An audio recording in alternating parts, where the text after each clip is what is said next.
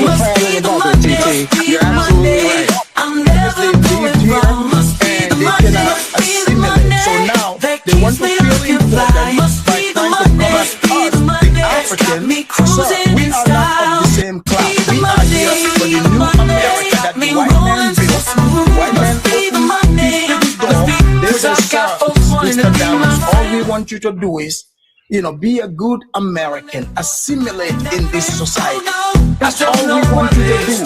Follow the rules and regulations of the country. Do not destroy the country. Contribute, work, and add to the economy. Make sure, you bring the skills and talents that you have and contribute to this country. And that's what I'm doing. God bless George Washington, Thomas Jefferson, and all the founding fathers. Must be the money. I've got so much blame. Must be the money. Must be the money. 26 with all this wealth. Must be the money. Must be the money that funds my lifestyle. Must be the money. Must be the money. The party's at my place. Give me a beer out there, refrigerator. Give me a beer out there, refrigerator. Give me a beer out there, refrigerator right now.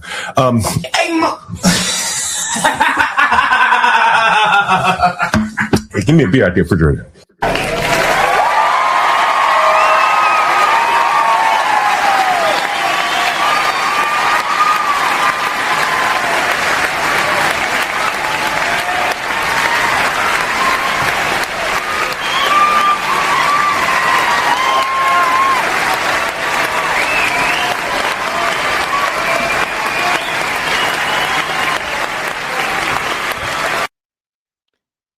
Get the likes up, guys. Share the video, man. Positivity is definitely coming. Give me a beer out there, refrigerator. Give me a beer out there, refrigerator. Give me a beer out there, refrigerator right now.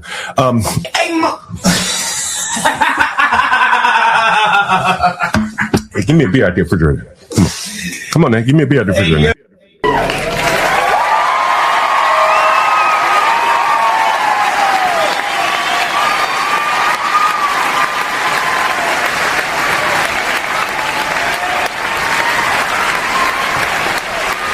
What's up, Gimpy? Get the lights up.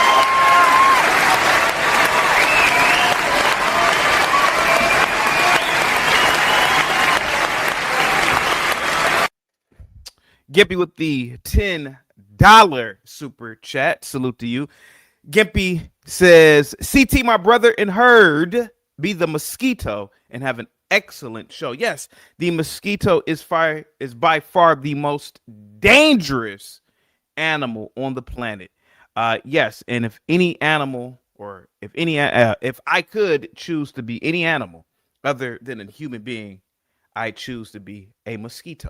A mosquito. Salute to you, Gimpy. Positivity is definitely coming your way, man. Thank you so much for the super chat. Positivity is coming your way. Lena with the $2 super chat. Hello, CT. Leave my beautiful Chicago out of this. Lena, salute to you. Thank you so much for the super chat.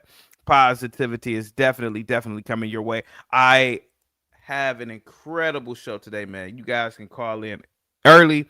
I want to talk about Nancy Grace and Officer Tatum. They had an incredible interview, and I'm going to go over it. I'm going to give my commentary on it. I had no idea that Nancy Grace was even still around. Nancy Grace is funny. If anybody can call in today and do a Nancy Grace impression or impersonation, please call in, man. I think Nancy Grace has one of the funniest Southern accents and facial expressions known to man. I used to watch her when I was younger only because I thought it was a Saturday Night Live skit every time she talked. Other than that, guys, get the likes up. Go over to Just the Guys podcast and subscribe. Guys, get the likes up, guys. Share the video. Let me know how the mic sounds. Positivity is definitely coming your way. Also, the merch is coming. The merch will be here tomorrow. The merch store. So there are items that will be available: shirts, t-shirts, mugs, you name it. Dolomite, salute to you, man. CT got Nancy looking like an old bride of Chucky in the thumbnail. Well, she to a degree looks like that. Band Garcia says, wrong, CT. Humans are the most deadly animal. Black Suda 5 says, I thought he was going to harm John that day. Premium Fuel Only says, the music is too loud. Well, turn your volume down. What are you talking about? The Urban Landlord, salute to you, man. Bay Love is in the building. Salute to you, man. Mikey is in the building. Lex is in the building. Seven Steel, the greatest show on earth. Guys, get the likes up, guys. Share the video, man. Positivity.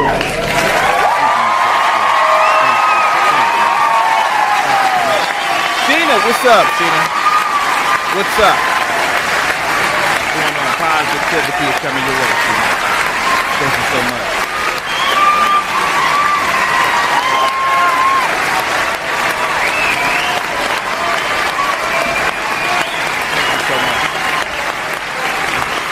Get the likes up, guys. Share the video. Mikey is in the building. We have Let's Talk About It is in the building. Isn't that an insect? Yeah, insects are classified as animals. Let's talk about it. You didn't know that? I mean, animals, insects are animals. Yeah, you don't know that an insect, what do you think an insect is? I mean, what do you think it is? Guys, get the likes up, share the video, man. Positivity is coming your way, guys. Get the likes up, guys. Go over to Just the Guys podcast and subscribe. Who else do we have in the building? Premium Fuel Only says the music is louder than your mic. Okay, guys, get the likes up. Guys, let me know how the mic sounds. Salute to you. Dolomite says, oops, my apologies, CT. She actually looks like that. Yeah, she does. KC Aloha is in the building. Guys, get the likes up. Share the video, man. Marcel is in the building. Black Knight is in the building, man. Who else do we have in the building? CKJ, what's up, buddy? Salute to you, man. Positivity is definitely coming your way. Death Racer, Norman is in the building. Positivity is coming your way, man. Gambit, Zoomer, Tropes is in the building, man. Who else do we have? Moonlight is in the building. Maybe we can try again today, Moonlight. You have to really calm down on your expletives and your vulgarity. I don't mind you calling in, but you have a filthy potty mouth sometimes. And I have to protect the channel that I've built because people rely on this channel. And I don't want this channel to be ruined because of something that I have failed to moderate and manage and control. I won't even blame you because everything that occurs on this channel is my responsibility to correct, if you will. Lena, what's up again? It's All Good is in the building. Salute to you. It's all good. Positivity is coming your way. Dave is in the building. Salute to you, man. Leander, what's up, buddy? Salute to you, man. Distant Lights. Salute. Positivity is coming your way. American Millennial. Salute to you. Positivity is definitely coming your way. We have a great show today.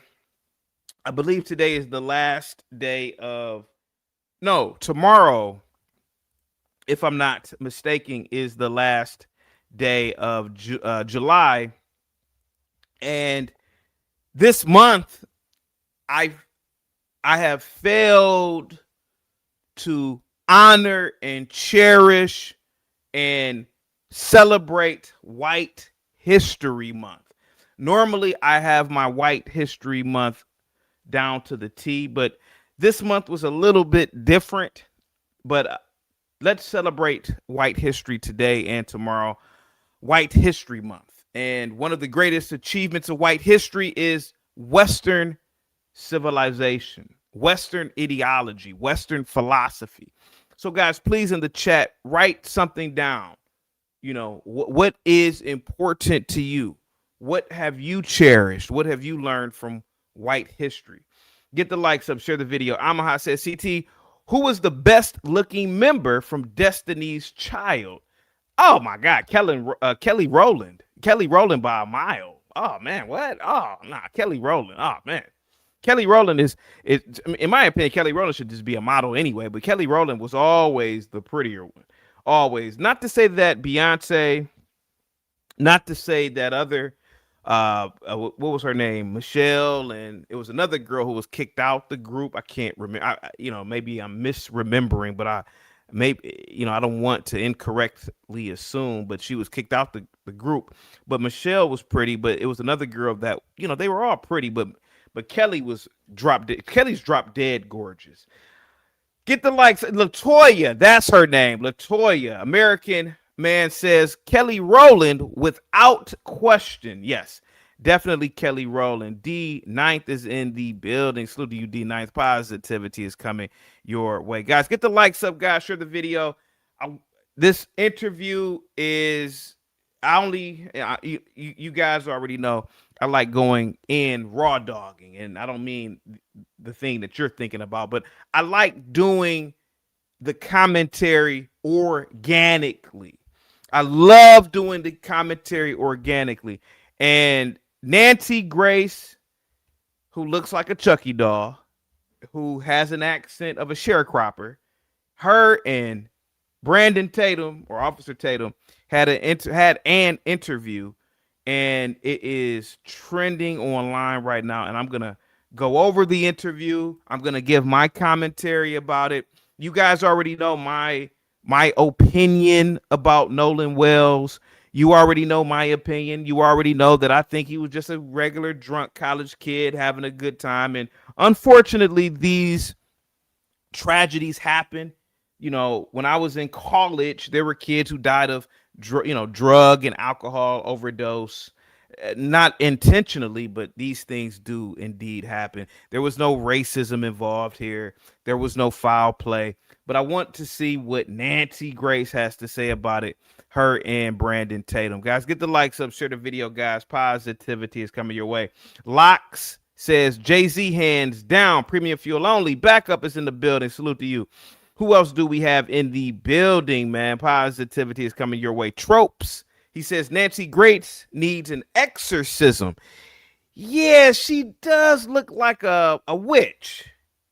I've always thought that. I've always thought, I wonder if the witches that were, the Salem witch trials, I wonder if those women looked like Nancy Grace. The Salem witch trials happened, 500 years ago? But it's very plausible to assume, man, all of these, she moves and has all these facial features and figures and moves her.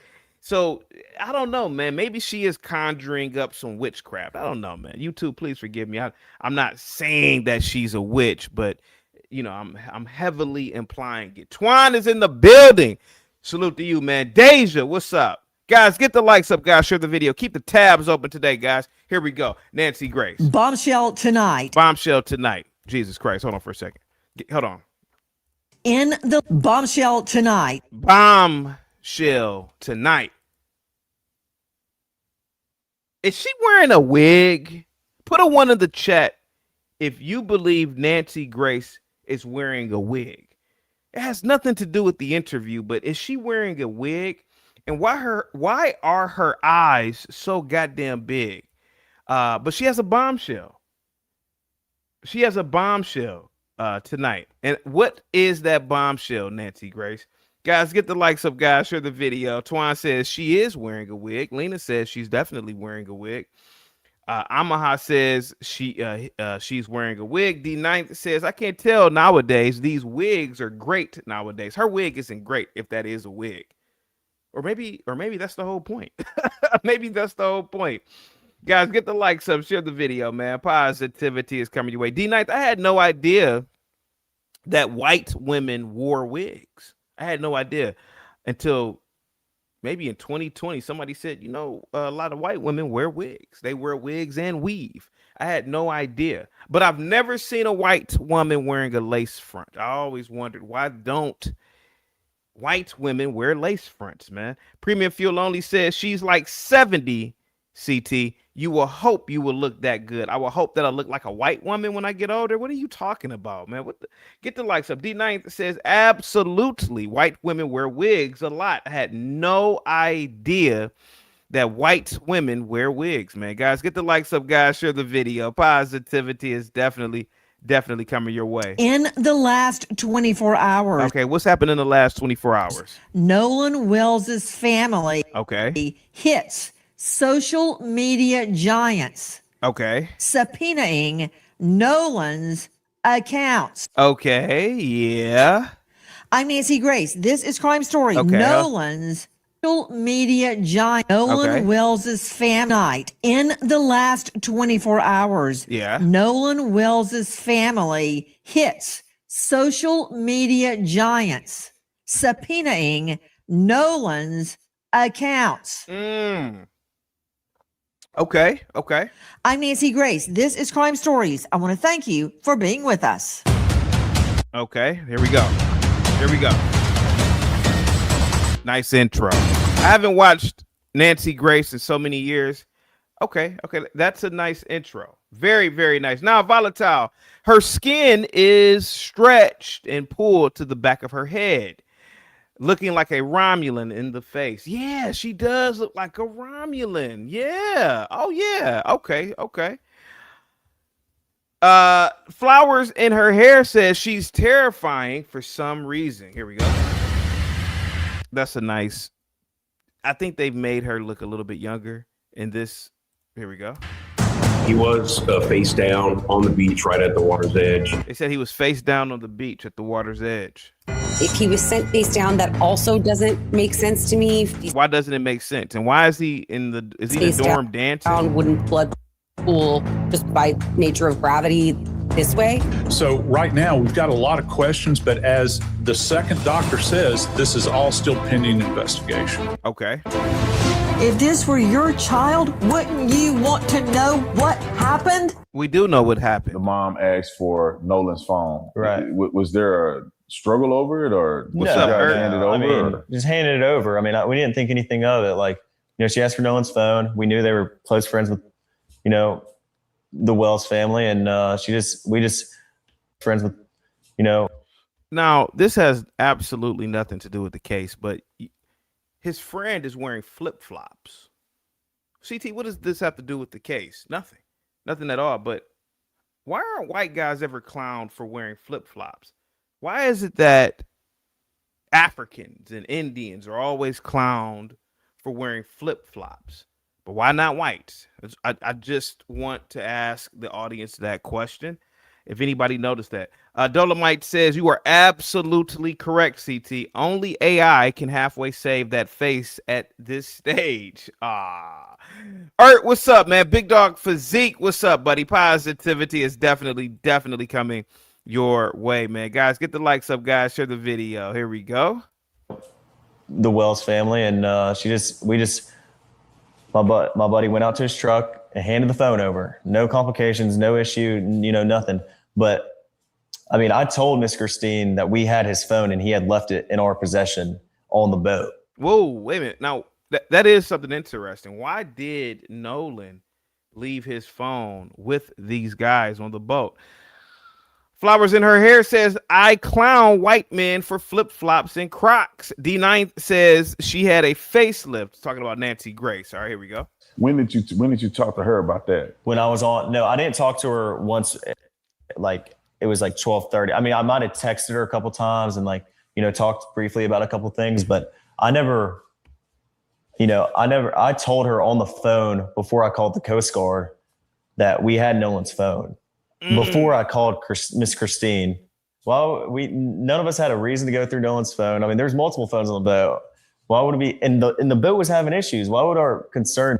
I don't know if a lot of you know that, but the boat had to tow the boat back to shore. It was supposedly sinking. I don't know if a lot of people knew that. Here we go. Be getting on Nolan's phone or something. I mean, I don't even know Nolan's password. None of my friends do. We had no reason ever to get on Nolan's phone and look at anything. I didn't even touch Nolan's phone. None of us touched Nolan's phone until somebody took it off the boat and put it in White's truck, and then no one touched it until we handed it back, to the mom that was at my buddy's house. Okay. That is from the Officer Tatum show. He has interviewed several of the young men that were on the boat when Nolan Wells was taken to Horn Island. They say he was not on the boat on the return trip. Okay. Although audio seems to suggest otherwise. Oh. What What audio D9th, are you familiar with this? What audio suggests that he was indeed on the boat? Is anybody up to speed with this? Latina says every day CT's is in a new BS. Now volatile, it's a fact that the whites developed full shoes and can shoot. Tall Mamba says, listen to the phone call, CT. They K-worded him. Let's see. All right, let's hear it out. Listen to the Mississippi Department of Marine Resources call. Okay. So there's a male voice on the phone. I'm assuming that's the dispatch. Sure, he's dead. Oh, okay. No. These must be the kids. Okay, let's see.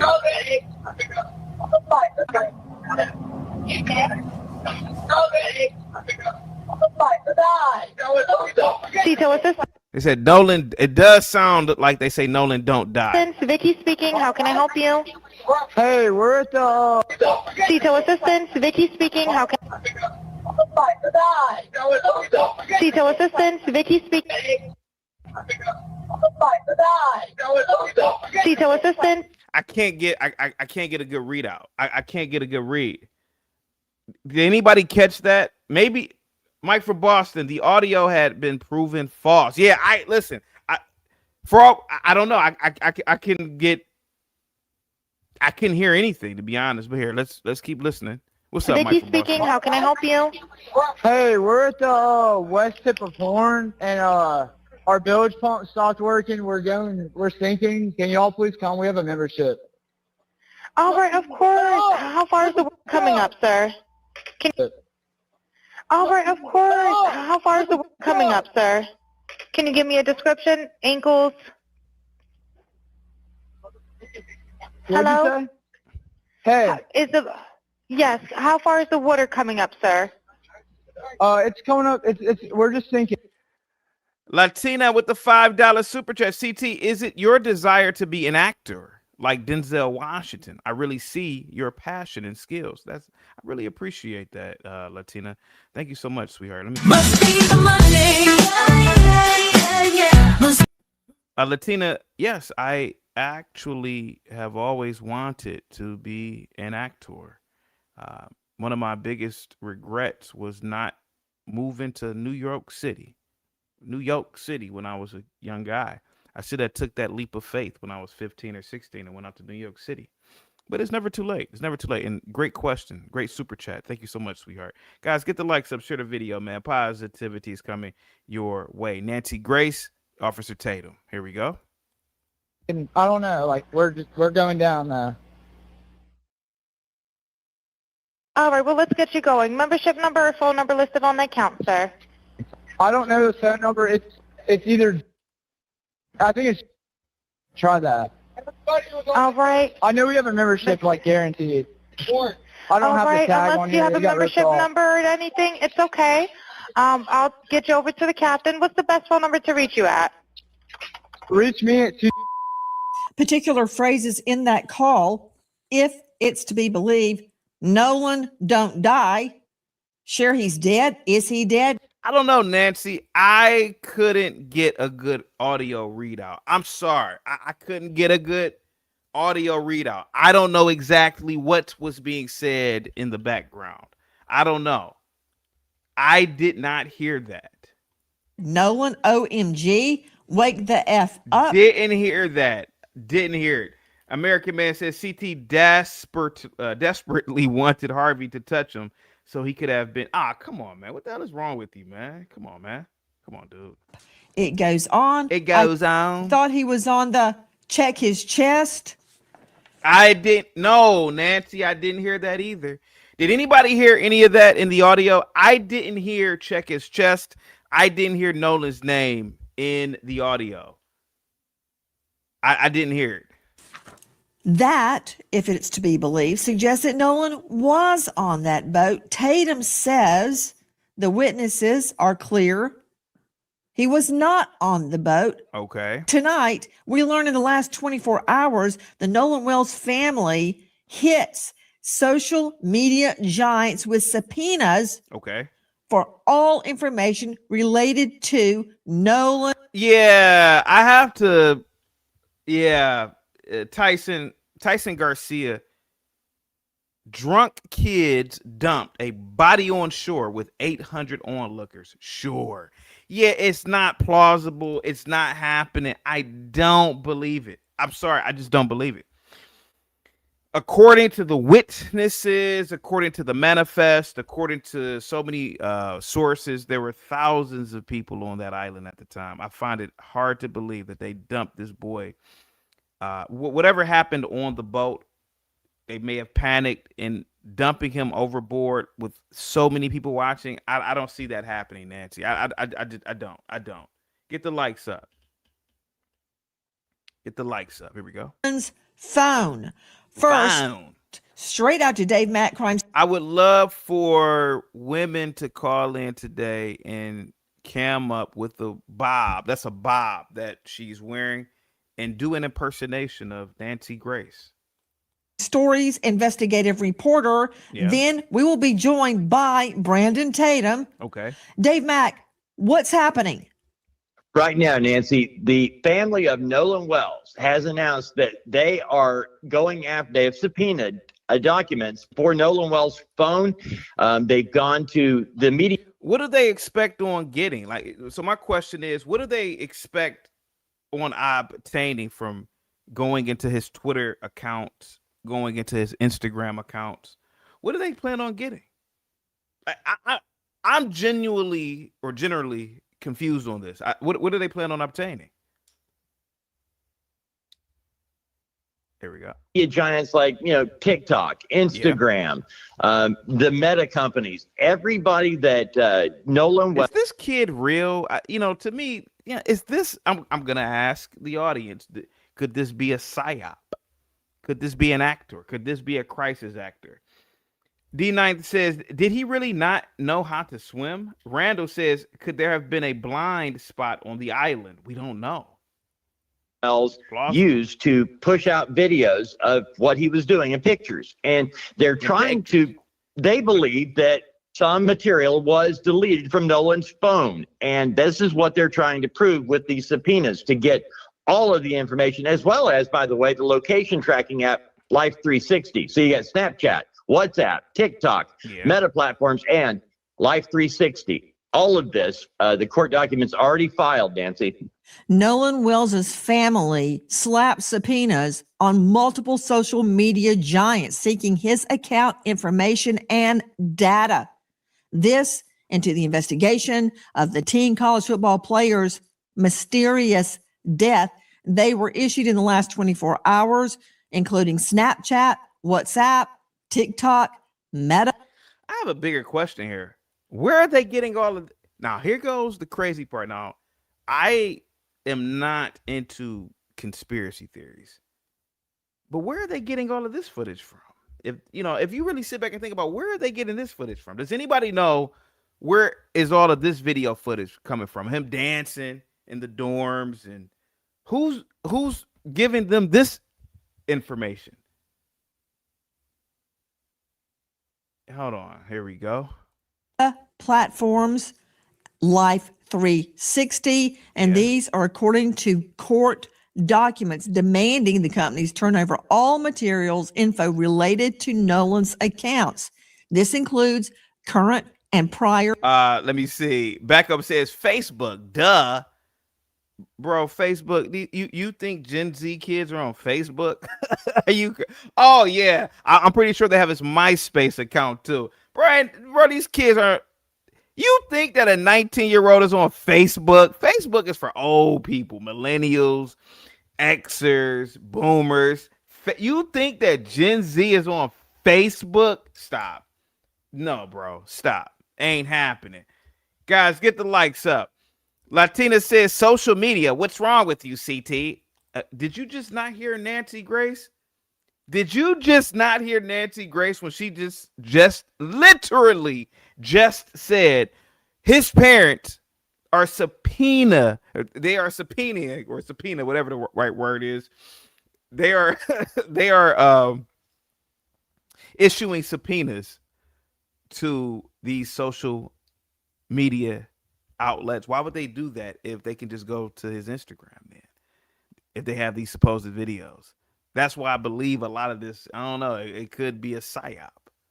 Usernames, passwords, email addresses, phone numbers, even displayed names. They want IP addresses associated with every account, all communications, chats, posts, stories, and info. His cell phone has become a critical issue in the probe into Nolan's death. What happened to Nolan? Now his mother, Christine, says when her son's phone was brought to the family. Boy, this kid, man, he loved them white folks, boy. Shit, you can't find one photo of him with a black. Guys, get the likes up, share the video, man. Positivity is coming your way. Guys, go over to Just the Guys podcast and subscribe. Go over to Pops and Politics and subscribe. Guys, get the likes up. Get the likes up. They had concerns because there were no pictures or videos on either of his Snapchat accounts. Nope. Triggering their fear. Yep. Items may have been deleted. Nope. That's no, Nancy, stop with your conspiracies. We don't know that. What's happening? There's been a lot of controversy. Were photos, were texts deleted? Were snaps deleted? We've been trying to figure it out, but we're seeing through a mirror darkly. We don't know. But according to experts, a trail will be left if anything has been deleted, even if you delete it from the deleted file. Now, joining us, special guest, Brandon Tatum. You know him well. Okay, here he goes. Here we go. He's a former police officer with Tucson PD. That's what impresses me. What impresses a lot of other people is he is the star of The Officer Tatum. Officer Tatum, thank you for being with us tonight. Question: does she ever blink her eyes? Guys, get the likes up. Sire, salute to you, buddy. Positivity is coming your way, guys. Here we go. Question to you. You interviewed, as we played at the get-go, several of Nolan's friends. Did they show you photos, videos, snaps of that day on Horn Island? Well, Nancy, thank you so much for having me on. I spoke to 4 of the boys that are originally accused of being involved in Nolan Wells' death. And they did show me a lot of evidence. I want people to be very clear with this. I spent my career putting people in jail. My career is based on getting justice for people who have been done wrong. There we have it. Never been a defense attorney. So me going out and doing this was to find out what happened to Nolan Wells. And in talking to these young men, the burden of proof is they're going to have to prove to me. I'm not going to listen to what they say out of their mouth. They're going to show me. And in many cases, they showed me videos of Nolan on the island. They showed me videos of the boat when they were getting towed out, which is consistent with, kind of similar to what the phone call was. I mean, they showed me pictures of them with Nolan. They showed me phone records of them calling Nolan's mom and all of the above. So they seemed very consistent. They seemed very genuine. And they also CKJ, I don't know, but and please correct me if I'm wrong. I believe he was a police officer for 2 years. But what are you asking here? What do you asked that question for a reason. So I'm trying to figure out what are you trying to get at here? Prove to me some of the things that they had told me in the interview that I had with them that I have uploaded on my YouTube channel. Officer Tatum, are you telling me? Officer Tatum, are you telling me that they had reception on Horn Island? Because many people are saying, well, the reason that there's nothing on Nolan's phone of that day, like there's no pictures, there's no snaps, there's no text, there's no anything, not because it was deleted, but because he didn't have reception. But you're telling me the other boys did have snaps, photos, videos, and reception? Yeah, no, Nancy, let me clarify. What is she looking for? What is she trying to get at here? Let me see. John, what's up, buddy? Come on, man. Come on, John. Guys, let me see. CKJ says because he said he spent his career putting people away. He has more time being an influencer than a police officer. Okay, yeah. So what do you believe about the Nolan Wells case, CKJ? I mean, what do you believe? I believe that him being a college graduate in criminal justice, him working in the field, he's somewhat of an expert in this situation to give his analysis. Clarify this for you. It wasn't that they uploaded this online. They showed me videos and things that they took from the boat during the outing on 4th of July. I was personally out at Horn Island. I rode out there on a boat, and I didn't have great reception there. And I left my phone in the boat when I got into the water, and we were actually going out to do interviews. Objection. Is she in court? What? Who are you objecting to? Objection. No. To answer your question in the chat, Andre, why didn't Officer Tatum interview Nolan's parent? He did not interview Nolan's parents because Nolan's parents are not doing interviews with certain content creators. You have to reach out to the attorney, which has been Crump, and Ben Crump did not respond to Officer Tatum. Here we go. You've been in court long enough to know you're gonna get objections. Sweetheart, we're not in court. You said you didn't have great reception, but you did have reception. Did you not have reception? No, there was reception there. It just wasn't great, and it wasn't great enough for people, in my opinion, to upload. You can make a phone call potentially, but you wasn't gonna upload data to a social media account. Now, could people take the steps to do it if they're dedicated enough? Yes, but it doesn't appear that would have been a frequent thing, given the fact that you probably had 1 or 2 bars out there. And I heard evidence of that. Not only did I see evidence of it when I went out there myself personally with my cell phone, when I listened to the CETO call, you could tell that the call dropped out several times. It seemed like they were having trouble at times hearing each other. So it is consistent. And anybody that travel out there that have gone to the 4th of July celebration, they know that the reception is not very great. So the videos that they showed me in call logs were things that were not associated to social media, that they never posted on social media. It was, pictures and videos that they took on their phone. Okay. Let me refine my question. Okay, go ahead. Refine the question. I take it from your last answer that the answer is yes, you had reception on Horn Island. Yes. Just say yes, Officer Tatum. Please, just say yes for this woman. Yes, I did have reception. Thank you. Just say it. Thank you. We just played that CETO call. It's 2 words, SEATOW, and it's kind of insurance that people have that are boat goers.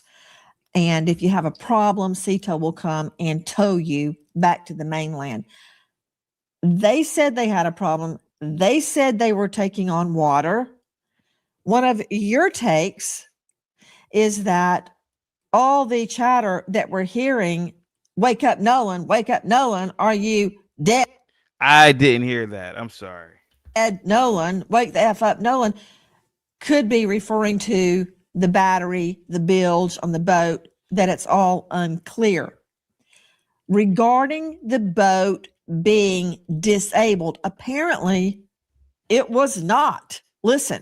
So first, at 9:56 a.m., okay, let's see this. The boat leaves the original dock. It arrives at Horn Island at 11:14. So at around 4 o'clock, there is a call to the Coast Guard about the boat. NBC News got a hold of it. We're sinking. Can y'all please come? And is everybody on board in good health otherwise? Yeah, everybody's on board. Everybody's on board. So does that mean Nolan is on there? Who was on that boat? At 4:31, the boat leaves Horn Island and it is towed approximately 3 miles, and then the tow ends. So after 3 miles, they go back to the original dock, okay? They arrive at 5:44 p.m. So it looks like this is where Horn Island is, and this is where the original dock is that I am referring to. I looked it up, and El Camino Real Road is in Gulf Hills, Mississippi, which is right above Ocean Springs. So I'm wondering if this is the house where they got the phone. Now, the boat travels to Fort Bayou. At 6:06, the boat returns to the original dock. Then, from the original dock, the boat goes back to Fort Bayou, and then they go to the boat launch, and it is put onto the trailer and moved by the vehicle. Did they drop people off at the original dock, travel to Fort Bayou, pick somebody up, and go back to that original dock? And then from there, why was there an hour and 13-minute time gap? This boat was sinking hours before, and then they're just having it docked for an hour and 13 minutes. You would think they'd want to get that boat out of the water ASAP. That from the real TikTok detective, the boat wasn't sinking. They told Cito it was sinking. What's the truth? Was it sinking and they repaired it? Did they have a leak and they repaired it and kept on SOP? Maybe they thought it was sinking.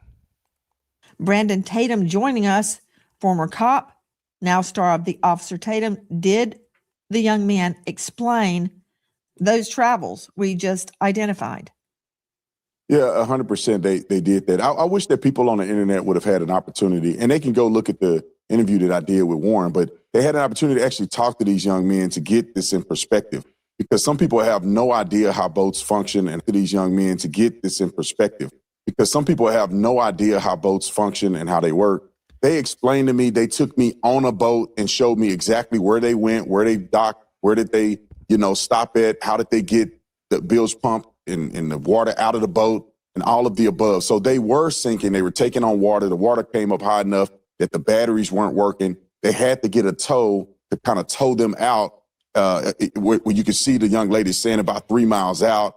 It's a complicated boat's jargon, but they ended up getting the boat out. They ended up getting it to the point where they could run the boat, run the water out of the boat through a hole in the boat that they ended up plugging. They explained all this. Anybody that does boating know exactly what they're talking about. Yeah, I think he probably should have had somebody who knows boating to explain this one. If you hear them explain it on the interview. So they have an explanation for all of these things. And not only that, Nancy, they showed me video of them on the boat, and Nolan was not on the boat. Nolan was not on the boat log. And there are people who saw Nolan on the island closer to around 6 p.m., which is far after they left, far after this phone call was made. I saw text messages from the young lady that Nolan was with, the young lady named Katie. I saw her text messages. In her text messages, she said that she heard the boys yelling for Nolan to get on the boat. He did not. She said in her text message that she did not see Nolan get on the boat he came on, which was Wyatt's boat, which is the boat that was sinking and they ended up leaving on. So it wasn't just a statement that they made on a podcast. They were actually showing me evidence to the contrary of what the mainstream YouTubers and some media outlets are putting out to people at large. And so I wish that people would go watch the interview or at least take some time to listen to these boys' statement. And I'll say this, Nancy, too. I wish that the family would have taken the time, or at least Benjamin Crump would have taken the time to reach out to the lawyers or reach out to these young boys to get their statements, so they're not wasting their time sending everybody on a rabbit trail when they could have just talked to these boys. And they could have, but they refused, because I saw a message from Warren where he called Nolan's mom twice. I've seen messages from Warren's stepmother, Ashley, where she sent Nolan's mom a text saying, "Please reach out to me whenever you're ready. I would like to talk." Other parents I saw messages from who reached out to Nolan's mom saying, "We need to talk. Can we talk? I'm available if you need to talk to us." I do not understand at this point why Benjamin Crump would go out and put misinformation out online when he had the availability to talk to these kids and clear these things up like I did before he presented this to the public. We also reached out to Benjamin Crump 4 times. And on the 5th time, they come back and tell us that the family is not doing interviews. We didn't ask to talk to the family. We asked to talk to the attorney, Benjamin Crump. Why? So we can come together as a community and solve what happened to Nolan Wells, not create and stoke division, which is what I've seen Mr. from Tatum, Benjamin that Crump. is exactly what we're trying to do. And I hear everything you're saying. And, you know, I think like a prosecutor. My main goal is to find the truth of what happened to Nolan Wells. And one thing I cannot get away from is the medical examiner. I'm trying to get to tonight's news, which I'm going to get to, but oh, you were seeing video from WLOX.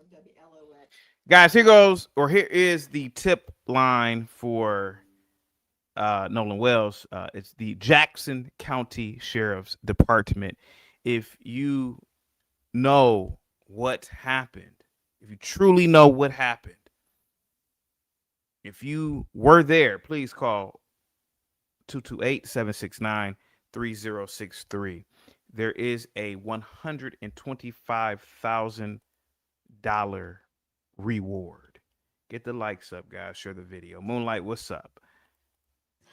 Speaking of sinking, is at an alleged issue with the boat bilge. Well, Randy and Bunny on TikTok have their interpretation of that. Watch this.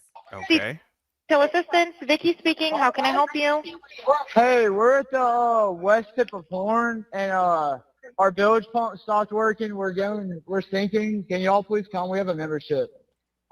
All right, of course. How far is the water coming up, sir? Can you give me a description? Ankles? Hello? Hey. Yes. How far is the water coming up, sir? It's coming up.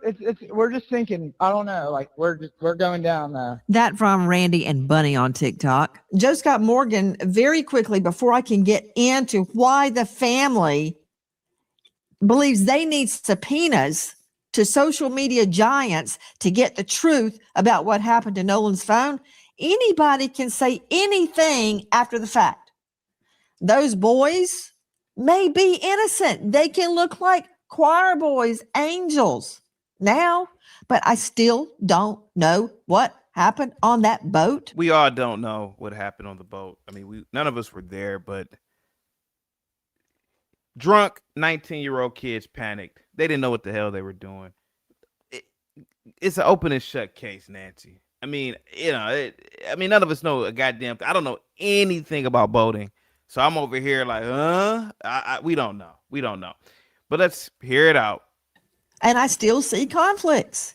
Can they be reconciled? I hope so. But until they are, we're on it. This is what I can't get away from. Control room. Please show Joseph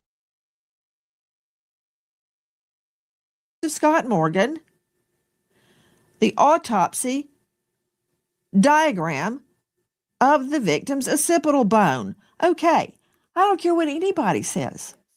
I do not care if an archangel lands on this anchor desk.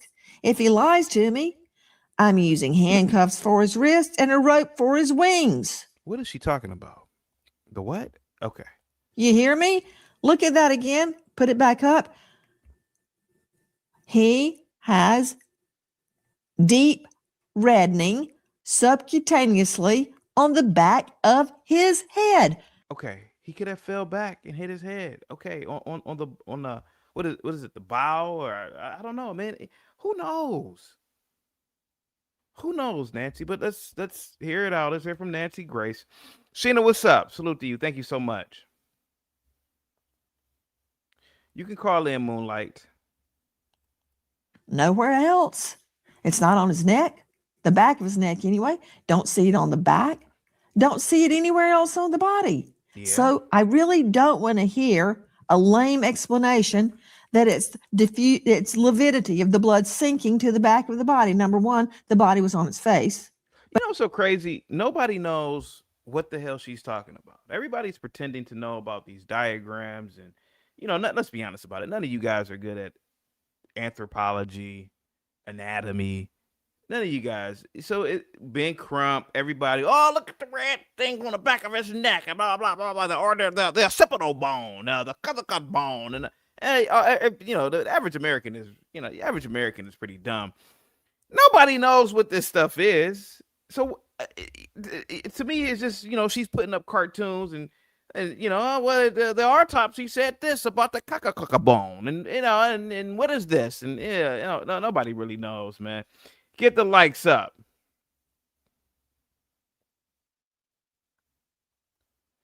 It's official. The autopsy results are out. But that said, they kept the neck and the lungs. Lungs to see if he drowned. Neck.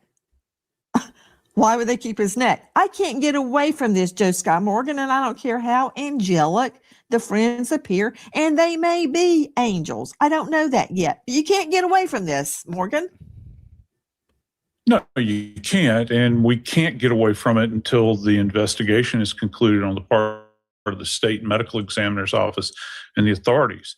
And in Mississippi, and I can promise you this, was a day as long, they're not going to release this information. Real quick, the lady Cara says the medulla oblongata. Get the likes up, guys. The medulla oblongata. Not making light of whatever happened to this kid. But one thing I hate about these cases, man, you gotta explain all of this stuff like we're kids to the masses of Americans. To me, it's just some cartoons with some skulls on it. In the red, it's like, man, he just got drunk and fell back and hit his damn neck. I don't know, shit. To me, that is what happened. Information, because it's an ongoing investigation. I know everybody wants it. Now, what we do have is a second view. We've got a second set of eyes on this from a highly accomplished forensic pathologist, I might add, former chief medical examiner for DC. And he went over Nolan's body very, very thoroughly. And he in his statements relative to this area states that he cannot make heads or tails of it at this point in time because it's compromised, this area I'm referring to in the occipital area of the head, because it has been compromised through decomposition. Now, he did a multi-layered dissection. And what that means is layer by a multi-layer dissection. The average American viewer doesn't know what the hell he's talking about. Nobody knows what these people are talking about. You got to break this stuff down. Explain this to me like I'm a third grader. What are you talking about? A multi-layer dissection of what? What the hell does this, what does all this mean? Oh, multi-layer dissection. What? No, Moonlight. You just have to stop with the the sexual vulgarities, and I'll let you up. You mean you're gonna blow the channel with your behavior. So I will let you up. You can call in. Just be very, very careful of what you say. Layer, the skin, sub-Q fat down through the muscle, which had not previously been done in this manner, according to him. I don't even know if it's annotated in the state medical examiner's report because it hasn't been released yet. They're still waiting. It's pending multiple things. How many times have we heard this over the years? They're doing their own histological studies, which means the tissue samples. And also the big part to this, Nancy, is going to be the toxicology. And we know that that takes some time. And it's not just going to be about alcohol. It's going to be everything in the spectrum. Okay. Hi, guys. Nancy Grace here. If you are a homeowner, credit card, if it's not saving you, if mortgage pay off this debt, but you don't because of your low mortgage rate. That low rate, it's not saving you if you're drowning. Is she's hawking commercials? Jesus, how did she don't need the money. Jesus Christ. In credit card interest. People are calling American Financing, and American Financing is saving customers an average of $800. That's not in all, that's a month, by using their equity to pay off the credit card debt. Using their home equity to pay off credit card debt. No upfront fees. It costs you nothing to find out what you could be saving. And if you start today, you may be able to delay 2 mortgage payments. American Financing, 866-888-0344. Repeat, 866-888-0344. Or just go online to American Financing. Jesus Christ, man. People talk about content creators begging. God damn. What? We're talking about a national case here, and she's hawking mortgages. Holy God. Hawking financing for homes, man. She don't need the money. Nancy's probably worth, how much is Nancy Grace worth? Hold on for a second. Get the likes up, guys. Share the video, man. Get the likes up. Get the likes up, guys. Share the video. Positivity is coming your way, man, at the speed of light. I see JP is in the back. Hang tight for me, JP. Hang tight. How much is Nancy Grace worth? Let me see. Nancy Grace's net worth. They say she's worth $25 million. $25 million. She's worth $25 million. And she hawking mortgage lending company. Oh man, you know America? Oh yeah, Nolan, the kid, he was unfortunately, the back of his head, the occipital bone and blah blah blah. By the way, guys, call 866-888-0344 for American Financing, where you get finance on a home. Man, let one of the interns do this commercial, Nancy. God damn. Jesus Christ. Is anybody else in agreement with me on that one? I mean, you don't need the money. Let somebody, let me do it. Did she really need to do this stupid commercial? CKJ, $25 million. You would do the same thing, CT. Stop it. Knock it off. Knock it off. Get the likes up. Pocket watching. I'm just saying, man. It's sort of like when Jay Leno was hawking Doritos in the 90s. I said, I was a little kid. I'm like, yo, man, don't this dude make $1 million a show? He hawking Doritos.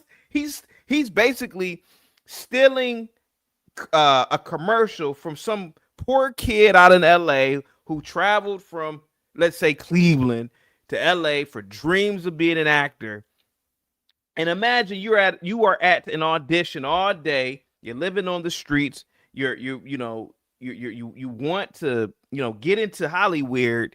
And then they say, sorry, asshole, Jay Leno, we're gonna give the Dorito spot to Jay Leno. I'd feel this is what happens with these people at the top. They just eat and eat and eat and eat and eat and eat. Oh, I gotta hawk financial lending services. I gotta hawk Doritos. Hey man, why don't y'all get to somebody young to do these goddamn commercials? It's like a fat cat. It's a fat cat. I don't know if she's liberal. I don't think she's liberal. I think she's in between. Karate Chop Shop says, I bought more Doritos because of Leno. He was a recognizable face. The intern is unknown. Get the likes up. How much would you charge Dan Gilbert for Rocket Mortgage commercials on your show? $1,000 a pop, $1,000 every time I talk about it. You goddamn right, I'll hawk Rocket Mortgage. You shit, hell yeah. And hopefully somebody will talk about me the way I'm talking about Nancy Grace. .net/Nancy. Disclaimer, NMLS 182334. nmlsconsumeraccess.org. APR for rates in the 5S start at 6.327. What a hawk!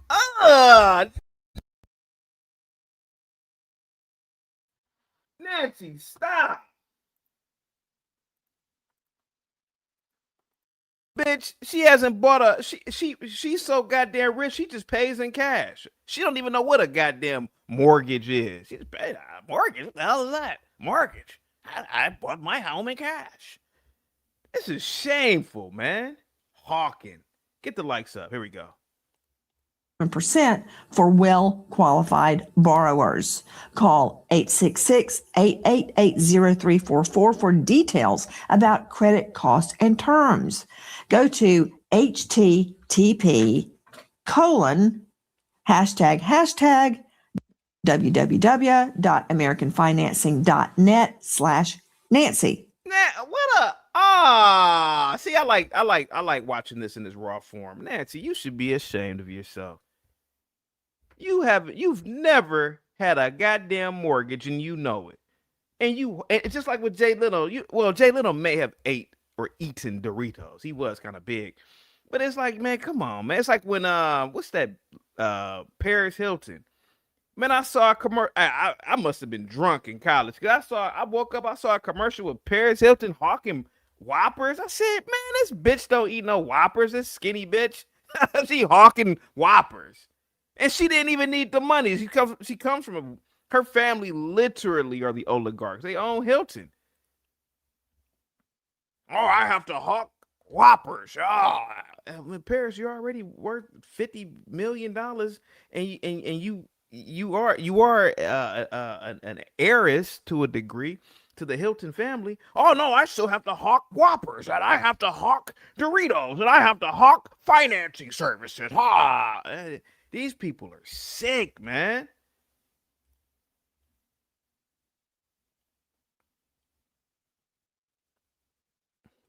CT, you would be doing 2 to 5 shows a day to run that bag up to 1,000 a pop. Here we go. Average savings are based on borrowers who save over And the commercial, Nancy. $99.99. And good luck. Back to Officer Tatum, star JP, whenever you're ready to talk, man, you can talk. Go ahead, buddy. Of the Officer Tatum on YouTube. Have the friends taken polygraphs? Well, from my understanding, all but I believe one took a polygraph, and I didn't know that. From what was told to me, that they all passed, and all of the ones that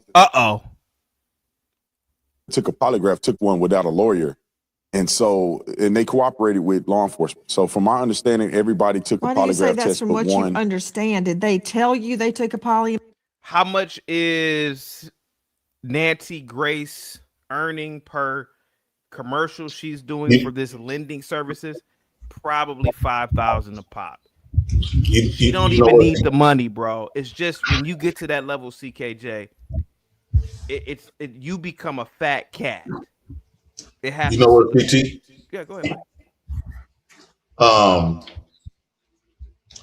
Is this about the black boy that drowned and stuff like that? Yeah, JP, this is about the black boy that drowned. Yeah. Well, can I give you my honest opinion? Go ahead, buddy. I think that the field Negroes, hey, turn it off like I asked you. Matter of fact, turn both of them off. I really feel as though that this is not the black community problem. Well, what are you talking the about? Negro community problem. Well, they've made it. Ben Crump, Al Sharpton, and the parents have made it about blacks. Well, that boy was going to grow to be a sellout against us anyway. Against the. What are you talking about? How would he sell you out? For one, all of his friends was white. Okay. Right. What does that have to do with anything? He's going to grow up to be like a chaotic truth. He's going to grow up to be like. You think all of my friends? Well, hold on. Now you brought my name up. Now I got to defend myself. You think all of my friends growing up were white? anytime you use the word colleagues, Just yes or no. Now you. I think your genuine friends were white. You think my genuine friends were white? Yeah. What if I told you that 99% of all of my friends were black? What if I told you that? Were they in colleges? A lot of my friends went to college. Yep. Well, they technically white, right? Yeah, their color is black. Going to college is white. Okay, go ahead. Yeah. It's a big separation between the Negroes in the community, far as like compared to the black ones that goes to college, right? And they adopt this white mindset. They have this white understanding. Yeah. And when I look at this black boy, he was going to be the one to sell us out anyway. And just like I don't discriminate, I'm very consistent. When it came to Ashley Robinson, eating the grass that that she thought was so much tastier. Yeah. I got to give it to the sellouts too. That boy was going to grow up and sell out us field Negroes. They thought the white man is right. All of his surroundings is white. So what you think he would have grew up? He would have grew up and talk against people like me. He would have been the male version of Republican room. Well, right? in all due respect, JP, the people who talk against you are people who are more or less in the same type of. The only people I've seen talk about you are like, hood blacks and. No, them are uppity blacks. Pro black. I've never seen the blacks people like the people that's in my talk about situation people won't like talk you. about it. I'm sorry. The people that live in my life won't talk about it because this is what they live in too. It was the uppity, college-macated people. So this kid Nolan is 19 years old, and you were saying, regardless of what happened to him, whether he was K-worded or he died in an unfortunate stupor, hitting his head, knocked himself out, maybe drowned. You don't even care about the kid. You might hate me for saying this, but no, not at all. I'm kind of happy that these butlers are getting done like this by white people. I love that same way I love how black women get done. Wait, let's just focus on. Yeah, so I love the fact that these black boys is getting taught early that the white man still don't respect. But how do you know that how do you know that these white kids were engaged in foul play with this kid? The problem is, the thing is, just like we got black people that support us, the difference is they got power behind their support, right? Yeah, but a kid like Nolan Wells, is it plausible to assume that he could not have come around maybe blacks like you because you would not have accepted? A kid like Nolan Wells, he talks like this. Yeah, dude. Yeah, bro. You know what I'm saying? He's not really accepted. Like CT. I talk like that, but go ahead. You say I talk like remember that? You told us that you used to respond to whites like, yo, why they mocking you, right? In college? Okay, go ahead. I don't know what you're talking about. Go ahead, buddy. So I'm kind of glad that this stuff is happening. Oh, yeah? Because I guarantee you, he would come on these platforms and tell black men like myself that I ain't shit, right? That we need to get left behind, and that we don't measure up to society. We don't even speak the proper white man's language. He would want to be around a field Negro, and so the field Negro, and he will also say that, what have white people done to you? White people never done nothing to me. Like you need to pull yourself up by your bootstraps. Stop playing victim Olympics and stuff like that. And so when I see this type of casualties that happens to these people that defends white folks, it's kind of refreshing. It's rewarding. Think that Nolan defended white folks? I think that he just defended his friends. Maybe those were just his friends he's defending. I think that he was on the verge. I didn't even know he's defending. Huh? I think that he was on the verge of being a sellout. Okay. Are you saying that Nolan Wells' life is worth less than George Floyd? Yes. Okay. Go ahead, buddy. Yes. I actually helped fought for George Floyd as far as like we had this little thing, riots in Milwaukee. I remember. Let's just say I was there and the police they ran back to their cars. So But are you saying that this kid is worse than Dylan Brooks, the guy that you supported at the Waukesha trial? yeah, Derek Brooks. Really? Yeah. Okay. A sellout, when you commit treason, that's the worst crime you ever can do. That's worse And than this kid committing a murder. committed treason. A 19-year-old college football player committed treason. Yes, because he has been bred to be a sellout. Really? He is raised to sell out the Negroes. You can hear that in his speech, his surroundings, his friends, right? And he is bred to be a sellout. I've never heard any audio of how this kid sounds. Well, yes, you did. It's on the videos of when he was talking. Talking about he couldn't swim.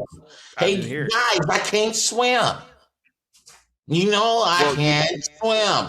Why would you put me in the water? How do you know he said that? Possibility, you put me in the water with the possibility that I might drown. You know, I can't swim.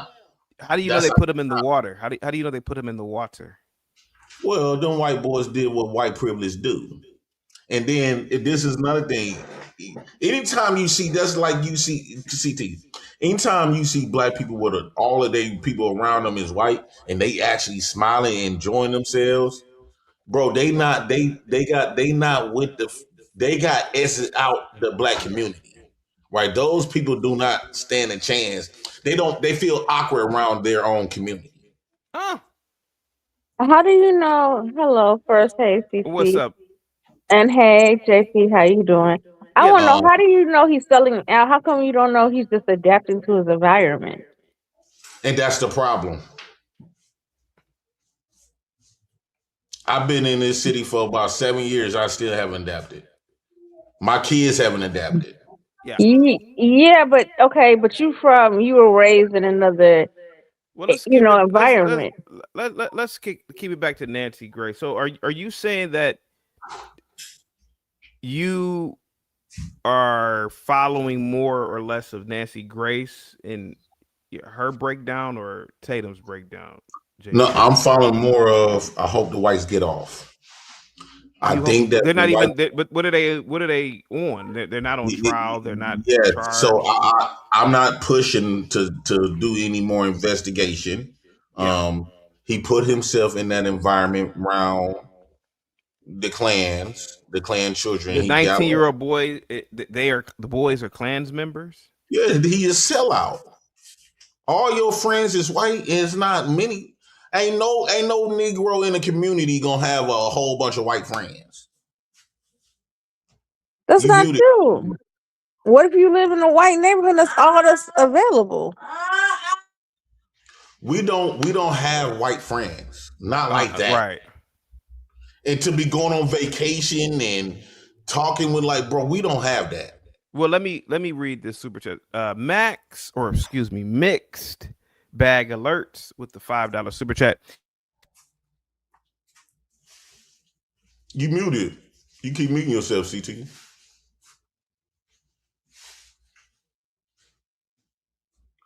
So he Miss Breed said playing with death is crazy work, Jay Prince. Well, guess what, Miss Breed?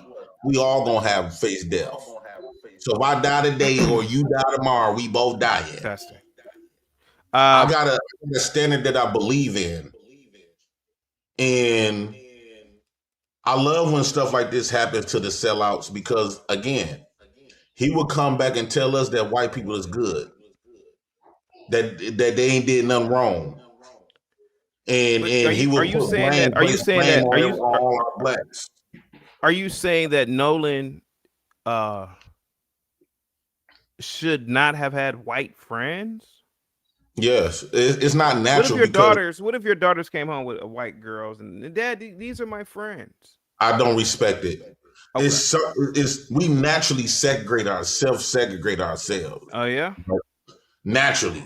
So a lot of times, we hang out. When I go around a crowd, it could be different races there. I'm naturally gonna segregate myself to the blacks. I'm not gonna go to no whites, no Asians. I'm not gonna say that I hate them. I'm like, hey, I'll be cordial with them, but that's not gonna be something I'm gonna feel like at home with. I don't feel at home around a bunch of whites like this boy did. I don't feel at home with a bunch of Asians. I feel at home when I see my Negroes from the ghetto. Okay. All right. Well, let's keep playing Other some field more. niggas. We gotta watch the N-bomb. Oh, sorry. Other field Negroes. Sorry. All right. Here we go. They yes, ma'am. They told me that they did it. I wasn't there, so that's what I'm saying. From my understanding, they told me that all the boys except one, which is Warren, I believe, took a polygraph test. All of them did not have lawyers and did it and cooperated with police. Warren also cooperated with police. I just believe he didn't take a lot to take the test, but Warren is the young man that I interviewed. So according to what they told me, they all took a lot to take the test and passed. And they took their lie, or they took the polygraphs. JP. I think that, you know, and they passed the polygraphs, but whether they passed or failed, you just don't care. No, well, they said it's a reason why polygraphs are not held up on court. Because if I was accused of a crime and I passed, they still gonna put my ass in jail, right? They ain't gonna use that in the court of law. And a lot of times, polygraph tests, they got white backing. These is a whole bunch of college white kids. They're gonna protect them just like they did with the Carmelo Anthony case. They not gonna let no black boy ruin these beautiful white kids' lives. A lot of people don't know that, JP. You said something that a lot of people don't. A lot of courts don't necessarily accept polygraphs. You are absolutely correct. I worked in you're correct. Yeah, I've been in court, in and out of court, since I've been an adult. Yeah, polygraphs don't hold up in court of law. Yeah, and it could be you don't know what type of questions them people was asking them boys or nothing, right? So they're gonna protect these boys, and then you don't even know if they was on drugs, because you can pass a lie detector test when you high. So we don't know what type of information that they gave these kids so they can so they can pass the lie detector test. It's all in optics. They is not gonna let no one single black boy ruin the lives of all of these white kids. Is you cool? It's an equivalent of a lie detector test. It's not a traditional lie detector test, but it's the same theology of trying to get to if a person is lying. I don't know the name of it. It's an equivalent of a lie detector test. It's a different methodology. I don't believe it was a polygraph test. I believe they took other stressors in order to analyze if the people were telling the truth or not. Did they take a polygraph would be no. Well, yeah, I think it could be semantics because they took damn, Nancy did get him with that one. a test to analyze whether or not they were being truthful in their statements, and that certified test, they passed it. It just wasn't considered a traditional polygraph. I think it's a more advanced way of doing it. Brandon Tatum. Hold on. In a nutshell, Joe Scott, there is a difference between a polygraph, which measures all sorts of body signals, your sweat, your breathing, your heart, your blood pressure, all sorts of things, and an audio verification test. Big difference. Yeah. So the audio is, you're looking for stressors in the voice. And these people are highly trained that do this. And you know how you don't care, JP. A polygraph is more accurate though, because it measures your it also measures your heart rate. Yeti, what's it going tells on, you buddy? when you're stressed, right? Go ahead, JP. So I can pass a lie detector test easy. Look at this white boy. Look at this black boy hugged up with all these little white boys. Okay, and what about it? What is so wrong with this photo? Anytime I see stuff like this, I know that he's the less dominant in that situation. Less dominant with what?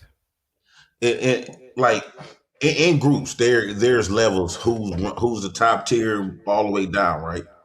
And one thing, when you see a bunch of, it's almost like having a white kid with a bunch of black folks in the hood, right? The little white boy, he might try to fit in, but he's not the dundada. It's not a bunch of black kids following him. He actually following them, their program. This black boy is on them white people, them white boys program. He gets no respect. And the next couple of years, within the next 10 years, he will be coming up here and telling me how messed up I am. He see whiteness is he accept whiteness. So again, CT, treasonous.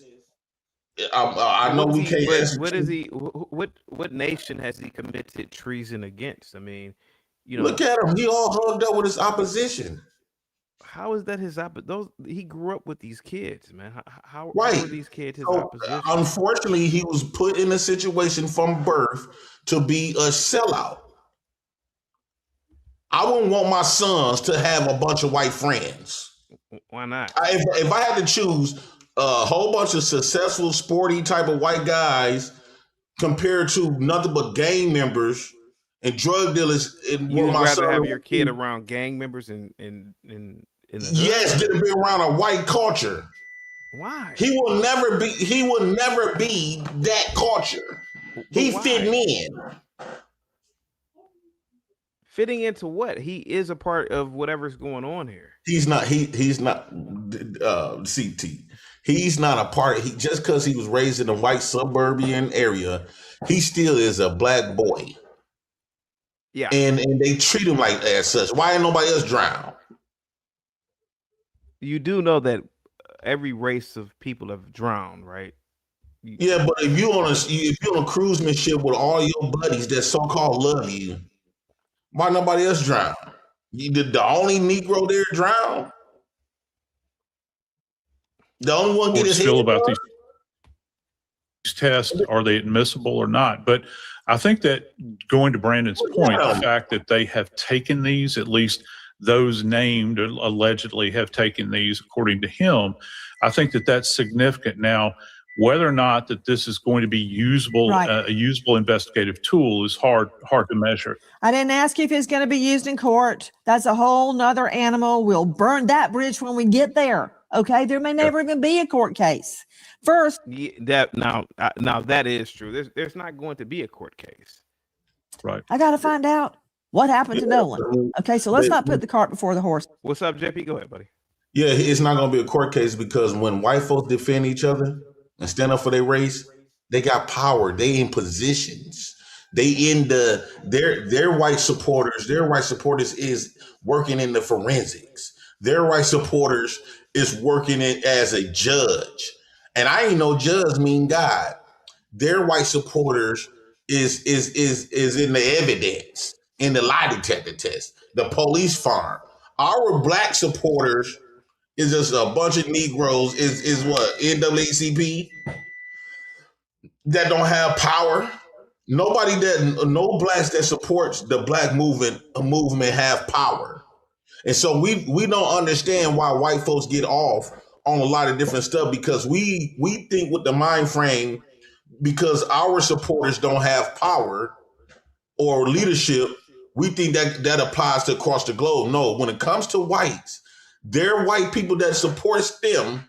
You got to think about it. When they first got caught up, they bought their parents and them got them all attorneys, right? Got them all attorneys. So they was protected and shit. Look at Carmelo Anthony, right? See, they was already protected and shielded. Why? Because their white supporters is the judge, is the forensics, is the police, is the people that was on it that worked the boat.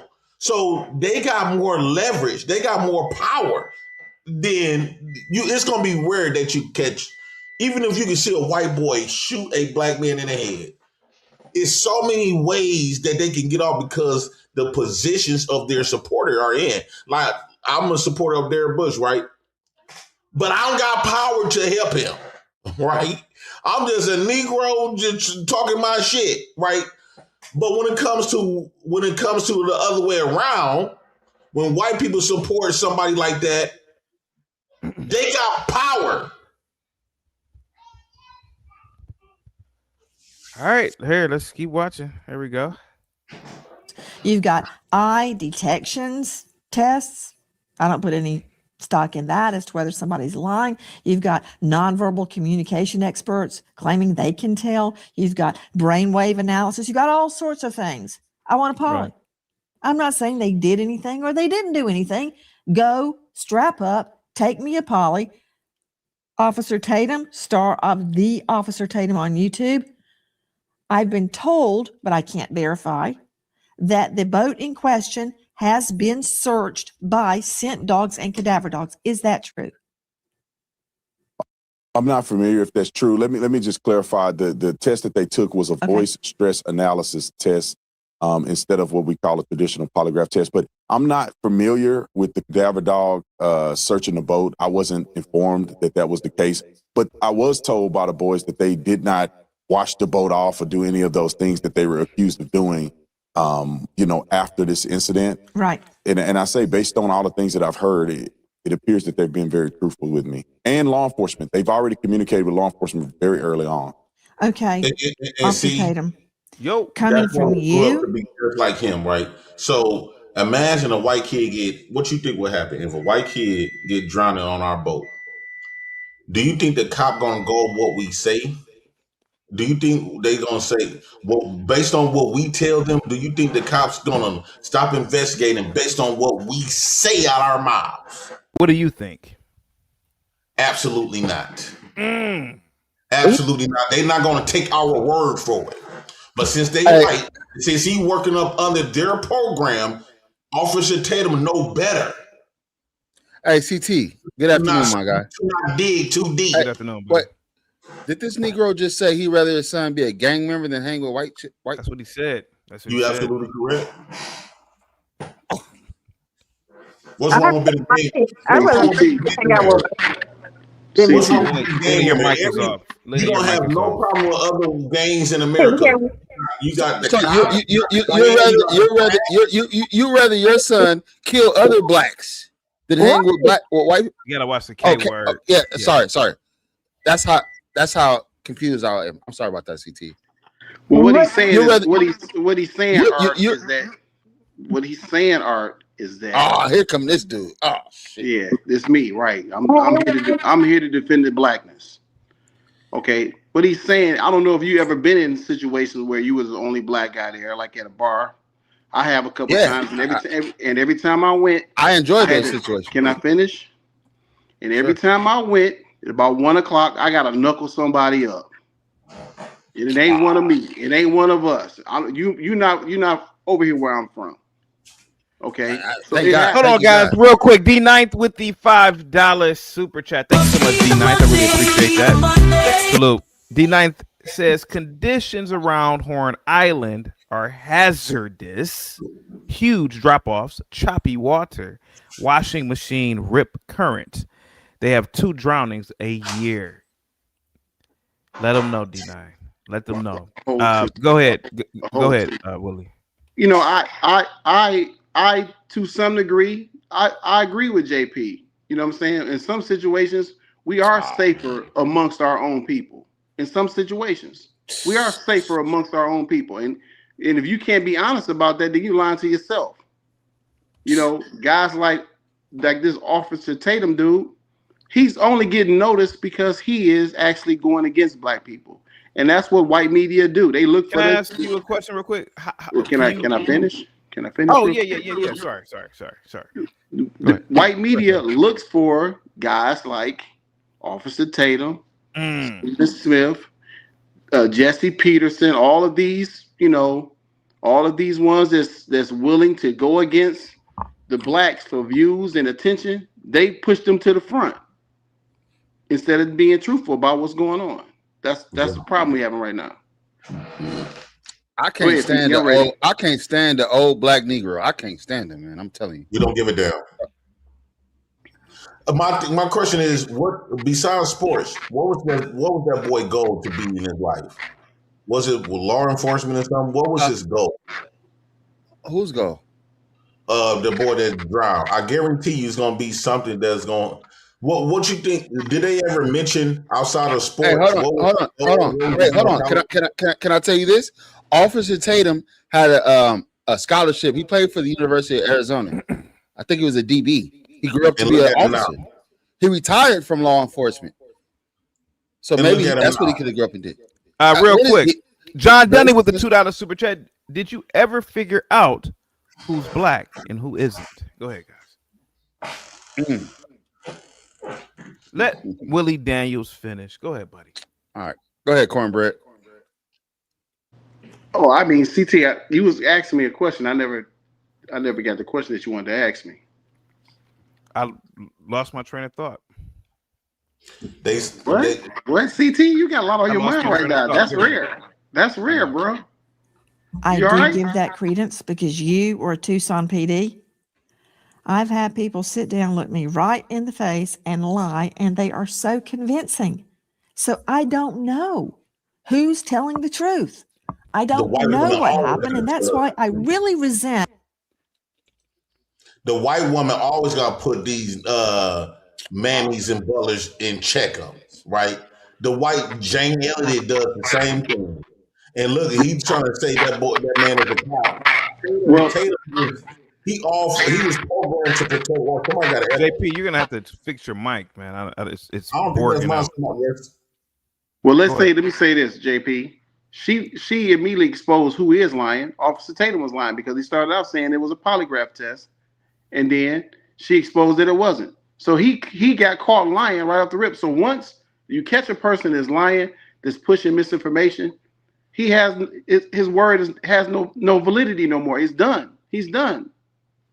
I don't even know how we can go forward with that. He's a liar. Willie, what happened on the boat? And he's going to push for Whitey. I don't know what happened on the boat. I don't know. But I know if me, you, JP, and Art is out somewhere and JP come up missing, we stay until we find JP. We not leaving him. We gonna stay till we find him. That's just how I roll. If we come together, we leaving together. Oh yeah. Art, what do you think about this real quick? And I'll get back to the video. Art, go ahead, buddy. You are on mute, brother. Oh, there you go. There you go. Go ahead. There you go. Go ahead. What do I think about what exactly? What do you mean? About the commentary from Willie. Go ahead. Just be honest, man. Don't use the hard ER or just don't use any vulgarity. Go ahead. What about the soft A? No. YouTube is I can't even hear Art. He got his mic turned down or something. Turn your mic up, buddy. I hear you, Art. Are we good? Is that better? Go ahead. And I'm hearing an echo too. It's kind of like disturbing me. Go ahead, buddy. Go ahead. Talk. Just talk. Okay. I'm still hearing an echo. I'm not gonna lie. Should I go? Can I go out and come back in? Touch my mind. Because I want to answer. Okay. Oh. Okay. It's gone. I think Willie's. I don't want to do that. Ask me the question again. Let me start all over. What do you think about what Willie? Willie, what did you say again? Say that one more time.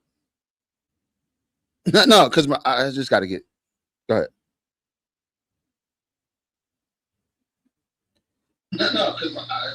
I said that if the four of us went somewhere and something happened to JP, we gonna stay there till we find out what's going on with JP. We not leaving him. We not doing none of that. If he came with us, it's our responsibility to bring him back with us. And that's just the bottom line. There's some fishy stuff in the game with this, and we all know this. What it is, we don't know yet, but it's gonna come out. In a way, I can agree with that. Not even trying to be. Yeah, I agree with that. Now, but first of all, I wouldn't go nowhere with JP at all. But I do agree with that. If we all went somewhere, we should all come back together. I have to agree with that. To answer Chicago, suggesting the investigation be shut down. We're not doing. What's up, JP? Go ahead, buddy. To answer your question, what you think that happened on that boat? I can tell you what happened on that boat. Yeah, go ahead. What happened? What happened on that boat was it was a zebra trying to party with the lions. Okay. And a zebra came up in there, surrendered himself, and submitted himself to the lions because the lions wasn't attacking them, so they felt that zebra felt comfortable. And and he got dealt with just like. Come on now, that's what happened on a boat. A bunch of lions seen a zebra. That a zebra was trying to kick it. Oh yeah, and lions did what lions do. Had a feast off him. And the older lions is going to protect their cubbies. Okay. Meaning the court systems, the judges, the police departments. And Tatum's so coward, right? He going to help protect them.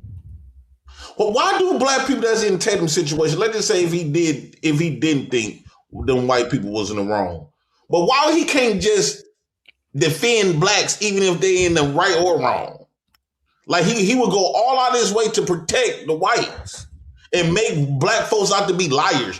It's like they go all out their way to prove that this not about race, like black folks always claiming, and that they are liars. Right? He do that they only do it to blacks. They would go all out their way to prove that this is not a race issue. And so how they go by doing that is like what he did. He lied and said they took a polygraph test. And he come and find out Nancy, which is the white woman that protects us field Negroes. Right? White women always protects our field Negroes. And she had to call it out and basically like expose his bullshit. Wait. Can you say that one more time? Hold on. Did he say white women protect the field Negro? Yeah, the white women always protect field Negroes. A white woman is our savior. And you believe Nancy is your savior? The field Negro savior. And you believe Nancy Grace is your savior?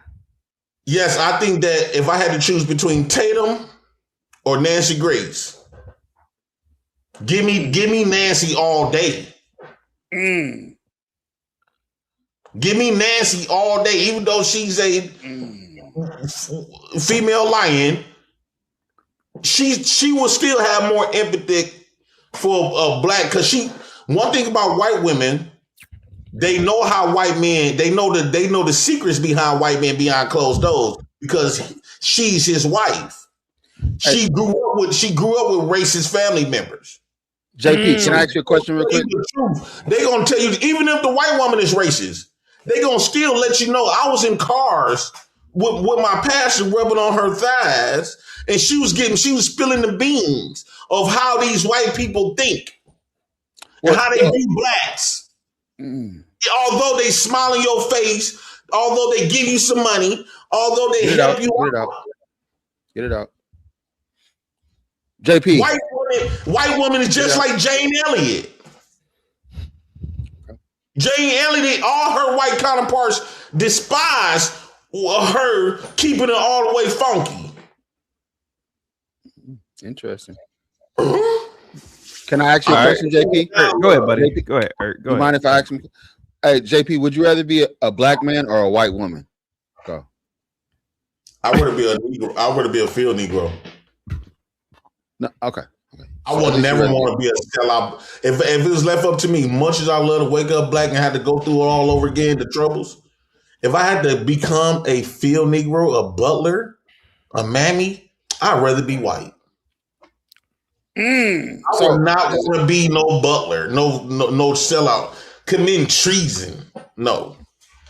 All right, let's get back to the video, guys. Here we go. Back to the video. Doing that until we know what happened. Officer Tatum interviewed multiple of the young men on that boat. Now, let me address what's happened. JP, what do you think Nancy Grace thinks of Officer Tatum? A damn fool. Really? Why? This is what you could tell, like, because she understands that he playing the optics. Yeah. And she understands that if he do try to fake criminalize these kids, that could be his career because of the power of the whiteness. That could be his career. And so she know that he's not keeping it funky. She know that he's just trying to protect his job. And it's every time, and to play it safe, to play it safe. In Tatum's position, the safe route is to make the blacks out to be liars or criminals and shit like that. Because when you talk about criminals, the first thing coming to people's mind is black, right? She understand that Tatum, the safe route is to demean blacks, no matter if they died or not. Yeah. It's to demean the blacks, right? He cannot, if Tatum go up there and say, I think those white boys did this and they lying and stuff, and by him working in his field as a law enforcement or whatever the case, that could go against him, and that could disrupt a lot of stuff within his personal life. You know, Butler's not gonna stand up to the bully. Really? Butler's gonna do what they is told to do. Really? Yes. Tatum don't give a damn about no damn Negro code. And why is that? Because it don't benefit him. The white man benefits him way more. The white man got power. And if Tatum and other black butlers and mammies got this concept, if you can't beat them, join them. Y'all joined the whites since 1965 in the Martin Luther King movement. Or even early with Fred Hampton now. Tatum is just like that dude that set up Fred Hampton now.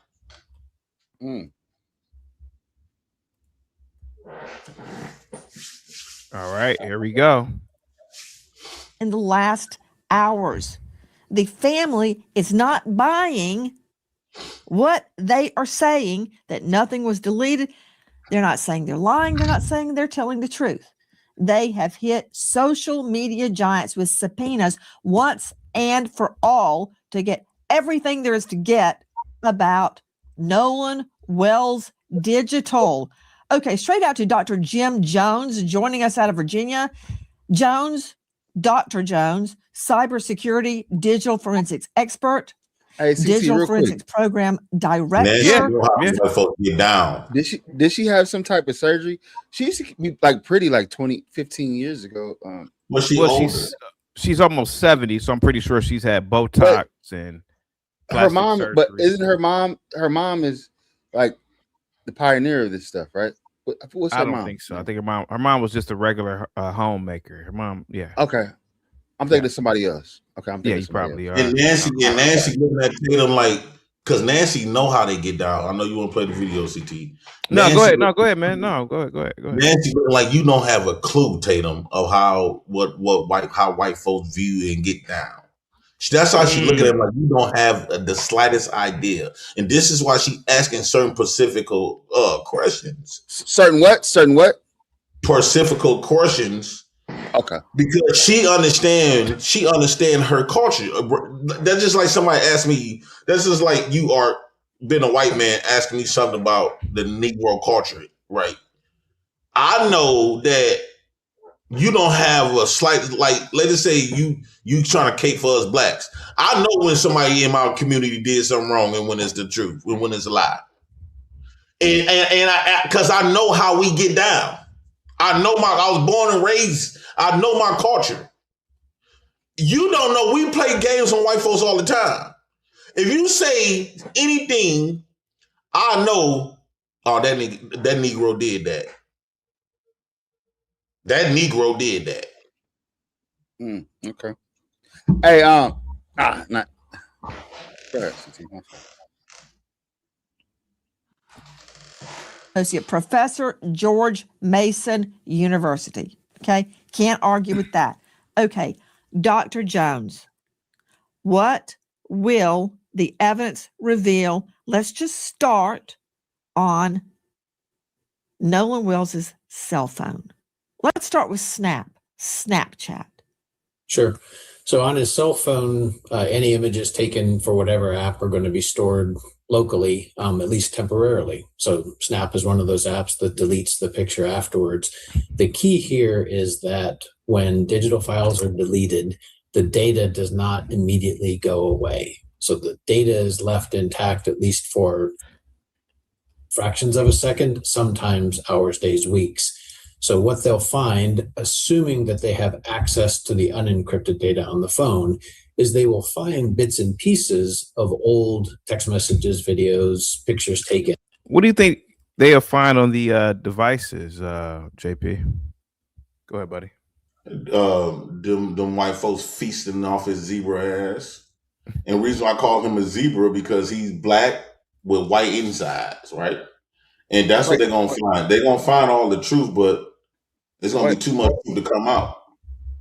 Are zebras black with white insides? What is he talking about? No, zebras is like an Oreo. Am I lying? Please explain. A zebra is like an Oreo. On the outside and white, and they white in their heart. This boy was black on the outside. His heart, he loved the white community. He thought he was equal. He thought us Negroes is a problem. What if I said you love the white man? You love white people too. I think nobody loves white people more than you. They support you. They raised you. The white man raised you. The white man raised you. That was your father growing up, right? The white government was your father growing up, right? Mm-hmm. So you were raised by the white man. You're a product of the white system. What killers makes you respect other killers? Huh? Killers respect other killers. The difference between me and y'all is that I understand that this white man is my enemy. He know I know that. Okay. Difference between you think you would call him your brother. You would give him grace. You would think that you try to play honest. I know white people are not honest, especially when it comes to cases like this. They're not going to be honest, especially if they all in the wrong. And one thing about you butlers, y'all keep trying to be honest and about all us this. what? About us what? About us what? Butlers. About us like if you become a judge, when it comes to white people defendants, you're going to try to play honest and all this. You're going to move out the band, right? You're going to try to do anything to protect them. Or you're not going to give your blacks favors. White folks do all the time. White people give their people favors. No matter if they right or wrong, they still ride it. Especially when it comes to some black folks. They still riding. Look how all them white people volunteer. And think about it.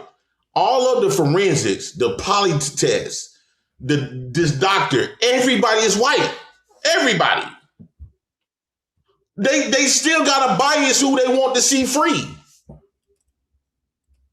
So if they got power to make some shit that cover up some shit, they gonna do it.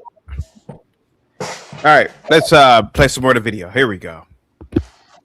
And that might reveal something that they can timestamp to the event in question, yet the picture is not still in the active files. That would suggest a deletion. Okay, hold on just a moment. Let me see, Jones. Dr. Jones. Now, Mike from Boston called you the dumbest person alive, JP. Now, I don't necessarily agree with that, but are you the dumbest person alive?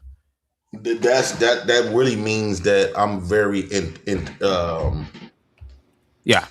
I'm intellectual, man, alive. Yeah. When they say that, it's because I hit some.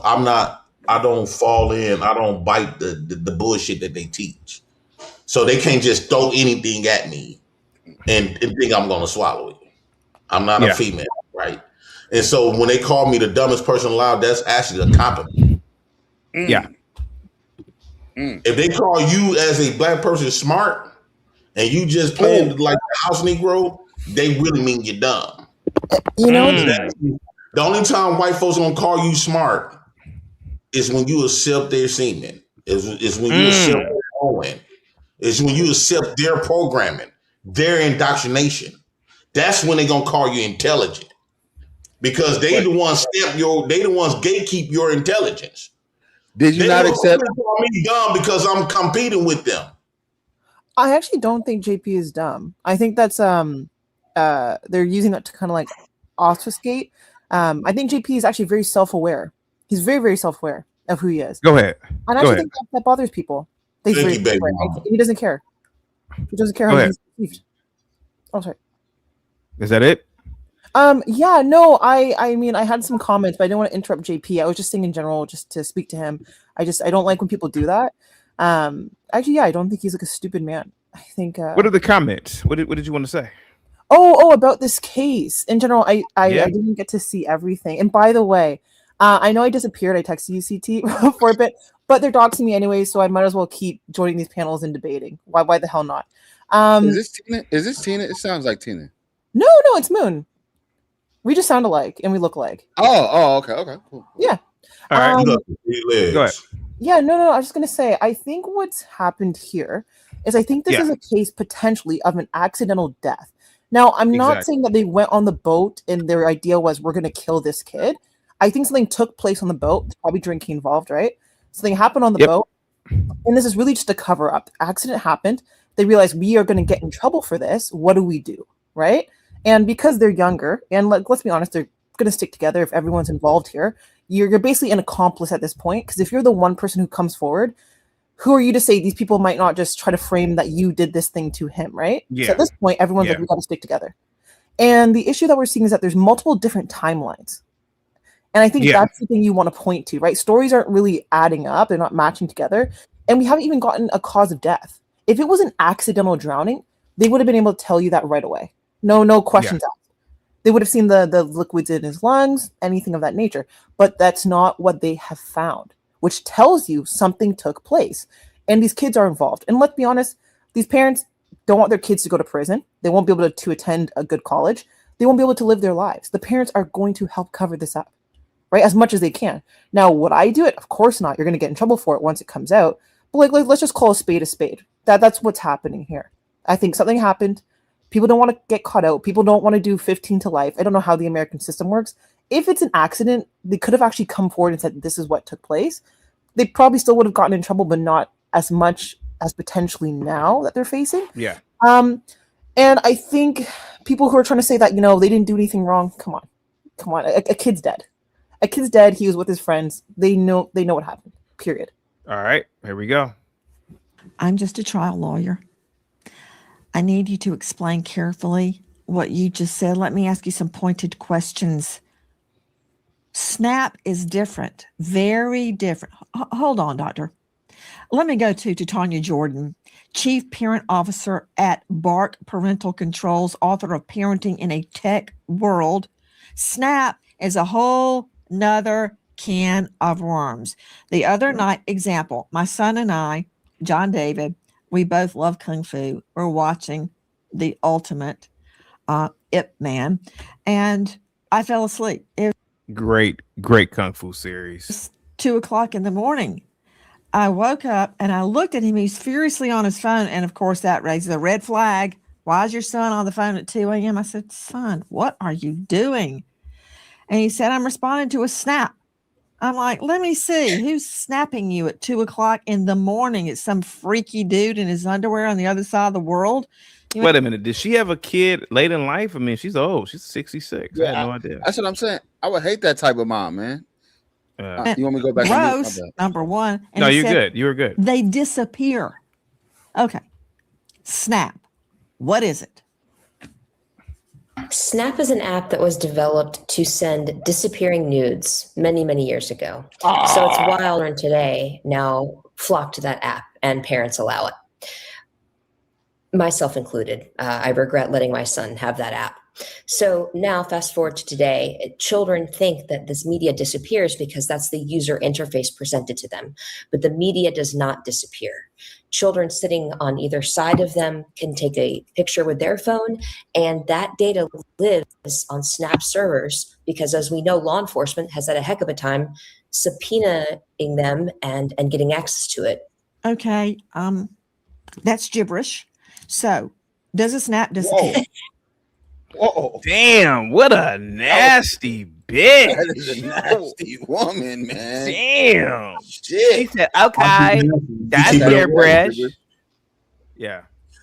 She keeping it raw. Them Yeah, and getting access to it. Okay. That's gibberish. So does a snap? Law enforcement has had a heck of a time subpoenaing Put it back on them stream. and getting access to it. Okay. That's gibberish. Gibberish. What a bitch.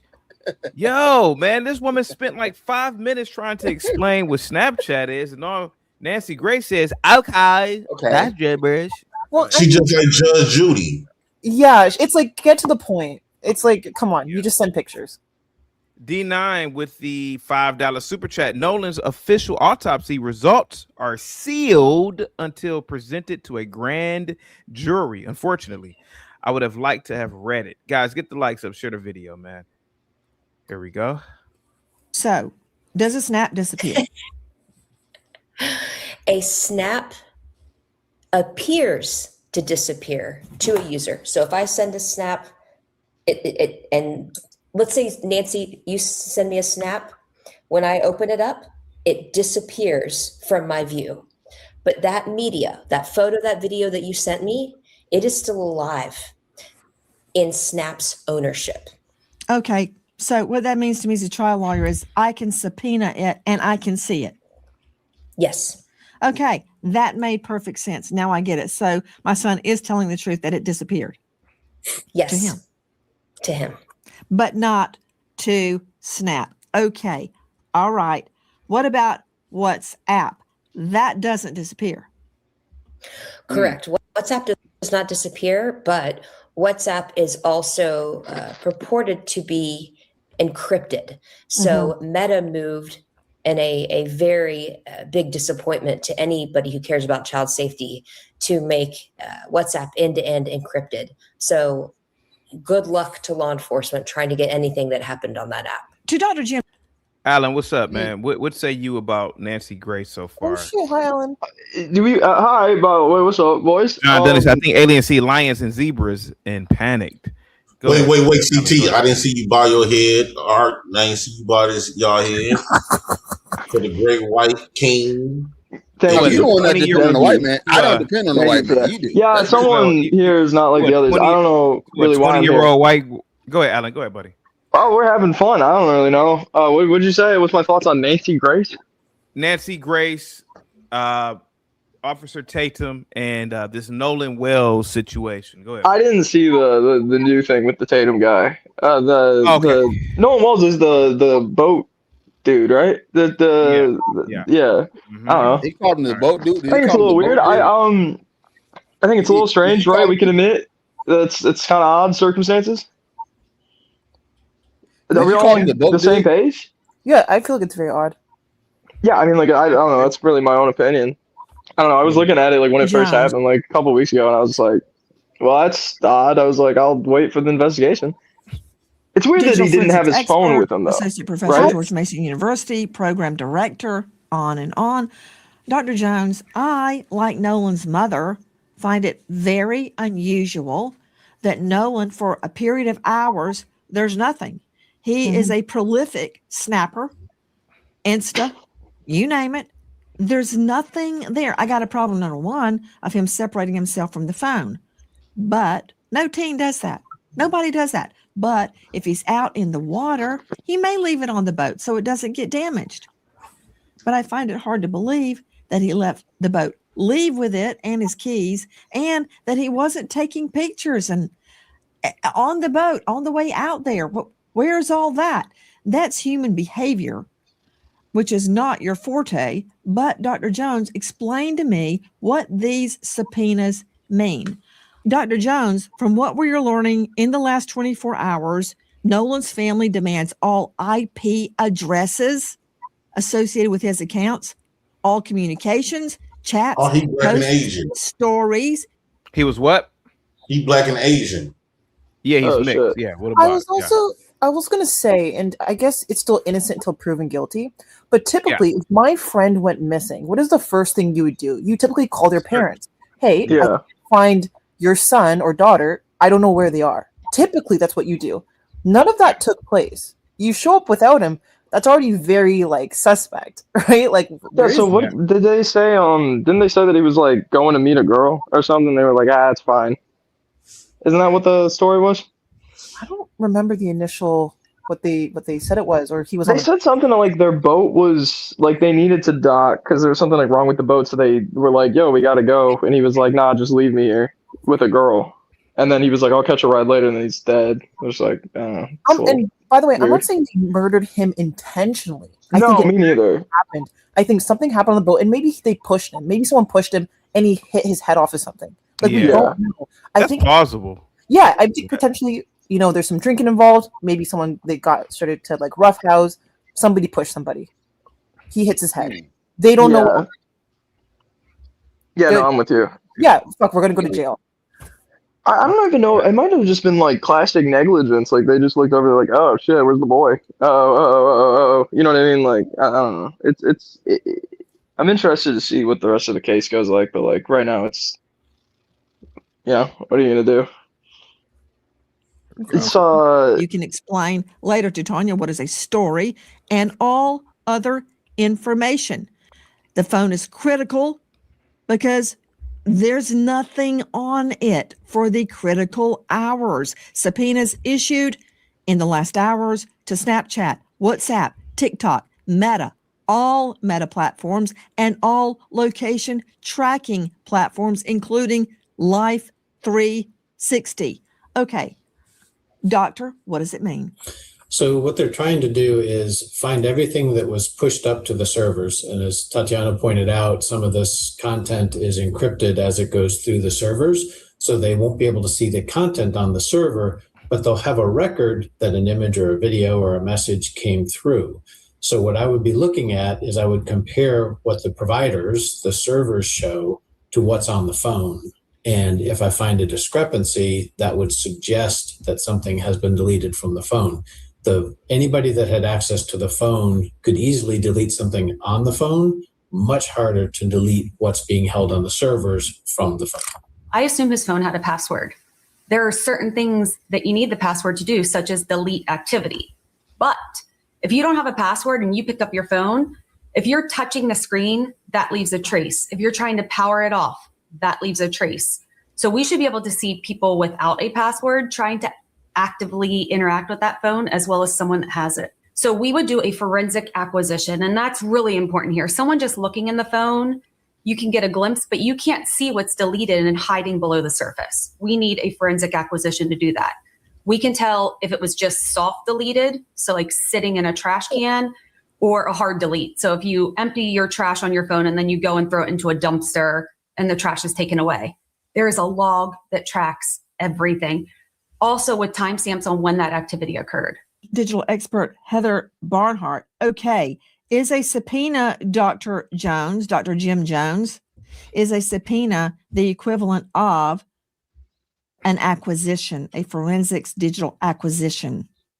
Yeah, good question. No, very different. So the subpoena is going to the providers, the companies that provide these services, and it says, hey, what is on your servers?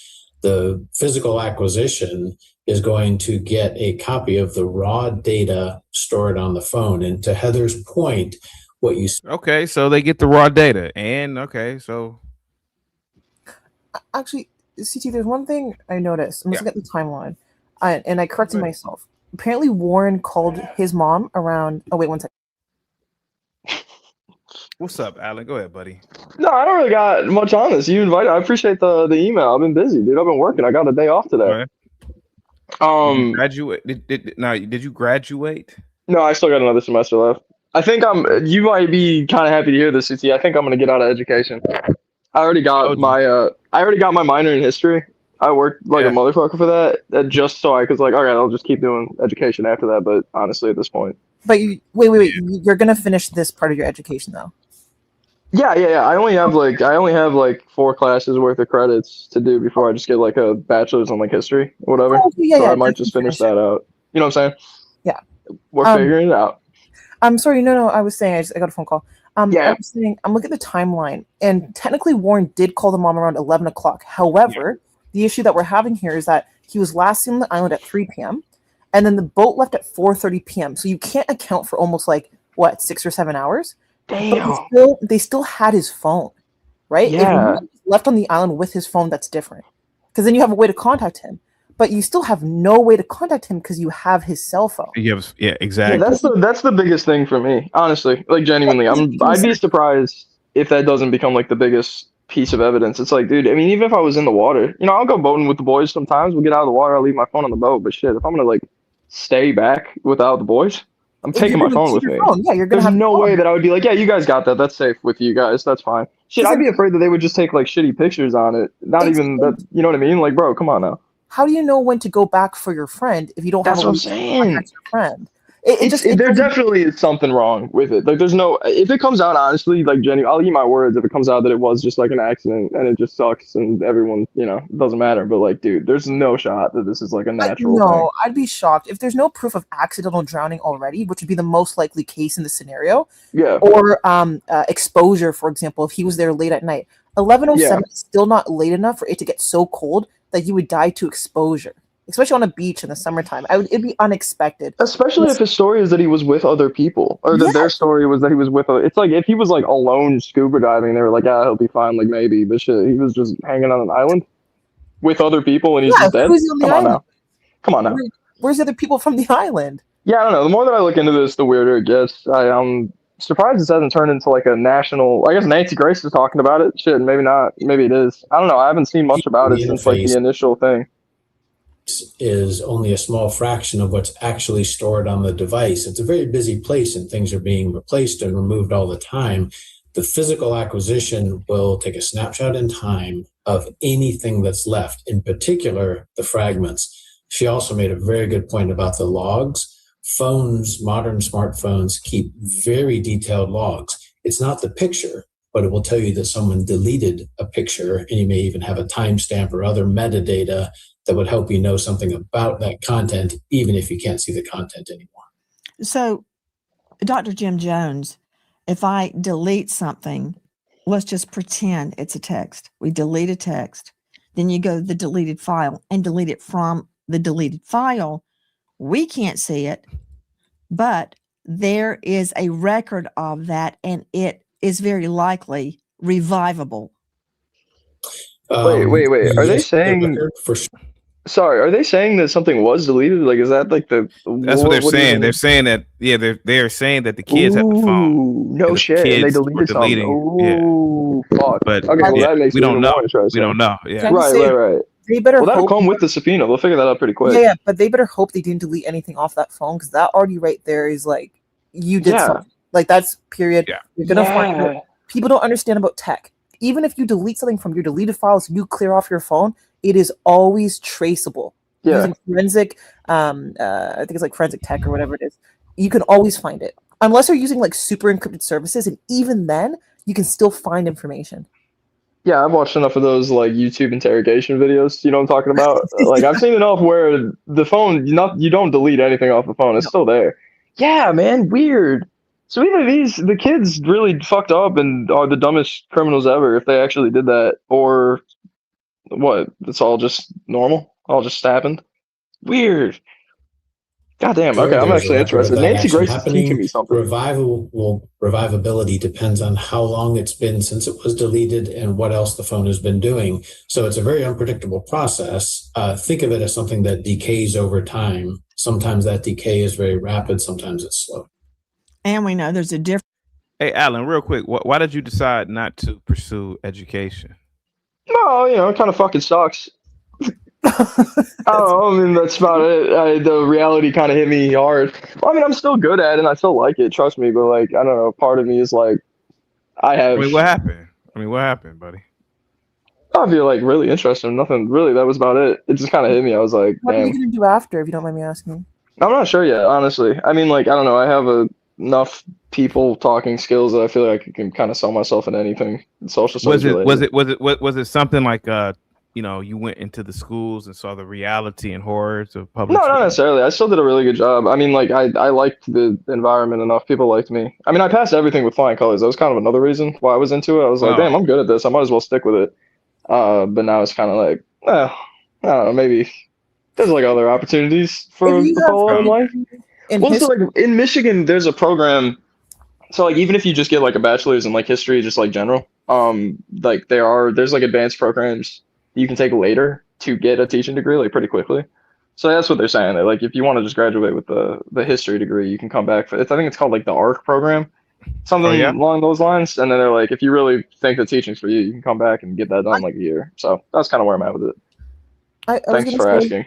Maybe it's with history degree, because I thought about history a long time ago. I think the problem there is also you have to do your master's and then PhD if you really want something good in history primarily. Yes, that's Yeah, true. you typically have to keep going with education in order to like get something pretty successful. If you want to do like archaeology or work in a museum or be a professor, for example, there is a lot more schooling that has to be done. Yeah, we're figuring it out. I'm like I said, I'm home for the summer right now. I'm just taking class next semester. I just got to talk through it and figure it out. It's all right. It's fine. We're figuring it out, boys. But I appreciate the concern. I suppose. Well, no, you're fine. You should be proud of yourself. Getting a bachelor's in anything is not easy. That's what I'm saying. I mean, I'm at the end of it anyway, basically. It's just a lot, man, for the teaching shit just to make no money. You gotta be disrespected by everyone all the time, all day for 10 hours, not get paid for some work. That sucks. Like it does. If you're going to be a teacher, try and always be like a PhD and work in a university. I'm That's with where you. you'll make the money. That's where like the money will come. Other than that, yeah. Yeah, 100%. I don't know. I'm good enough at talking and I'm knowledgeable enough on stuff where I feel like I can find like some niche that would accept me. I'm also like only like honestly, if I wanted to switch over, I'd only be a few credits behind for a poli-sci degree too, because I was kind of like dueling those before I decided. Oh, it's like anything really in that, like they're pretty confident that I could figure something out. So I'm not particularly worried. Doing all right, you know what I mean? Trying to stay optimistic. It was my birthday yesterday. Just saying. That's Happy cool. birthday. Are you 20 or 21? 22, dude. I'm getting fucking old. It's crazy. I know. Oh my gosh, It's absurd. And that's something. I'm getting up there, boys. Thank you. Time on an iPhone versus an Android. It's a very delicate process. John Mobley, veteran trial lawyer, South Carolina. What is it Nolan's mother wants from social media giants? Everything. That's what they want. And I've been saying this from the beginning. These are the types of things they should have been doing from the beginning. Not press conferences, not grandstanding, not the all show no go, but getting the actual data from the phone so they can get real answers to put all the information regarding what happened in context. They will know if anything was posted, if anything was deleted, if he was communicating with someone. This is the real work that needs to be done. This is how we all get answers. Hi, guys. American homeowners. The FBI has been warning. Golly, does she really need to hawk this? What would you say, Alan? Go ahead, buddy. Oh, I just said hi, Nancy. She said hi to me, and like those. Does she really need the money to keep hawking this mortgage lending service? Like, you know, she's worth 30. I mean, I was gonna say, isn't Nancy Grace like rich? 15,000 a month. They probably pay her 15,000 a month. Yeah, but this is something that you give to somebody, you know, like who's up and coming, who needs the money. True. Does he really need to hawk this shit? Republic Room $20 super chat. Salute to you, Republic Room. Cloud City coming your way. Must be the Monday that's got them on my side. Must be the Monday. Republic Room with the 20. Black folks are actually hoping that this young man was murked by his white friend. That's crazy. They will leverage their sons for a civil rights or GoFundMe. Check my day, or check any day. Death only matters to blacks if whites are involved. Mooncake, do you agree with this, Mooncake? No, that is such an inappropriate comment. Now, I'm not saying there aren't scenarios where people would just want to blame white people. I'm not saying that doesn't happen. But in this case, an actual child went missing with his friends, right? And the question is what took place because something happened. If it was an accident or not, something took place and people don't want to say what happened. Yes. One thing my mom warned me of, you know, I grew up in a suburbia where it was very predominantly white, right? And my mom said, hey, you have to be a little bit more careful than other kids because sometimes they'll put you in positions that they wouldn't normally put themselves in, right? It was something I was warned about as a kid, right? So I was very careful about, I'm going to say it, certain white kids that I hung out with. A lot of these white kids were doing crazy shit. Not saying I didn't go to the boats, not saying I didn't go to lake houses, but the white kids I was going with had something to lose, if that makes sense. They weren't, you know, the overly. Imagine growing up in an all-black neighborhood, though. Mooncakes, you would have a whole another. Go ahead. I think it's different because when you're like a singular black kid, some of my classes I was the only black kid, right? In these white-dominated neighborhoods. They don't treat you like everybody else, right? You stand out. You are different. And they think they can get away with a lot more because you're different. You being light skinned in a predominantly black community, Oh, you would have had it worse. But go ahead. No, in a white community, man, it's so different. The racism you experience, the being left out of things you experience, like the marginalization you experience in those cases. Ask any I'm talking about suburban. they would want to fight you. You would be fighting people. I fighting. think perhaps I would have preferred the fighting over like the racist name calling and the exclusion and the the things that people can say to you. They do stick with you as you get older, and it's something that you notice with young Black kids in suburbias, and a lot of them talk about it, right? These experiences, and our parents had to be even more diligent about where we went, because let's be honest, a lot of these white parents didn't give a fuck what was going on, right? They really didn't care. They weren't really watching their kids. And it's something that I wish I was lying, but it's true. We went to lake houses where there was no parents watching, at the age of like 13 and 14, where you could just do whatever you wanted. And you did have to be more careful. I had to be more mature than the people in my age group, right? And having to watch things more closely. And I think in this case, I'm not blaming the parents, but I hope parents can look at this and say to themselves, really watch who your kids are hanging out with, because these things can happen, and they do happen. So no, I think Republic Room is her comment is just pretty disgusting, in my opinion. Yeah. I agree with almost everything she just said. Nat. I'm gonna be honest with you. I agree with it.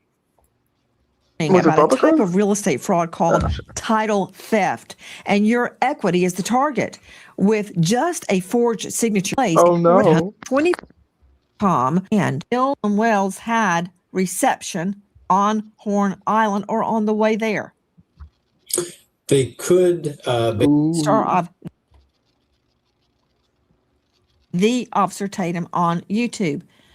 Did the young men you interviewed, I believe it was 4 of them, state that Nolan did not have reception, or did they explain why there are no pictures, texts, instas, nothing on his phone? Did they have an explanation for that? Yes, ma'am. They didn't mention anything about whether Nolan had service or not, but they articulated the reason why Nolan may not have, certain pictures on his phone. And they had mentioned because Nolan spent the night at their house the night before, because it's traditional for the last few years that they actually went to Horn Island together. But they were saying that they had taken pictures at the house. Some of the pictures that you've seen floating around online were pictures that they took on the boat, but they didn't take those pictures when they got out there to Horn Island, because they were having fun. And I would argue that they were drinking, and I couldn't imagine that they want to get underage drinking on camera. So what they had articulated to me, that it wasn't abnormal for people not to snap and not to do a lot of pictures and things like that, because they were focused on But you being told me off of the they mainland. showed you pictures and videos. Yeah, so but they it's did not take uploaded. pictures and videos. No.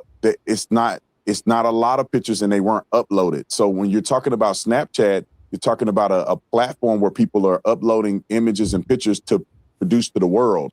What they showed me were things that they had recorded on their phone, and it wasn't a lot of different things, because most of what they did was drinking and having fun in the water. And so, what they had articulated to me as well is that it's not abnormal for people not to snap. It's not abnormal for you not to have your phone. And Nolan wasn't the only person that left his phone on the boat. They also mentioned to me, and you could see it in the interview that they did, was that they had no reason to touch Nolan's phone. They weren't thinking about Nolan's phone when they thought the boat was sinking. And when they got to the house, it was no incident when it comes to Nolan getting the phone back to the friend and parent. You're going far afield from my question. Let me redirect you back to their phones. Nolan has nothing on his phone. They have pictures and videos on their phones. You told me that they exist, whether they posted them or not. So they were taking pictures and videos. Don't you see why the mom, Nolan's mom, is concerned there's nothing on her son's phone? Well, Nancy, it's unclear exactly what the mother is articulating, because at one point she's concerned that there's not a lot of Snapchats or social media posting. She did not articulate, or the Benjamin Crump did not mention that there's nothing on his phone.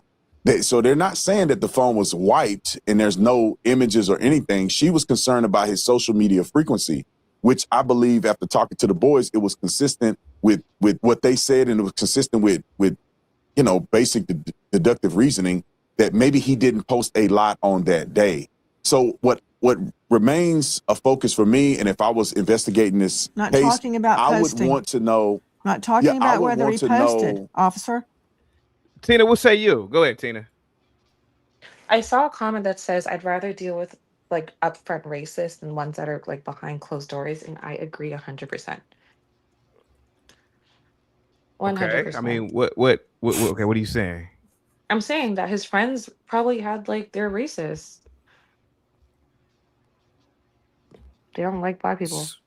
So if they don't like black people, why are they all hanging out, spending the night at each other's homes? Because they thought they could relate on some level. That's the issue when you grow up in the suburbs. You think you fit in just Nah, because you you become a live token. there, right? But you don't. You honestly don't. You'll never fit in. You'll never be one of them. They'll always look down. They'll pick their white counterparts before you almost 99.9% of the time. Yeah, Really? easy. Yeah, Easy. 100%. Both white males and white females. Oh, yes. Really? And I Yeah, think 100%. when black men grow up in the suburbs, they think by dating a white woman that makes them better and more accepted. Your girl's being called a mud shark behind closed doors. Wait, Tina, What? Really? What about dating a white man? How does that make you feel when you date white men? Me? And Tina doesn't Yeah. really like man. I'm not anymore. My black brothers. So Tina, please expound upon this. So you were saying all the photos, all the videos, they still look at him as what? As a coon. As a Negro. Really? 100%. Yeah. Really? Wow. If they didn't, then he would still be alive. Yeah. They would have called the police. They wouldn't try to cover it up. They'd be like, or call an ambulance or something. They wouldn't try to cover it up. He'd still there'd be some justice. They'd be out there looking for their friend. Exactly. They went home to their homes with their families and covered it up. Probably told their parents first. One of the parents is a judge. Yeah. It's called being the token. Every group has a token. If you live in And the problem with the area, token, they always think the- they're different. They think Yes. they're different. You're not different. You're tolerated. Yep. So why doesn't Officer Tatum know this? Go ahead. I don't know. Just Maybe he has a perm. Just curious, Officer No, Tatum. what I'm saying is that Is he married Officer to a white woman? This guy is this Officer Tatum right here? Yeah, Yeah, Tatum he is is. married He's to a married white. to- Yeah, he's married to a white. Well, there you go. Like, I'm sorry. Do you see how easy that Yeah. was? Wait, hold on. I'm gonna say it. Do you see how easy that was Hold for on. me to clock? That Yeah, 2 go seconds. ahead. Crazy. But it took me 2 seconds to clock it. Right? When you, and this happens to some black people, not all of them. I would say this typically happens to black men specifically. Typically, when they date outside their race, typically white women, This is crazy. they fall into. Hey, this is crazy coming I from feel these like- women, I man. feel like Dr. Umar right now. They fall into the mindset of their partner. They fall into the mindset of the white population. And so, Really, man. yeah, CC, easily. this is Easily. getting So crazy. it makes it Getting easier to defend the actions of the people he is trying to, get approval from, right? He has a white wife trying to get approval. Maybe the white wife, you never know. She might be like, hey, these young boys, they're probably just, young, great men who fell into a bad time or whatever, right? He's trying to get approval from the community he really wants to be a part of, right? He wants to be a part of the white community and even maybe present himself as potentially a white man, but he never will be. He's once again another token, right? That's used in order Is to. every black male in these? Is every single black male in these communities? Let's say, for example, in college, a black guy joins SIGAP, one of the popular white fraternities. Yeah, they still view him as a token, huh? Oh, 100%. easily. They're 100%. He's their tap dancing monkey. That's what Exactly. it is. It's like, yeah, I'm gonna go chew some tobacco and drink Why- some brews why do and you chalk think and they're- brews with boys. Yes, their Shut personalities up. are always so like grandiose, and they're always making jokes and they're dancing. They're tap dancing for the white man, and like it's okay to It's say a it. minstrel show. It's a They've minstrel been show. doing it since slavery, and it hasn't stopped. And I think it should be accepted. That's just life. It's Wow. continued into the present day. Good. Yes. Yeah. And Go I ahead, will guys. say, right, people only get offended when we talk about black men. When you talk about black women dating white men, Oh no, she just wants him for the money. She just wants XYZ be accepted. When you talk about black men, everyone gets so offended. Oh, these girls need to stop talking. No, It, it's it does, true. There's You no want to be accepted very badly, especially when you're in the suburbs. You'll Yes. want to be a token black friend and Yes. be invited to the parties and date a white girl and want to be accepted. That's they at the end of the day, they're gonna treat you like Nolan Wells. Yeah. Real quick, let's play the rest of the video. It's like it's 5 more minutes, and then let's get into the, let's cover it some more. I guess. pictures. There's no, no it, anything. that's what the mom is saying, but we haven't had an opportunity to either see or hear exactly what she's trying to articulate. Some of the things that she said in the media is that she's talking about posting. I don't believe she said that there was nothing at all on his phone, no pictures, no nothing. But I wasn't able to verify that. So if I was able to see Nolan's phone and the mother was able to show me exactly what she's articulating, I'll be able to have a better perspective in comparison to what Warren and the other boys were telling me. So at this point, I only have one side of it, and then I have a fractured perception from what the media or what the mother is saying in the media. So when the police officers look at his phone and they do a forensic extraction, if they're allowed to do that, they will see. Gimpy with the $10 super chat. He says, for the $5 super chat, excuse me. Interesting. Does Sluska feel that way about her white lovers? We all have seen her parade her white boys on camera. Mooncake. Yeah, actually, to an extent, This is amazing, CT. This No, is I actually amazing. I actually think to an extent that is partially true. I think once again, I grew up in the suburbs, so those are the communities I'm typically around. And I think I have to be careful not to fall into the same trap, right? So when I date men, especially of different races, I have to recognize to myself, question, why am I dating them? Is there a potential that I'm dating them because I believe they can offer me something? Like, for example, white privilege, right? Is there a potential there? These are questions you do have to ask yourself when I think you are dating outside of your race. And it is okay to use introspection in order to question those things. Now, I think I'm very careful in my dating in that sense, because if that was the case, I would only date white men, right? I date men of all races. But I do think, it's a fair question, and black women can fall into the same headspace. It is very possible. And Gimpy, stay out of black business, bitch. Plainly, if Nolan was on his phone, if he had taken pictures, and if they were deleted. Now, I'll implement this as we begin to try to guess and figure out what was happening on that day. It doesn't seem to be reasonable to suggest that the boys were in his phone deleting things. Now, after hanging out with the boys and getting to know them well. Do you Mooncake and Tina, do you guys actually believe these white guys went to the extent to delete files or images or something? Wow. I think 100%. Yeah. Okay. Easily. If there was But I do anything- think the murder might have been an accident. Yeah. But they were scared, they're young, and they tried to cover it up. Yeah, I'm pointing more towards that. And also, if I'm being honest, I put myself in their shoes. If I don't want to go to prison, I'm thinking about their age. Yeah, I'm going to delete something on people's phone if it somehow incriminates me. If I have the ability CT, can I ask a quick question? Do you think he had a lock on his phone? Probably, but Face ID. Probably. No. It's a yes. But or if no he had question. Face ID, I mean, it is plausible that they could put his phone up. Or finger, or the finger one, for example. They could just use his fingerprint. Yeah. Well, if he's dead, his fingers are cold, so I don't think that'll work. I think it'll still work. Still works. Yeah. It's so hard to get told. Okay. All right. Just asking the question.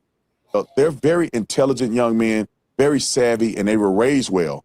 I would project, if I were to make an assumption, that if they were trying to cover up something that happened to Nolan, I would perceive that they would throw the phone in the water or something where it never would be recovered. Or if they had access to get into the phone, they wouldn't just delete, they would just completely rewrite the phone or, do a hard reset. Or they wouldn't give the phone back to mama or the family anyway. So with those factors put in place and what I've talked to them about, it seems as if their story seems consistent to me, that they did not get in the phone. They did not know his password. They had no reason to believe that there was a necessity to get in the phone. Officer, and they gave it over to the I'm not saying family. you're wrong. I'm saying I'm not taking anybody's word for anything until I investigate it and corroborate it. No, again, that's fair. Maybe they're completely innocent. Like 1 more minute. Maybe they're not. I don't know. Or maybe someone else had something to do with Nolan's death. I don't know, but I will find out. And you said, I don't know what she said exactly. Well, here is what Nolan's mother said. When we opened it up, there was nothing. There were no saved pictures. There were no snaps from that day. And we did open it before the 24-hour expiration. So we found that very concerning, only because anyone who's ever been around Nolan will tell you at social gatherings, he's taking videos, he's taking pictures, he's even come up to me when I'm getting ready to go to bed. Hey, Ma, come on, take a picture of me. You know, like he just, that was Nolan. So that's why we feel that things may have been deleted, was because of the fact that there was nothing in either one of his accounts. Okay, to Tanya Jordan, Bark, parental. I think she's done talking to Officer Tatum here. What's up, Afi? So to the ladies on the panel, particularly Mooncake. So they never viewed him as a true equal. No. So I didn't grow up around. Really, I didn't grow up. Wow, really. Yeah, I've seen it in real time. You know, young Black men I grew up with in these predominantly white areas. Same thing. They're tap dancing most of the time, right? They're trying to fit in as much as they can. But at the end of the day, you're still just another Black guy. You're still another Black woman, right? You are seen. Even if they grew up from, but even if they grew up from children on up, because he said doesn't matter. I think it is possible. I think it is possible to have like a friend, you've known each other since you were 3 years old, you're in kindergarten. But I think most of the time, I would argue almost 90% of the time, right? I'll give you 10%. 90% of the time, these guys do not see you as equals as they get older. They just they don't. Typically it's why they don't like letting people of color into certain sororities or fraternities, right? It's only in sports. Yeah, only in sports. When they need you for sports or entertainment. No, even in hockey, which is like a big sport down here, right? Count how many Black people professionally play in the NHL. Well, we don't. Well, Blacks don't really care for soccer. I mean, hockey. Well, they actually do. Like if you're in Canada, it's pretty. It's in pretty big. Canada. But, Sorry. Yeah, but what I'm saying, right? This Tatum guy is an idiot because he's saying they would have hard reset. If your friend dies and everything off his phone is erased, that sketchy. makes you look guilty. Why is everything gone? No one's going to hard reset the phone. What they're going to do is delete the things they think could potentially get them in trouble, right? I would argue that's what most people would do if something took place. Things are missing off his phone. That's a first red flag. Why would you even delete things? Because if it is nefarious and someone has actually taken this kid out, hard reset is the only way that you can just simply not be set. Because if you delete something individually, there's a log in every device, every computer. Whenever you delete something, it is recorded. There is a log.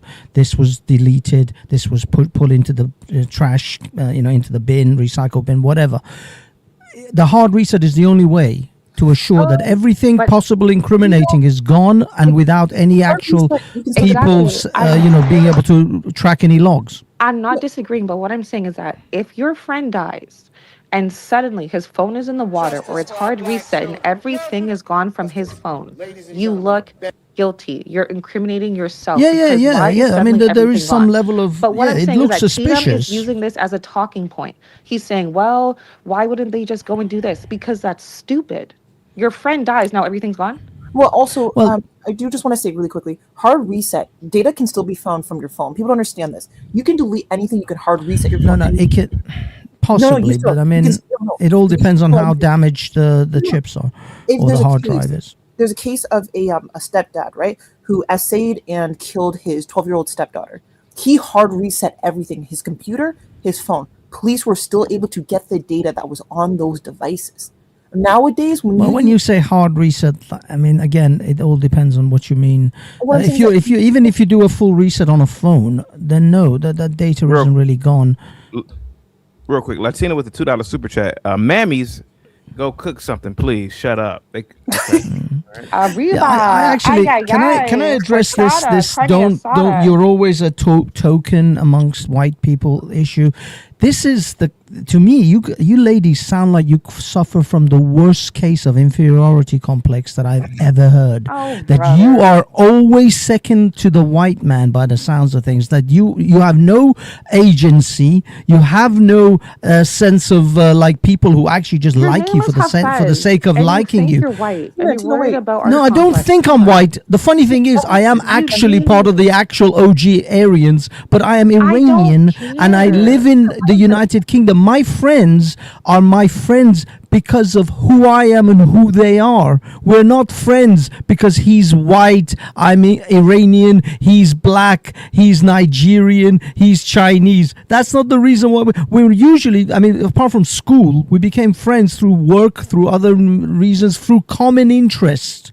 We didn't become friends because I want to fit in with the white folks. No one's saying that. Wait, Tina, sorry, just really quickly.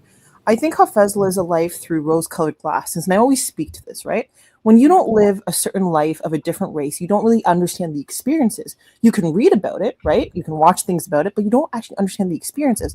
For example, when you say that we have this inferiority complex, just acknowledging that typically when you're in these white spaces, you can sometimes be seen as the token or a second-class citizen. I'll give you an example. Look at what the Arabs are doing in Sudan and other countries. Do you think that they see black people, for example, black Africans, as equal to them?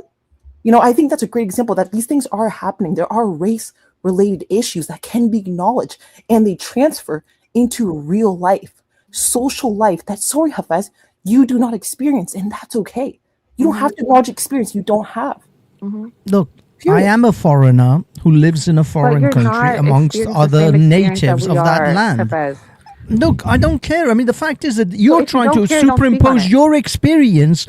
The problem is you're saying that other people can't experience your experience, and yet you're superimposing your experience onto this young man as if he's had that experience. You No, literally we're called him a token without even knowing whether he's a token or not. You're just projecting. This is all just projection from you lot. Okay, Hafez, you're sorry, not Tina, understanding. It's go ahead. not the same experience that you had. So when we're talking about our experience as Black women in a white majority place, that's the same thing that he had.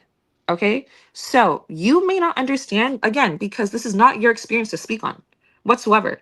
But coming in and saying that we're projecting, we're doing this, no, we're telling you from certain circumstances, certain lives, certain things that we've experienced as individuals living in a predominantly white neighborhood, which he was as well. That is probably what they are thinking. Again, it's not fact, okay? It's No, an it's just example. your opinion and your projection. Okay. There is nothing here to suggest that his friends treated him as a token, that he was some kind of, Why do oh, you we'll have accept you, facts you little to black man, say into our that they circle didn't? of didn't they friends. look for him? None of Do you these have things. facts they to look for say him? that they didn't? Why didn't they look for him? I'm sorry, if my friend is missing for 6 hours, I don't call their mother until 11:07 p.m. Things are deleted off of his phone. They have his phone. If he wasn't seen as less than, they would have called the police right away. They left him, supposedly, unattended, with no way to access anybody, on an island that he probably had no way to navigate. And then you're going to tell me, well, we don't know if he was a token. Well, they left him there. It could have been an accident. It could have been murder. We don't know, but he was still left there. So using historical data of what we've seen in the past, what other people's experiences are, predominantly within the white community being a sole minority, yes, we can use that information to say that these are real possibilities. Now, it is not 100% fact. I cannot give that to you until the investigation is done. But based on the information that we currently have, it is not unreasonable for us to get to this type of thinking.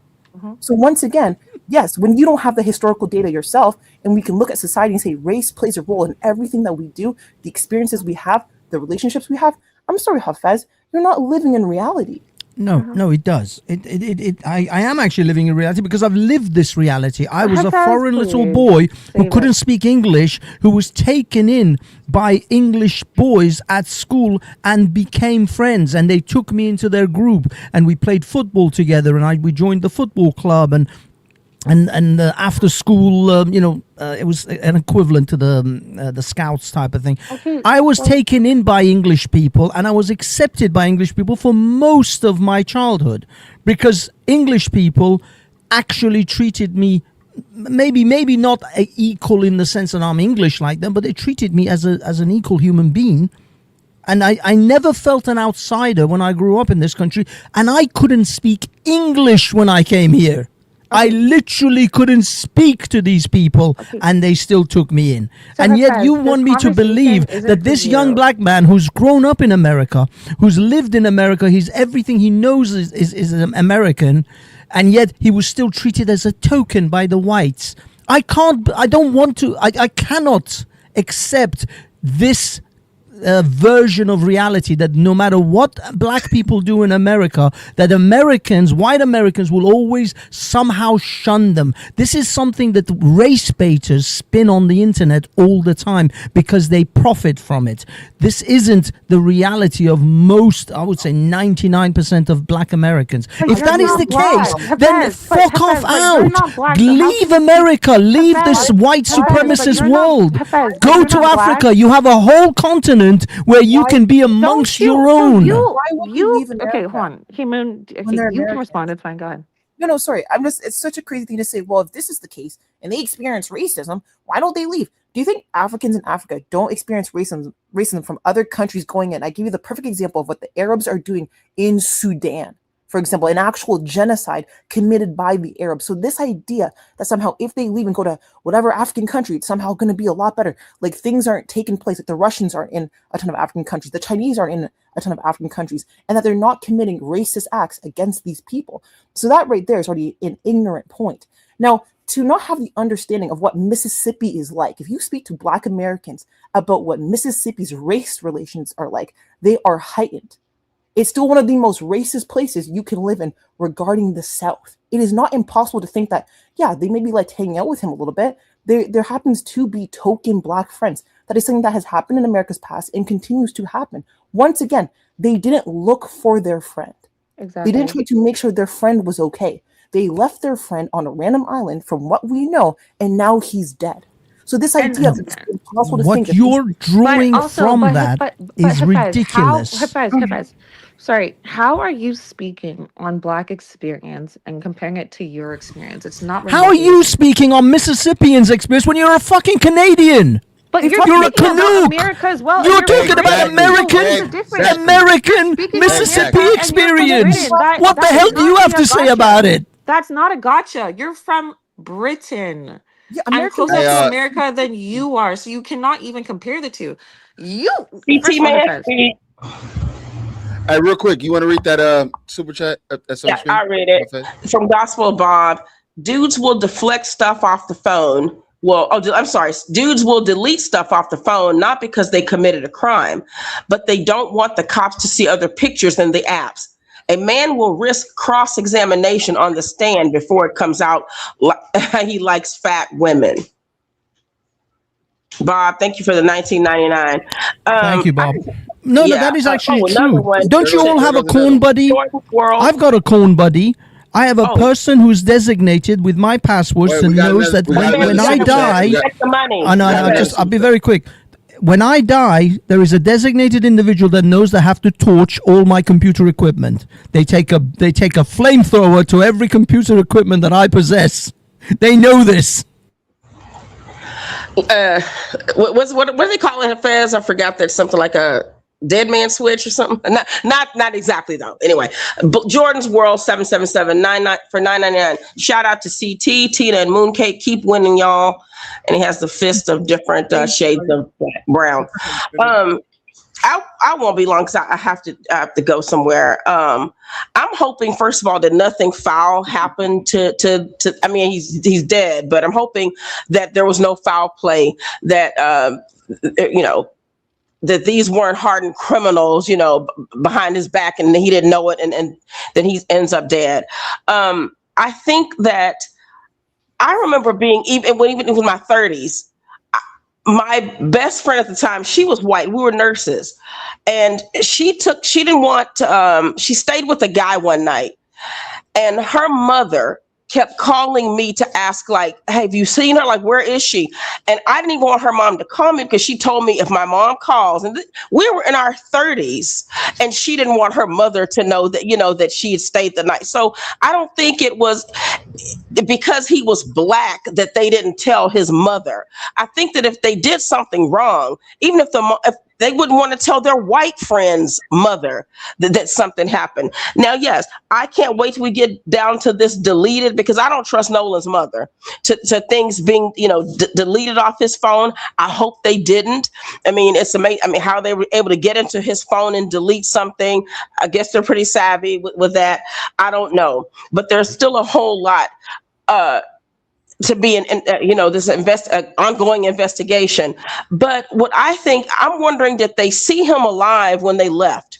You know, if they left him behind because he really did want to stay behind with a young woman he met, is that the case? And so they did see him alive and they're covering for him or something, or did they see him die?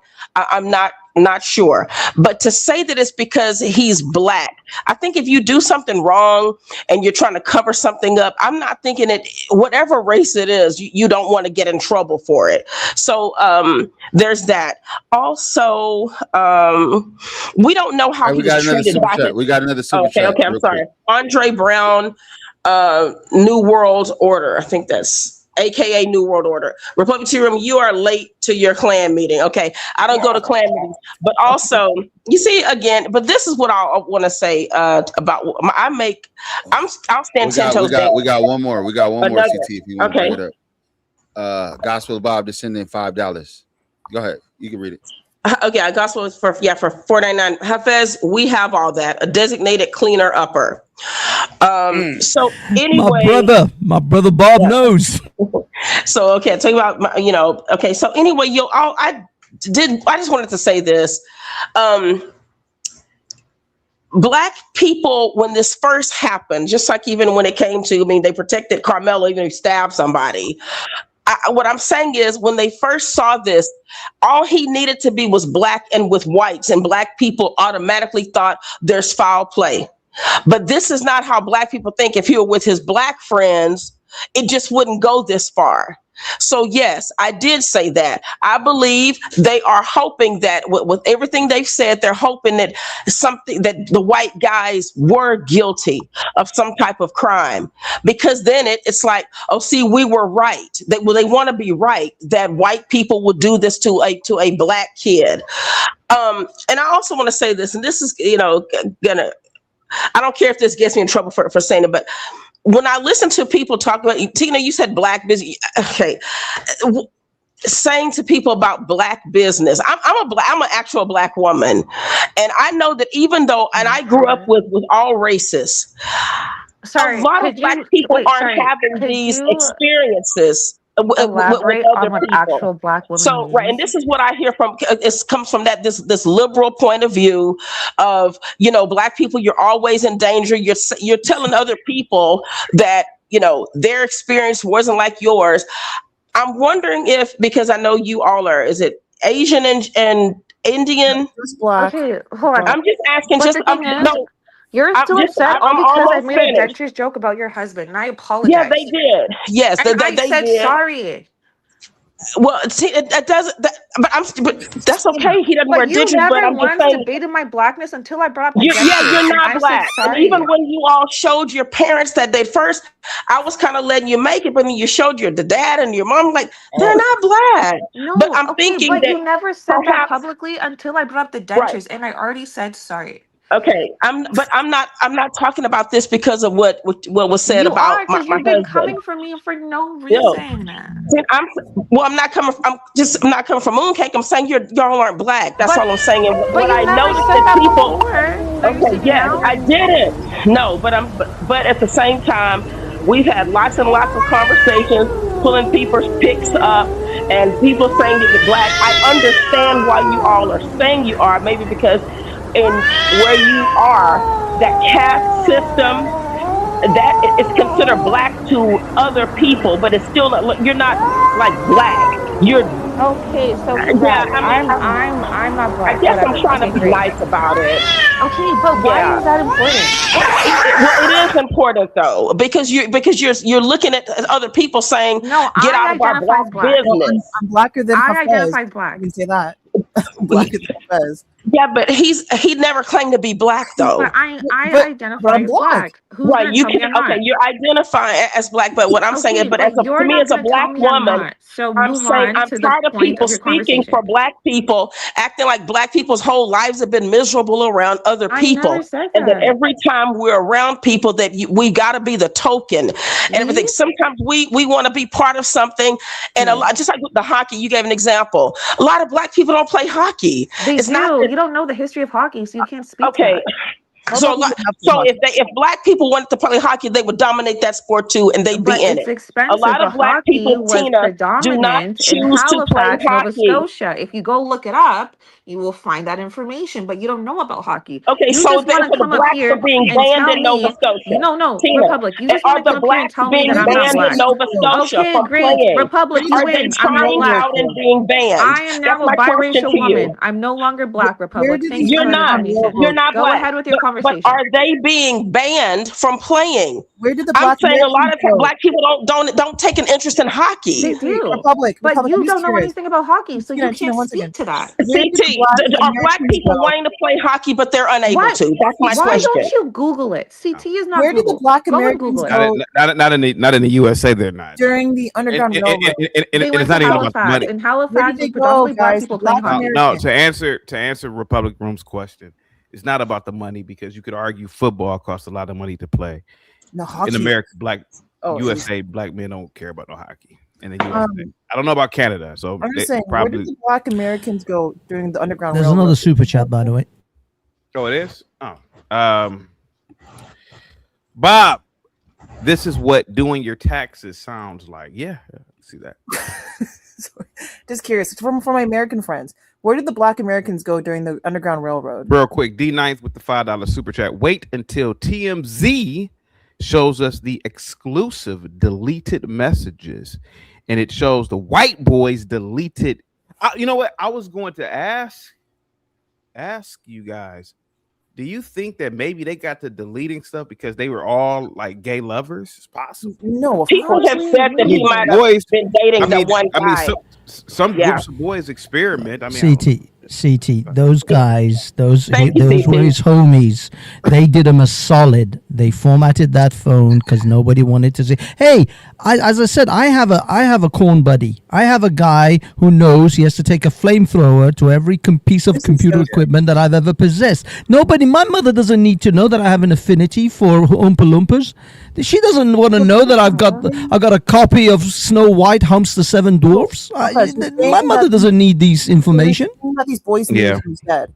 You're saying that the boys knew he was dead, right? And therefore they deleted it because they knew he was dead. However, the police had to look for his body. So you're admitting right now that you think the boys knew he was dead because And they deleted their very weird he porn must stuff. delete What the it. So hell? now you're saying that the boys are basically murderers and they're a part of it. They're co-conspirators. Is that what you're saying?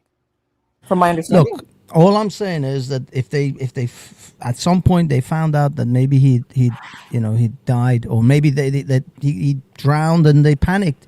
But either way, those boys, his homies, did him a solid, and they're like, we don't need, we can't have a forensic examination of his phone because his mother doesn't want to know about I it. don't use this word enough, but what a retarded thing to even say. Instead of being serious and actually having a discussion, you're like, oh, This is why you're a woman. This is why you're a woman, and Okay, us but men guess have what? our You own can never male get a woman to code, fess. and you Shut don't the hell up. understand. You're words You of don't white understand people. male code. Black, I'm not going to get in black business according to real the quick, Republic. Bob with the $10 super chat. Dudes will erase their phone if they have a picture of a fat woman or ugly. I could have sworn we already read this one. Or ugly bitches. A cross-examination on the stand is preferable to secretly liking ugly women. I'm going to say it again. What another retarded point. What these people are literally saying is that, well, yeah, they must have known he was dead because then they went and deleted his porn and ugly fat women. So now you're basically saying the boys had something to do or they knew about the death. Therefore, and covered it up. Why wouldn't they have told the police? So if they were his boys, they would have told the police right away. We know something happened to him. We know he's dead. That's what your boys would do, not just delete porn out of your phone. So the fact that you would even say that, you're already basically saying these boys are guilty. Like I don't understand how you're. It's just cope. It's just cope. It's It has to be, or I'm getting trolled. No, it's literally just cope. Oh yeah, my best friend's dead. I'm gonna go into like what are you talking about? Before we get too far away from it, I came up here to compliment the two young ladies. They spoke of realities in a very civil, very polite, very real way of blacks as tokens. I was impressed with them. I've always told any black person, watch out for the clown zone. You get immediately put in a clown zone with whites. These two young ladies they're way more correct than they are wrong. Havez is over here dream talking. These two young ladies are way more correct than they are wrong. I'm not saying a fine, upstanding genius of a doctor can't fit right in with white people. But for the most part, when you're black and you're around white, let me say it like this. You're a fucking token, man. You got a white man telling you. You got a white man telling you. And I'm just impressed with the way these two young girls said it so politely. And that was the feminine nature right there. Because black men don't get this shit. And they're just trying to tell you something. Go ahead. And it was excellent presentation. No, let Bray finish. Let him finish. Let him finish. Go ahead, Bray. It was excellent presentation, young ladies. Continue. Like I said, if I had a black stepson, I'd smack him in the back of the head if he wasn't aware of the clown zone. I've told for 4 years, CT, I've said, when you move into a white neighborhood, have some dignity about yourself. They don't want you there. But don't worry about it. Don't go into the clown zone because of it. Just say to hell with white people. This is what's sickening about So this. you're essentially advocating segregation, right? So why have the blacks fought so hard to get into white schools and the whole white universities? Why are they doing that? Why are they working so? Why was the Malcolm X, the Martin Luther King movement, the civil rights movement, all about forcing white people to actually live with black people? And now you're saying essentially they should all be segregated. Because the inequalities were so severe, Ahmed. The inequalities were so severe. They had to lessen the inequalities. They didn't equal things. They just cut the severity of them. You white people that set this and say this shit. He's not even white. He's not even white. No, he's very correct. He's Iran, man. That's some of the whitest people in the planet. Northern Iran. Look, you guys. Hey, CT, I'll be back, man. Thanks for having me, bro. I'll be back. The value of lying about this white-black relationship. I don't get it at all. It's because right now we're at a place where it's not that damaging anymore. So relax. Let's go move on with mature species as a species. And then if it gets the blacks and the whites get along more genuinely, not that they're not getting along disingenuously, then okay, so be it as it goes. But this denial, it is just disgusting, Havez. And it's people like you that keep it going. You got a couple of young ladies that lived the goddamn experiences of being mildly black. No, they haven't. One of them is getting ramrodded by a white dude on a nightly basis, and the other one was getting railroaded before she kind of stopped dating white men. The fact is, you both bang white men. They both come from liberal Canada. That Canadians are desperately, white Canadians are tripping over themselves to try to include diversity into their society. And what else? Married to a white man. No, sorry. Yeah, Moon is getting spit roasted by a white guy, and the Tina has recently is a white penis recovery in white penis recovery. Could be a recovery. Mooncakes, weren't you married to Shannon? No, I'm sorry. That was a meme. Because of my. It was a misunderstanding. Yeah, I'm sorry. I went forward with that. I'm sorry. My. And what does it matter who's banging who? What the hell you thinking? You think if I met a young cutie black woman, I wouldn't fall in love with her if it was natural? Because I'm thinking this way about race realities? Yes. What the hell are you talking about, Jabez? It's so ridiculous. no, because you're telling me on one hand the black people are just they fall into the clown zone with white people, and yet at the same time you're saying, oh, I would fall in love with a black woman. Well, aren't you clowning her? How do you know that you're not going to put her into the clown zone in your because she life? would be my wife. How dare you? So say you can. So you're saying. Jabez, how dare you say those are mutually exclusive? No, what I'm saying to you is a hypocrisy. I'm pointing out the hypocrisy. So you're saying that it is possible. It is possible for white people to accept black people into their lives and into their communities without putting them in a clown zone. Yes, it is. So how do you know that when you are becoming friends with a black man, or whether when a black man is coming into your friend circle, how does that black man know if I become friends with these white people, are they going to put me into the clown zone, or are they just going to accept me as who I am? How do they know that? How do they discern this That's why I would situation? exactly tell any black man. And that's why I would tell any black man, keep your headlights on. You could be being put in the clown zone. For the most part, you will be put in the clown zone. For you to sit here and think that whites and blacks can't get along, or a white man can't marry a black woman, while still speaking of race realities that he's lived for 71 years, is ludicrous. How dare you just try to right or left things? There's a lot of gray areas of realities also. And What I'll give I'm an saying example. is the two young ladies are way more correct than they are wrong. Go ahead. And I'll give an example. My grandmother married a white man, and guess what? My grandfather's still a racist. Yeah, very racist. Very racist. Two things can be corrected. So you can love a black person, and be white and still hate black people. He always calls black people the help. So I don't know. Maybe that like it doesn't matter. Was he nice to you girls? Was he pleasant person? Yeah, he's pleasant to us. That's what I'm saying. Jabez, go back to your kumbaya bullshit. This is real race relations these young ladies were talking about. How dare you come and try to just as a man who's got brains like you, I can understand if you were refining, talking, looking in for little exceptions, but to act like they're just full of shit, how dare you? They're so goddamn correct. How dare you say they were full of shit because of your little passionate wannabe world that you imagine? No, because I disagree because of the fact that you are creating a society which is going to be exceedingly confusing to a young black man who's growing up in this society of, well, do I make white friends or do I not make? Do I exclude whites out of my life or do I include them? Because I could be clowned by some of them, or I could be married to some of them and be loved by them.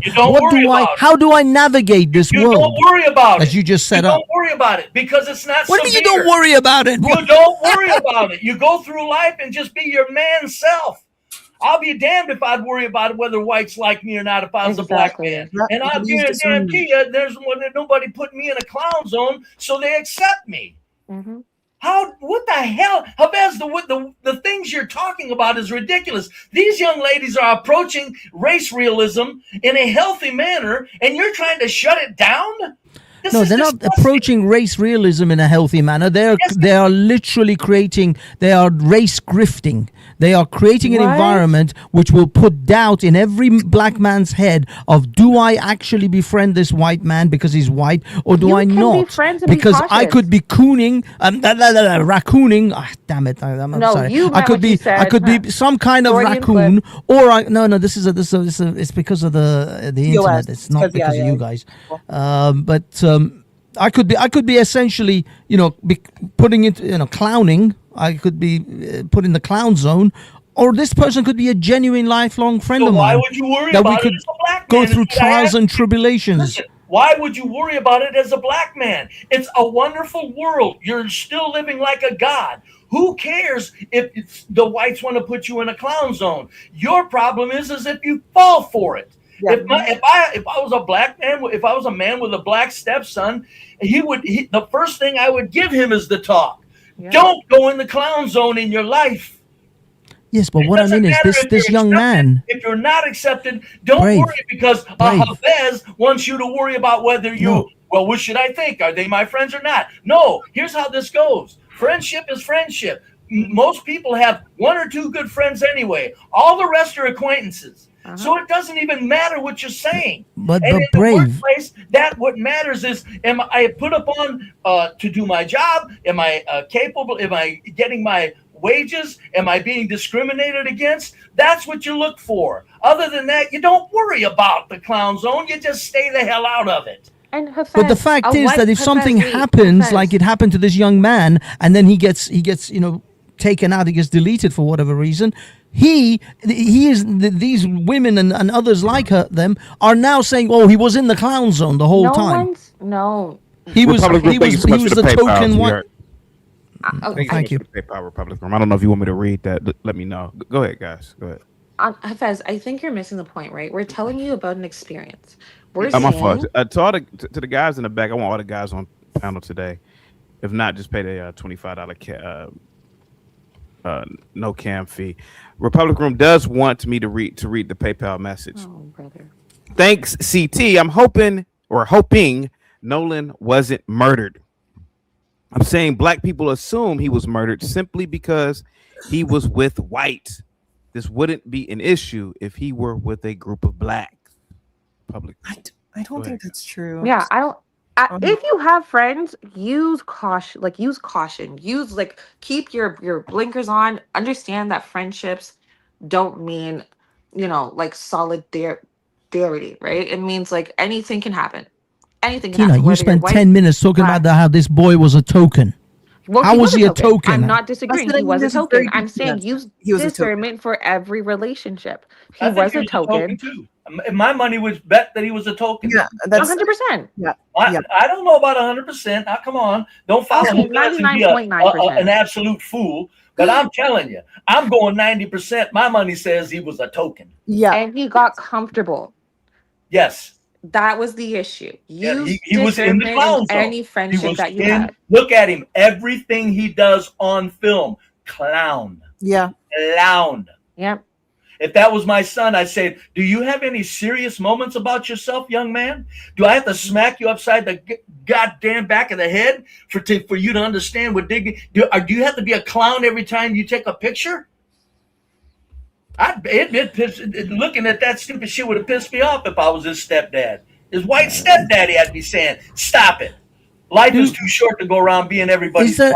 Is there a clown zone if you're the only white guy amongst a bunch of black friends? 100%. If you have 5 black friends and you're the white guy, you're the token white guy? 100%. Damn right. They're using you for your friggin' boat The or only something. problem is that clown zone isn't as damaging to that white man. Near as damaging. It's not near as damaging to that white man because he can go by. The black zone, when they get in clown zone mentality, they're fucking themselves up severely. It's a bad. minstrel show. It's a minstrel show. Yes, you don't want a black man getting in that frame. Black men are naturally have a good sense of humor and they're nice and they're friendly. Be careful not to need to be in that clown zone for acceptance. It's so sad. It's really crazy because I feel like Brave, literally as a white man, is telling you how race realism works. He's coming from the white community as a white man and saying, yes, this is probably conversations that he has heard in the white community. He's probably heard people talk about black men in specific ways, black women in specific ways. And you're just saying, nope, doesn't exist. It's incredible. You're hearing from multiple people that these things are actually happening. And you're just like, nope, it's not. You're living because he's comparing it to himself. And you did not live the same experience as a black person who has. Sorry to tell you, great, you got accepted in fucking the UK. Amazing, right? We're telling you, living in a predominantly white neighborhood as a black person, use discernment or you're going to be viewed as a token. I'm just going to say because you guys are shifting goalposts. No offense. First of all, you're talking about this young man and you're projecting all of this. That's why I said at the beginning, you're projecting all of this onto this man. But you also said earlier, you're also not really seen as an equal. I'm sorry, if they did a deportation across Europe, you'd probably be a part of it because you do come across as Arab, right? Exactly. You understand you're also not I am a foreigner. That's what I keep saying to you guys. I illustrated it's not Randy. It's not Paul. It's not Fez. That you could potentially be a token in certain groups of people. It is not insane to think that. That is a reality for you and other people. the thing is, what I'm trying to point out is that, first of all, again, You don't know you're what you're projecting talking about, man. experiences. That's what's sad No, about it. because I don't think you guys do. I think you Oh, guys yeah, are no, hell, I'm projecting 71. I've been around tremendous racist amount of bastards all things my fucking life. onto I don't know people. what I'm talking about. Yeah, no, I'm sorry. I totally don't think you know what you're talking about when it comes to this particular issue. I think that you guys are projecting a lot onto this black guy, and if it was the other way around, if it was one white guy and amongst a bunch of black friends, you wouldn't be pointing out the same things. You wouldn't be like, oh, his black friends just killed him because he was a token No, I white would dude. still think it's weird. If a white friend went missing and these black guys went to shore, didn't call his parents until 11, took his phone, delete stuff off his phone, I would say they probably something happened. Lock him up. That's easy. There's no way. Lock them all up. This It's whole- the the whole- the same whole thing with situation the is weird. Carmelo and Anthony stuff, right? He was never gonna be free. He killed No. somebody. I was never supporting that, right? Again, we can decide whether or not something is right or wrong. We know truth and fact and truth and like a lie in the gray area, right? He was a token black friend. He got comfortable. His friends went back to shore, deleted stuff, and did not inform his parents. That is Until fact. 11 o'clock. They informed That his is mom. fact. One friend called at 11:07 p.m. What I'm saying is that kid You was had time to for delete hours. stuff off his phone, but not inform his parents. No friend takes your phone with them because they don't know how to contact you. There's no way to contact you if you're left on an island. Exactly. That in itself is weird. What we've seen is, and you always hear the stories typically, is yes, young black kids should be careful being in predominantly white groups. People aren't saying that to be racist to white people. Well, now They're hold saying on, all girl. white people Hold on. are You know evil. what? You know what though? That's getting overplayed too. I Hold on. Let me say this. That's getting way overplayed. If this isn't 80 years ago, young ladies, this isn't 80 years ago. It's not even 60. Come on. Now I get what you're saying. You got to be careful no matter where. No, a black man in a group of white people doesn't have to worry about getting deleted by I any think white. there should still be discernment. I think you should No, still yeah, there should be discernment for the dignity of your personality. But as far as your physical danger, no, now you just lost your race. In my opinion, from what I've seen, also based on historical data, what I still tell my children, especially if they're in predominantly white groups, hey, have some discernment, be a little more careful. They might not be as caring about your personhood. Yes, Exactly. it would Because tell we me don't understand. same Let's say conversation this. my parents had. Where would your kids be safer? At a I all-white, think on when an it comes to all-white, friendships, right?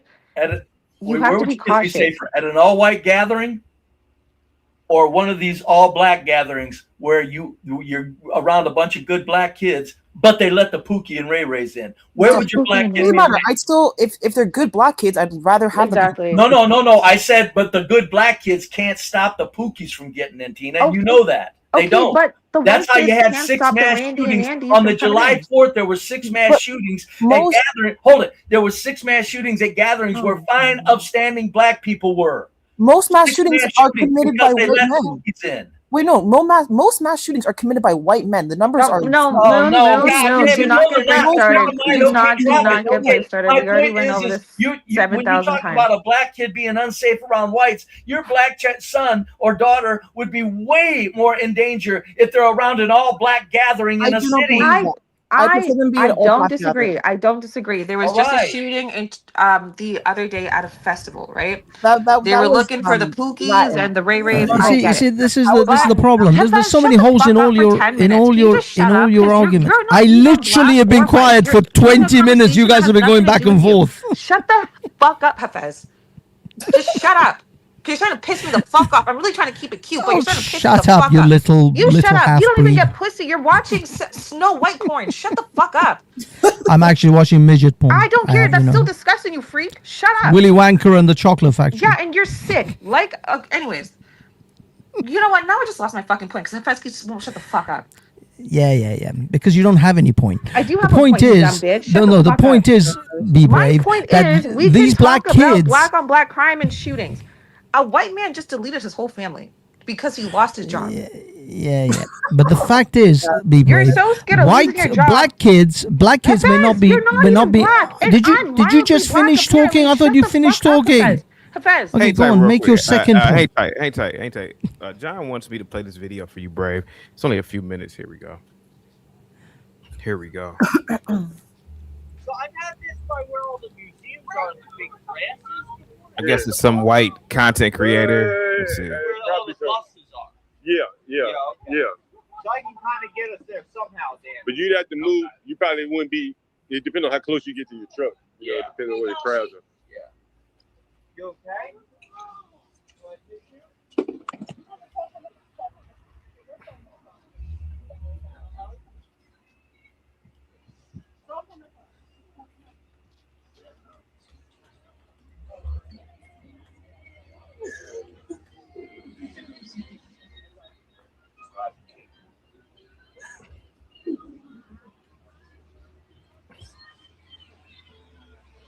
I'm sorry. Is this a white woman hugging this black guy? I think it's a white guy. Or Yeah, it's a black woman hugging a white guy. I think it's a white guy. Yeah, a black woman. That's a woman. Yeah, black woman. I mean, With the pink hat. A black woman hugging a white guy. Yeah. For a long time. Sorry, is there any context? I'm sorry, I'm confused. No, John. I have no idea. No, John's just trying to start trouble with his troublemaking ass. That's all. Because he knows that. My point has always been that when blacks talk about white women won't leave black men alone, I'm going, just be lucky that white men don't want your black women. Okay, and this proves it. Let a black woman let her guard down around white men that can get women. This guy probably not so much in that category, but yeah, when a white man that can get women, he's going through any black women he wants. And he don't want her. She's crying because the white guy doesn't want her. No, she's crying. She's crying because she's sad because she got a lot of stuff off her chest and on that phone, and the white guy consoled her that, like, go ahead, let it out, because she was talking about her miserable life on the phone. This phone is something where you just say anything you want into the phone, and that's what that was about. Oh, it's like a nice exchange. I'm confused. It was a nice exchange. Oh, there. It's like this, like a sidewalk therapy session. Yes, exactly. Yeah, and you can walk up and say whatever you want. The black woman got it off her chest and then hugged him for a long time. I see. And then she went and hugged the other woman. Okay, this doesn't make any sense whatsoever to the points we're making. but look, before Tina left, and thank God, the point is, be brave, that you're right, that maybe a black children at a white cookout may not get shot, but they may get Jeffrey Epstein. That the percentage rate on that is far higher than getting shot. I would say be absolutely careful no matter where you're at with that. I've got 2022 statistics that show a larger percentage of blacks are arrested for child predator crimes than the percentage of whites that were arrested in 2022. In fact, it doubled. The percentage of blacks arrested for child predator crimes doubled the percentage of whites that were arrested for child predator crimes. Seriously? 2022, look it up. Child predator crimes arrest. That's in the U.S. Yes. So you're saying that 13% of the population committed more I said a larger. Listen to me again. As a per capita percentage. The percentage of blacks that did child predator crimes in 2022 arrested for it doubled the percentage of whites that were arrested for child predator crimes. Doubled, not beat or won by 0.1%. It doubled 0.2% compared to 0.09% of the whites that were arrested. 0.2% of blacks were arrested for those crimes. Yeah, but that you do realize that the enormity of that, what you're saying, right? You realize because the blacks in America, the stats. If your stats are correct, you got to realize this. If your stats are correct, that if percentage, as in not according to per capita, but just on the face percentage, the blacks committed twice as much child predator acts. As many crimes. The percentage of them doing it was twice the percentage of the whites doing it. It was 80. Yeah. Okay. So if it was 10% for the whites, it was 20% for the blacks. No, it was an example. 0.2% for the blacks. 0.2% of the black population was arrested for child predator crimes in 2022. 0.09% of whites were arrested for child predator crimes in 2022. It's But if that is the 0.2%. case, Listen, I'm not finding 0.2% that online. I'm sorry. to 0.09%. yeah, but what I'm trying to tell you is that if that is the case, per capita, You could go there. the blacks are overwhelmingly committing this crime. Yeah. Far because they're only 13% of the population in But total. when you go per capita, it breaks it down to I think the percentage No, expression. but that would mean that. Listen, I'm listen sure to this me. is per Hey, capita. I'm There's got to be some sort of per I capita. think the percentage expression is better than a per capita expression on this matter. Real quick, Republic Room with the $5 super chat. Oh, the black listen to woman this. has no actual interest in the white man she hugged, but with Mr. Candy and Steven, it's about degrading black women. Always a catch. Guys, get the likes up. Go ahead, guys. Who's Mr. Candy and Steven? I'm sorry. What did she mean there? I don't know who's Candy and Steven. Okay, I'm Go sorry. I ahead, got confused. Yeah, no, I don't know. We can go back to thing. I do think we're getting a little bit lost in the sauce a little bit, but it depends. And I was going to comment on this case here, CT. Go ahead, buddy. Something is real goddamn weird here. Real. I would agree. This it almost makes me think that there was foul play, or why? Because if there wasn't, do you see how the people that are innocent are so quiet? Yeah. Too quiet. If that was my sons being accused, I'd be in the media saying, "You black filthy motherfucker, shut your fucking mouth. My son didn't do that, you pieces of human shit." Now, I don't expect their father to do that. He's got more class. I'm talking bottom feeding trash shit. But I'm telling you, the fact if my sons were innocent and this was being played out, I'd be all over the media. They'd have to shut me up. I say, you ain't shut me up. And if they tried to shut me up off the media, I'd scream somewhere that I'm being shut out of the media so they can play this up for racial division. Something ain't right here at all. This is pure grade A race strategy tension. Yeah. Grade A. PSYOP level shit. This is ridiculous. All of this puzzle and all of this and the autopsy and what the hell? You think there weren't conclusive, obvious things immediately? Get out. And the kids that are innocent. I'm thinking, and again, as I said when I was up here with who was it? I forget her name. The black woman up here. If there's some white cover up here, you think I want Ben Crump on this? I want somebody that speaks like a damn expert black man that's got brains. If there's something serious about a cover up on this case, Is this a different case? You handed us Ben Crump. More jokes. This has got okay. Let's all agree on this. Has this not, in a grade A manner, top shelf racial division? Is this a different case we're discussing? I'm sorry. No, it's not. Oh, See, Nolan Wells. Yeah. Oh, okay. Sorry. When I saw the other picture, I was confused. I'm sorry. Isn't this grade A? No matter what, hasn't this for the end result turned out to be grade A race division? D9th with the $5 super chat.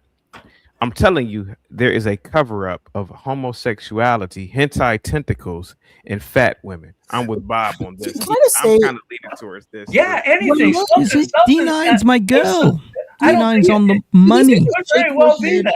Do these people shake Something their ain't head? right though.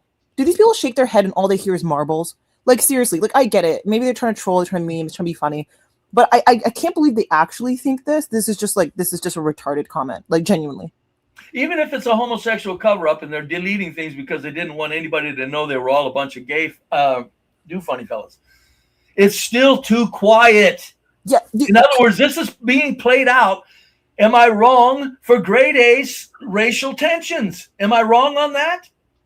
Doesn't it appear to that? Anybody? Is it like missing people?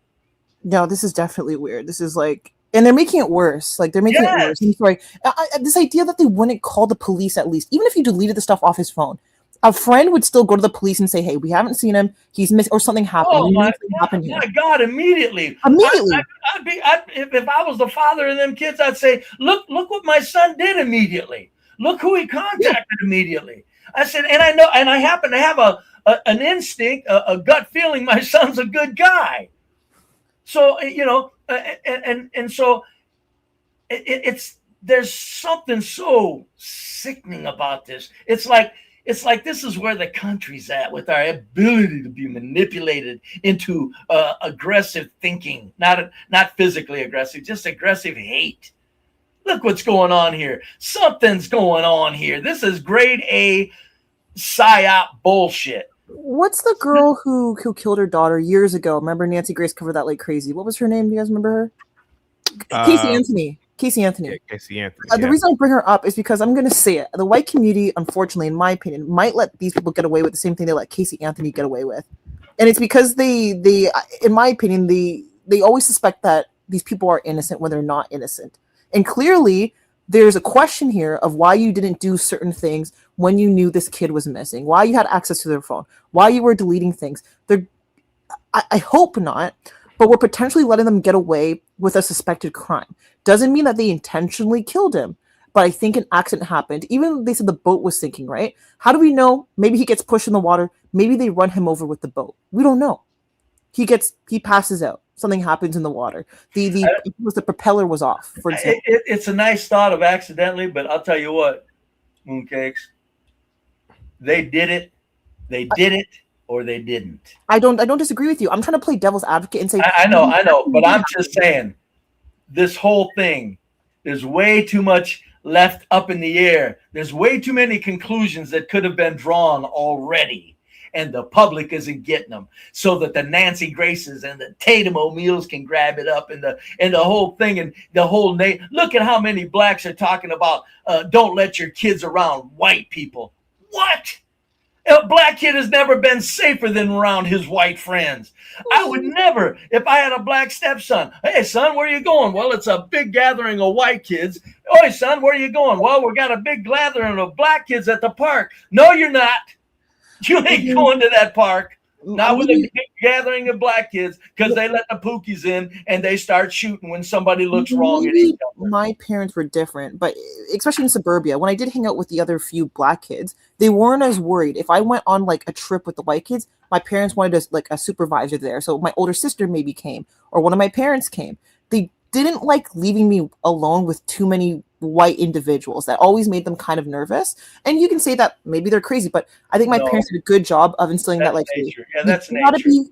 you gotta be kind of careful, but also you gotta remember, I would say white parents, at least I grew up with, don't have the same culture values as I would say other black kids in regard to always being around their children, always being involved, questioning things, checking like internet stuff. That was just what I saw with other black suburban kids, that our parents were always super heavily involved compared to the white kids where their parents were never really there, right? We had access to the alcohol cabinets. We had access to whatever we wanted to do at these white kids' house, and you'll hear about it, right? The way they'd cuss out their parents. It really just isn't the same.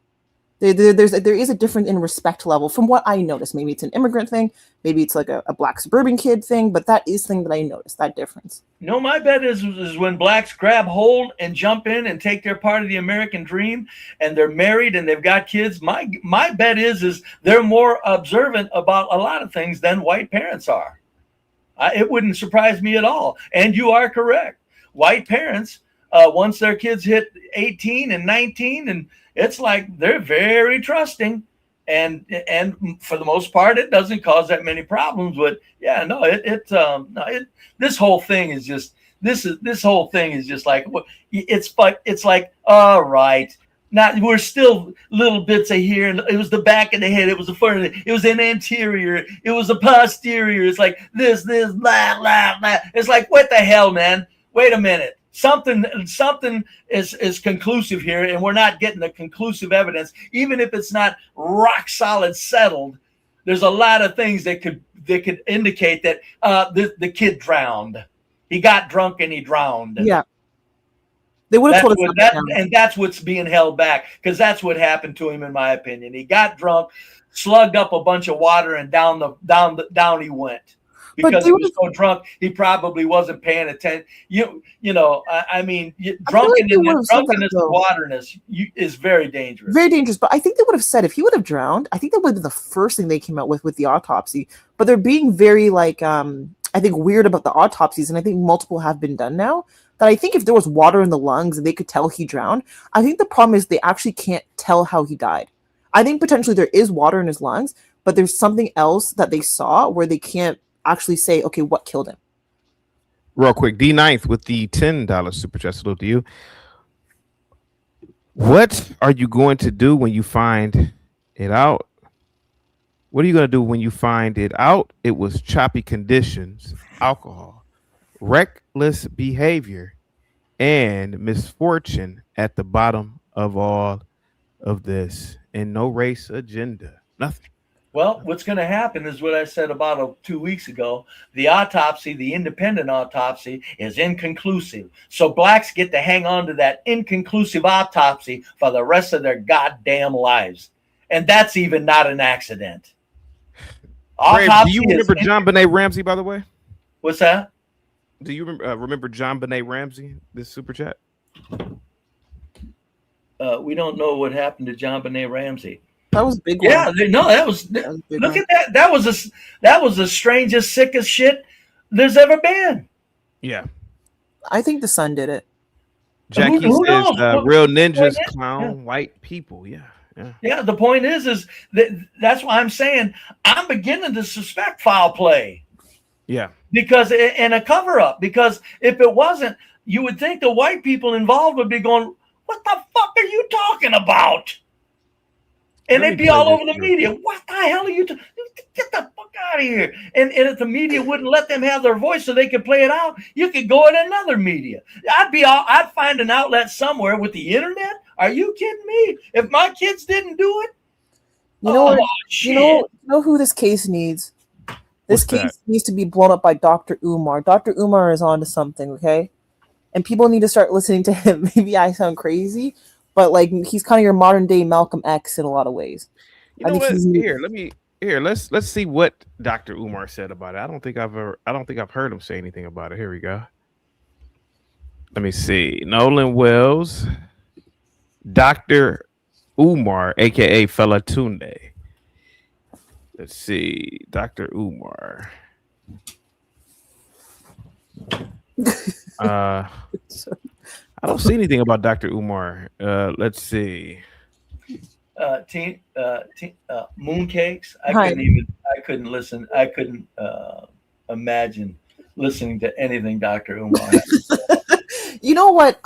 Just simply because, listen, there's blacks that have decided they want to see them some white murderers. They want this. So. They're going to do it no matter what. They're hanging on. Even when it comes back, sorry, folks, he drowned. It's going to be the rest of our lives. We're going to hear Black Wall Street stories. Look at what happened to Nolan Wells with that inconclusive autopsy. I guarantee you, this is a psyop. But I think we on the highest order for division of race. I don't see any videos he's made about it, so I don't know. I was just saying you know, given his perspective, I know a lot of people disagree, and by the way, I don't agree with everything he says. Just to be clear. Yeah. But I think, you know, when we got into the thing about tap dancing earlier and things of that nature, you know, I think it'd be interesting to hear his point of view regarding the situation, and I hope one day he'll come out and say something about it, because I think that, you know, he speaks to these issues. And the fact that, you know, Nolan Wells probably wasn't safe with these individuals. And perhaps if he was hanging out with a different group of individuals, he wouldn't be, you know, gone. He wouldn't have been, you know, dead or murdered. I just think, you know, Mississippi, once again, it's a pretty red state. It's has some issues with race relations. It is very possible that maybe they didn't, once again, intentionally kill him, but they didn't really care that he died. They were going to stick together anyways. That's all the point I'm trying to get to, that perhaps he's needed in these scenarios, and black kids will start to understand this. Well, at the very least, an accident would be an accident. They didn't do it. He fell over, hit his head, drowned, maybe on their boat. Maybe they, why would somebody watch a friend, even though he's a clown zone friend, why would somebody watch a clown zone friend fall and damage himself severely and not do something about it immediately? So they didn't see it. But we don't know that, because some people. Well, I know we don't. I'm just saying, either the logic says they didn't see it, or the logic says they did it. Well, it is very possible too that maybe they pushed him, right? Which this would still be an accident, and he hits his head, for example, right? That still would technically be an accident. They didn't mean to actually kill this kid. He hits his head. He's not waking up. They're trying to shake him to get up. They don't know what to do. They dump his body. I'm just saying it's another very big possibility, and we can't assume that people will act within the empathy that we have for other people, right? That they would make the same decisions that we would make as people who have empathy. Of course, I would hope that most people in the situation would call like an ambulance or police or something, but you'd be surprised a lot of people also don't, because they don't want to get in trouble. These are what, 18-year-old boys? 18-year-old boys who think they might be looking at 25 to life, for example. They might be thinking, well, this kid isn't worth it. You might as well dump the body and make it look like an accident, or he drowned, and everyone stay quiet, right? It's really not impossible to think that could happen. No, it's not at all. It's very possible that, like you say, maybe they were clowning around and he got hurt and they didn't want to talk about it. But in the end, I still say that this is some strange stuff, and it just goes to prove that what is with people not understanding where we're at in life period, to where they'll take something like this and use it to divide the races at the bottom and divide the peasants. I believe in segregation to an extent. So you know what? If it divides the races, maybe that needs to happen in a lot of ways. Well, no, the divide needs to happen on an intellectual basis, not on a hate basis. This is just a divide. Who's getting divided here? The blacks that want to see whites destroyed, and the whites that want to see blacks destroyed. That's not a good direction to go in the pursuit of segregation. I mean, that was always a thing, and I think that was always going to get worse. Yeah, but they're fueling it right now to where it's like this is something ain't right. People want something's real. Something's here. Let me play the press conference. They had a press conference earlier this morning. Give me a second. Here we go. 911 is called. They come. The police get there. They tell them that he shot himself, that they were playing Russian roulette. That's what they say. They say, this the gun. The police retrieve the gun, and then they take their word as the gospel that he shot himself. They don't do gunshot residue on the hands of Tyler or nobody else. I mean, basic investigation 101. If you say he shot himself, when you bag his hands and when you test it for gunshot residue, but they don't do that. And you're going to hear from his grandmother and his mother as to the explanation, the implausible explanation that they offered them. And the fact that the gun, President Mariel, that they claimed he used to shoot himself with, the police, after they do analysis, it does not match the casings that they found on the floor to where he shot himself at. So still, they are taking their word for it. And it's 7 days later, right, Miss Nisi? 7 days later, after they then say, who all was in the house? They have to identify everybody who was in the home. And then they have to track down, well, if this is not the gun that caused the death of Tyler Smith, well, where's the gun at? So they have to go investigate, and they go surround one of the young men's houses, Lee Merritt, and they surround the house. He doesn't come and volunteer after knowing that they're trying to find out and get evidence about what happened to Tyler Smith and come forward voluntarily. They have to go to his house and surround it, and then he comes out and finally he volunteers that this is the gun. Think about that, Kathleen Trigg. Just think about that for a second. You would think after all of that, he is surely going to be arrested and charged with killing or being in some way responsible for the death of this 18-year-old young black man. But no, he is only charged with tampering with evidence, correct, Ms. Nisi? Nothing more. and nobody in all three of the questionable deaths of these 18-year-old young black kids, nobody has been held accountable in any way. And so that's why we're here saying that we are not deterred. We're not going to let you sweep it under the rug. We're going to get to the answers of what happened to Nolan Wells, what happened to Daniel Irvins, and what happened to Tyler Smith. 3 18-year-old black boys in a 3-month period around 4th of July, 2026, who all were unalived in very similar ways as Nolan Wells. And I'm very thankful to his parents for using the attention that guys, feel free to stop it whenever you want, okay? they were given and blessed with to also give attention to these other 18-year-old black boys. Thank you, Christine. Thank you so much, Elmore.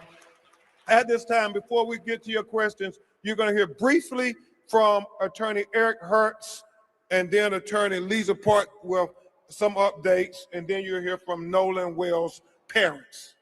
Attorney Eric Hertz, a great civil rights lawyer. Thank you for showing up. I have some brief updates on the Nolan Wells case. We have been working with the district attorney. We've gotten a letter back yesterday, and she's willing to listen to some of the evidence we have, although we're having to still discuss her giving us back evidence, and that's something that we will see. The phones, not just our clients' phones, but the other phones that are involved in this situation, we are trying to coordinate and have come to a tentative agreement with the district attorney to go ahead and have them investigated together jointly with our experts as well as their experts. And I believe, if I'm not speaking out of turn, the FBI is going to also be present there. And that's going to show a lot of stuff that we haven't seen. I'm going to keep this short, but as I always say, and would like to say one more time, society is judged by how the most powerful treat the most vulnerable, and justice will prevail. Amen. Thank you. Thank you very much, Attorney Eric Hertz. And now you will hear briefly from Attorney Lisa Park, who heads up our Atlanta, Georgia office and has been leading on this effort for Nolan Wells. So today, I just want to recognize all of these families for coming here today, traveling here to Nashville, even family that's here in the audience. D9, thank you so much. I really appreciate you and all the love you showed to the channel. D9 with the $5 super chat. What if all this scrutiny draws attention to a dangerous area that needs to be prohibited so that less future tragedies occur? I'd say it's a win. Shout out to you. Think for just a moment. For these tragedies, they really just happened. They really just happened. And if you've ever had a loved one Who's this Chinese woman? that you've lost, I think one of the lawyers. I was going to say this is like a mix of. I do think we do know when it comes to people of color, they're when they're victims of crime, sometimes it's less likely to be investigated, right? But not only that, I also think it's lazy police work. You'll find a lot of cases that if police had done a little bit more, they could have stopped future events from happening, right? And so I think it's a mixed bag of, okay, how do we get police officers to actually properly investigate? Do they need oversight while they're on the job? Should we have internal investigators watching them to see how they're completing investigations? Which is honestly what I think they should do. If you show up to a crime scene and it is questionable, you hear about a suicide, for example, or can I say, I don't know if I can say that on here. You hear about that or be careful. Yeah. I think that it should be reviewed by an external party who's maybe not even connected to the police department to overwatch and see how are they doing these investigations. Because it's better, in my opinion, to overdo it than to underdo it, right? It's better to get as much evidence as you can to wholly prove that this thing did not take place than to have questions about it, because then people are, once again, less likely to trust the police. And so I think that's the frustrating part of all of this. No, Yeah, sorry, go ahead, Brave. I think the to D9's chat super chat. No, this isn't a win if they close down that beach or that island. It's not a win because right now they're using this to destroy, or not destroy, to further, or I should say, maintain race strategy. This isn't a win. There's something real creepy going on here. And I'm telling you, it takes people in high places to pull this off. There's something real goddamn creepy going on here, folks. And we're all sitting here like little peasants, pecking like chickens, pecking corn at the ground like good little chickens. What's going on? Oh, over here, over here, over here, over here. And everybody's looking. No, stop. Look up at the skybox. This isn't right. There's something. There's all kinds of information being withheld. There's all kinds of media energy being produced. And something's real creepy here. And you know what? I don't fully disagree because the reason why you also, even if you draw attention to certain things, you don't want them to prohibit certain areas because once the government has that much overstep, that much overreach, where they can say, okay, well, this beach is closed down. God knows what they're doing with it. Maybe they're pumping water for data centers. Then we're giving the government at that point too much control in our lives and having to be very, very careful about that, right? What we should do as citizens who pay taxes, I'm Canadian, so here, like I pay my taxes here, you guys pay your taxes in America. We should be pushing our government to ensure that police are properly investigating what they should be investigating to stop future harm. That's a nice thought. The only problem is peasants don't push anything. It's better for peasants to stand back and ask real questions. And even if they don't get answers, it's better than to try to push the elite to do something. I think, so what I'm saying here is, and D9 right quick, I understand that if the beach gets down, it's a positive if it's dangerous. My point is this isn't better than the beach. The race relations are being damaged here to where there's nothing good coming out of this.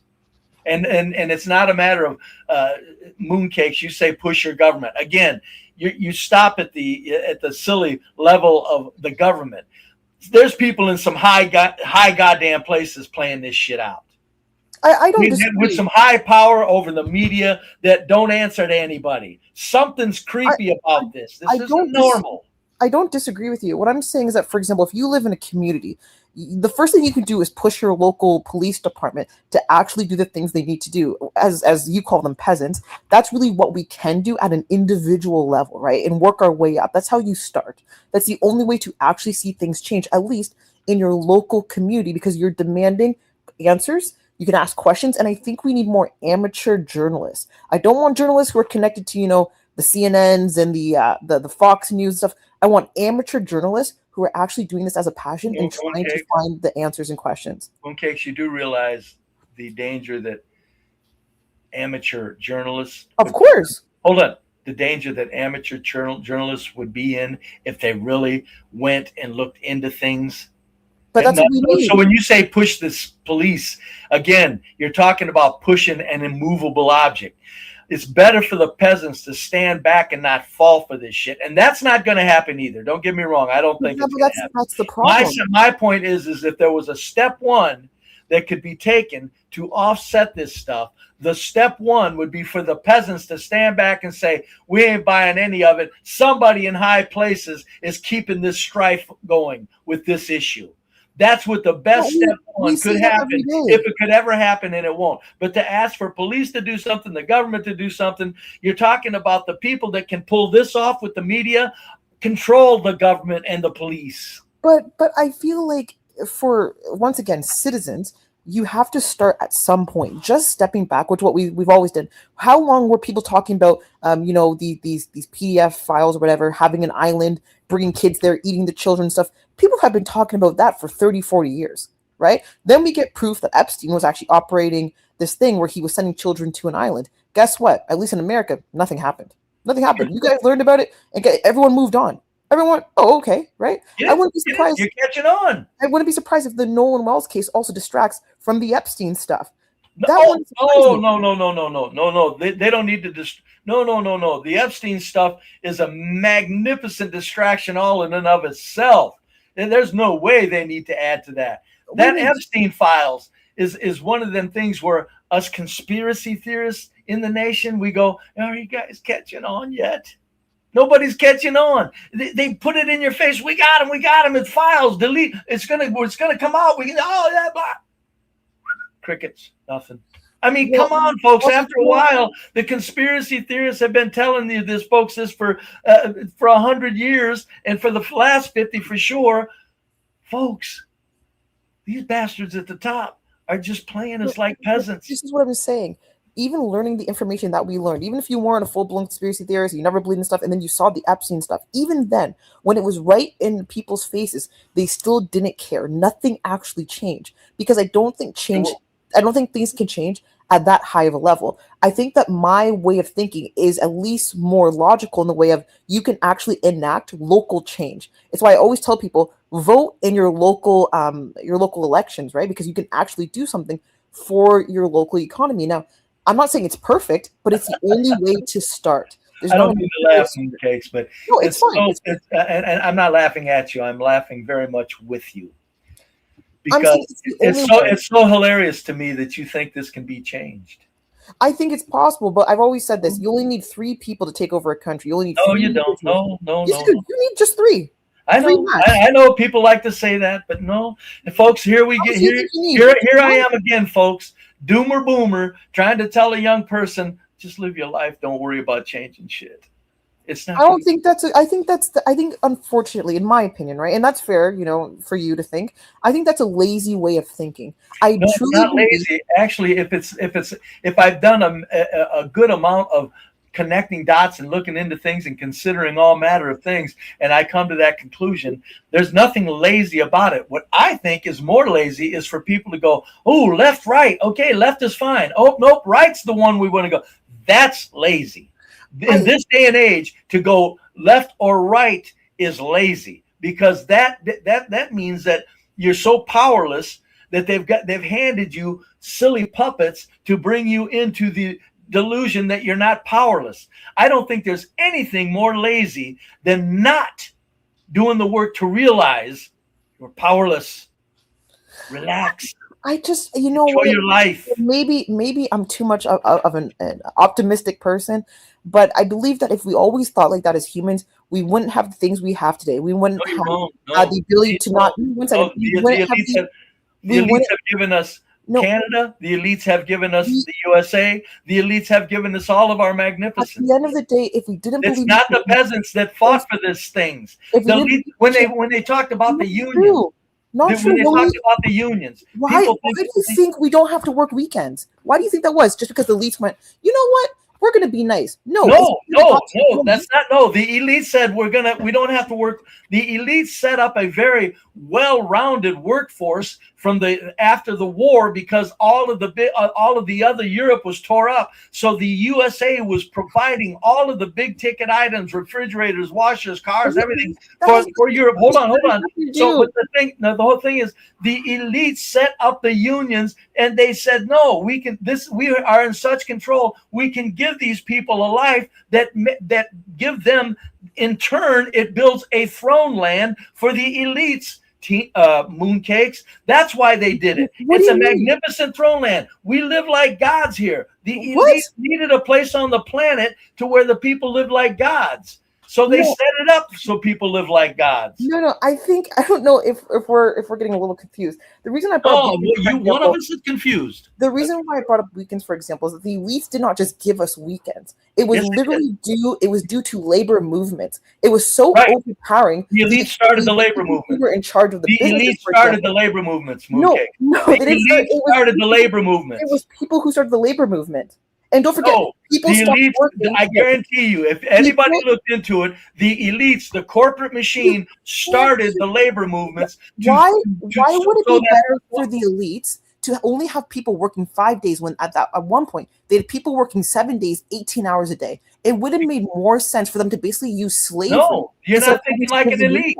You're not thinking like an elite. Do you want to make people that are pissed off at you all the time, or do you want to make people that are subdued, intellectually subdued, and very, very able to be controlled? So in other words, you play soft with them, and it benefits the elites because it creates a throne land that is very tranquil and peaceful where they can also live. For you to think that the elites, it would benefit the elites to work people like slaves is crazy, because hold on, mooncakes. That would really start a movement that they don't want to start. So they get ahead of it and say, look, rather than turn these people into mobs and dangerous people, let's, as elites, formulate a sensible existence for all of us, and that means we're still in control. So you're basically saying, I'm saying the people rose, they decided, hey, we're not going to do this anymore. We actually want something different. It became such an issue for business owners that they decided that instead of putting up with these people protesting, not coming to work, deciding not to work for us, you know what? We're going to give them their 2-day weekend instead to make them happy. That was a point in history where individuals who came together were able to actually change a system, because it all became a headache for who you would call you. Okay, well, you've said your piece. I've said mine. This is where I would be honored if you would say on this matter, one of us is a damn fool. No, I think that it might be me. It might be me. I'm saying one of us, if you think that the elites didn't get out in front of rabid humans and say, we can't treat these people like this and get away with it, I think we're going to have to share wealth so that we keep very solid control over them. And that benefits, because that same group of people, look what they did on the planet when it comes to taking over resources in third world countries. The elites and the peasants that were treated right went to war for the elites like good little soldiers, and went into places and literally robbed third world countries of natural resources in the name of freedom fighting. Somebody's got a super chat. CT, like a super chat came through.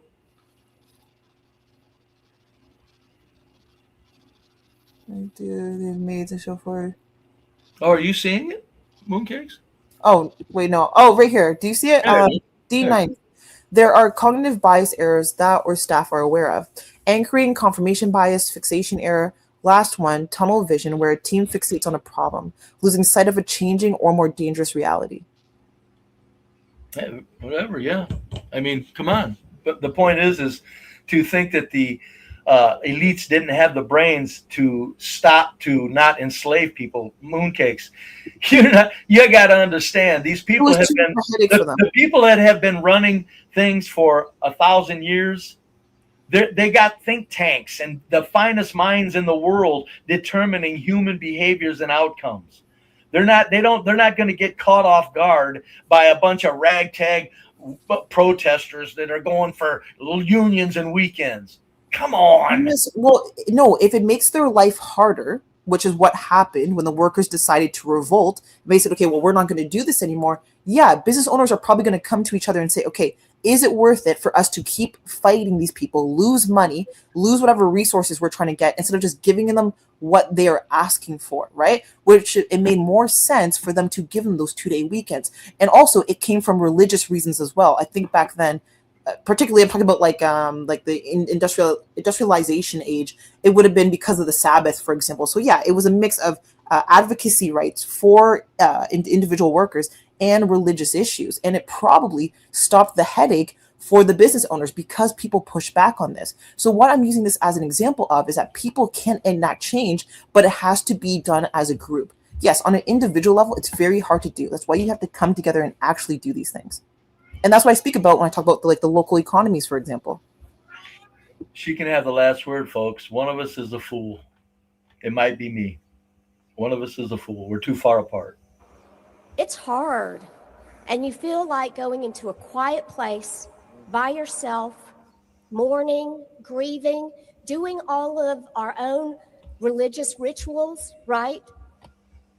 And so it's quite hard that these families have had to come into the spotlight to stand up for their children. This is not where they want to be. Stop it. And for those people... The hell? Go ahead, Brave. What the fuck's this got to do with anything? This is what I'm saying. Who in the fuck's she preaching to but black people that want to find more ways to hate whitey? This is what I'm saying. You think this ain't a psyop? You think there ain't people in the highest goddamn places keeping this shit running? Something's whacked out here. Come on, fellow peasants. I don't expect you to change anything. I don't expect you to, let's go get them and change things like our good little Mooncakes wants to in her naive young years. What I expect you to do is fucking in your own mind for your own life, snap out of your stupidity before you meet your maker. You can't want to go old and mature thinking this naive, stupid shit that you see on these screens anymore. Now, I get fully that most people can't comprehend past what they're seeing. But for a lot of people, there's not enough people going, this is all bullshit. There's not enough people doing that. And that's what I'm going, yikes. That's why I always say we deserve what we get. As peasants, we deserve what we get when we chase these silly mechanical rabbits around the track, rather than look up at the skybox and stop and flip them the fucking bird and say, we're powerless, but fuck you. We know you're up there. That's what a society would advance best right now if society just stood back. And there are a lot more people that are coming out and going, you know what? Maybe the conspiracy theorists weren't all crazy. So you're saying people can change things? What's that? So you agree with me? People can change things if they come together. I'm sorry. Say that one more time. I'm saying, so you agree with me? People can change things if they come together. No, they can't change things if they come together. What I said, if they, as a group, just stand there and flip the skybox off and say, fuck you, we know what you're doing. What that does is that gives the group dignity. That doesn't mean they can change anything. That means the group gets dignity. What's the point of dignity without change? It doesn't affect you. Even if they say, we know what you're doing. You don't understand getting dignity without change? But if we allow them to keep going, then to them, they're just laughing. Who cares? It doesn't matter. You still have dignity in that you're not following their silliness. The dignity comes in, like we were talking the clown zone earlier. It's the same thing. The peasants are in the elite's clown zone. Get out of the clown zone. Good damn analogy, Brave, by the way. Even if they get out of the clown zone, then they're changing something. No, they're not. Yeah, they're changing their delusion. That doesn't mean they're changing the power structure. That doesn't mean they're changing their ability to get in on things. That just means they've changed in that more peasants have dignity nowadays. But they can't change the power structure. If you start to notice things, right, and you do things in your life to change parts of that power structure, then things can change over time. There's a reason why, for example, you guys don't have redlining anymore. I'm not saying there's still not systemic issues, but because things can change over time if you fight hard enough for it. That just is a reality. The whole civil rights movement was an elite calming down of blacks. The elites know. The elites know. You don't get to just do things forever. Okay? That doesn't mean the peasants changed it. I guarantee you, here's the sad part. The elites sent their agents in to start the civil rights movement so that it didn't catch them off guard. It's like if you got a bomb, you want to take the bomb. If you got a bomb, it's a bomb. You want to take it to a controlled detonation.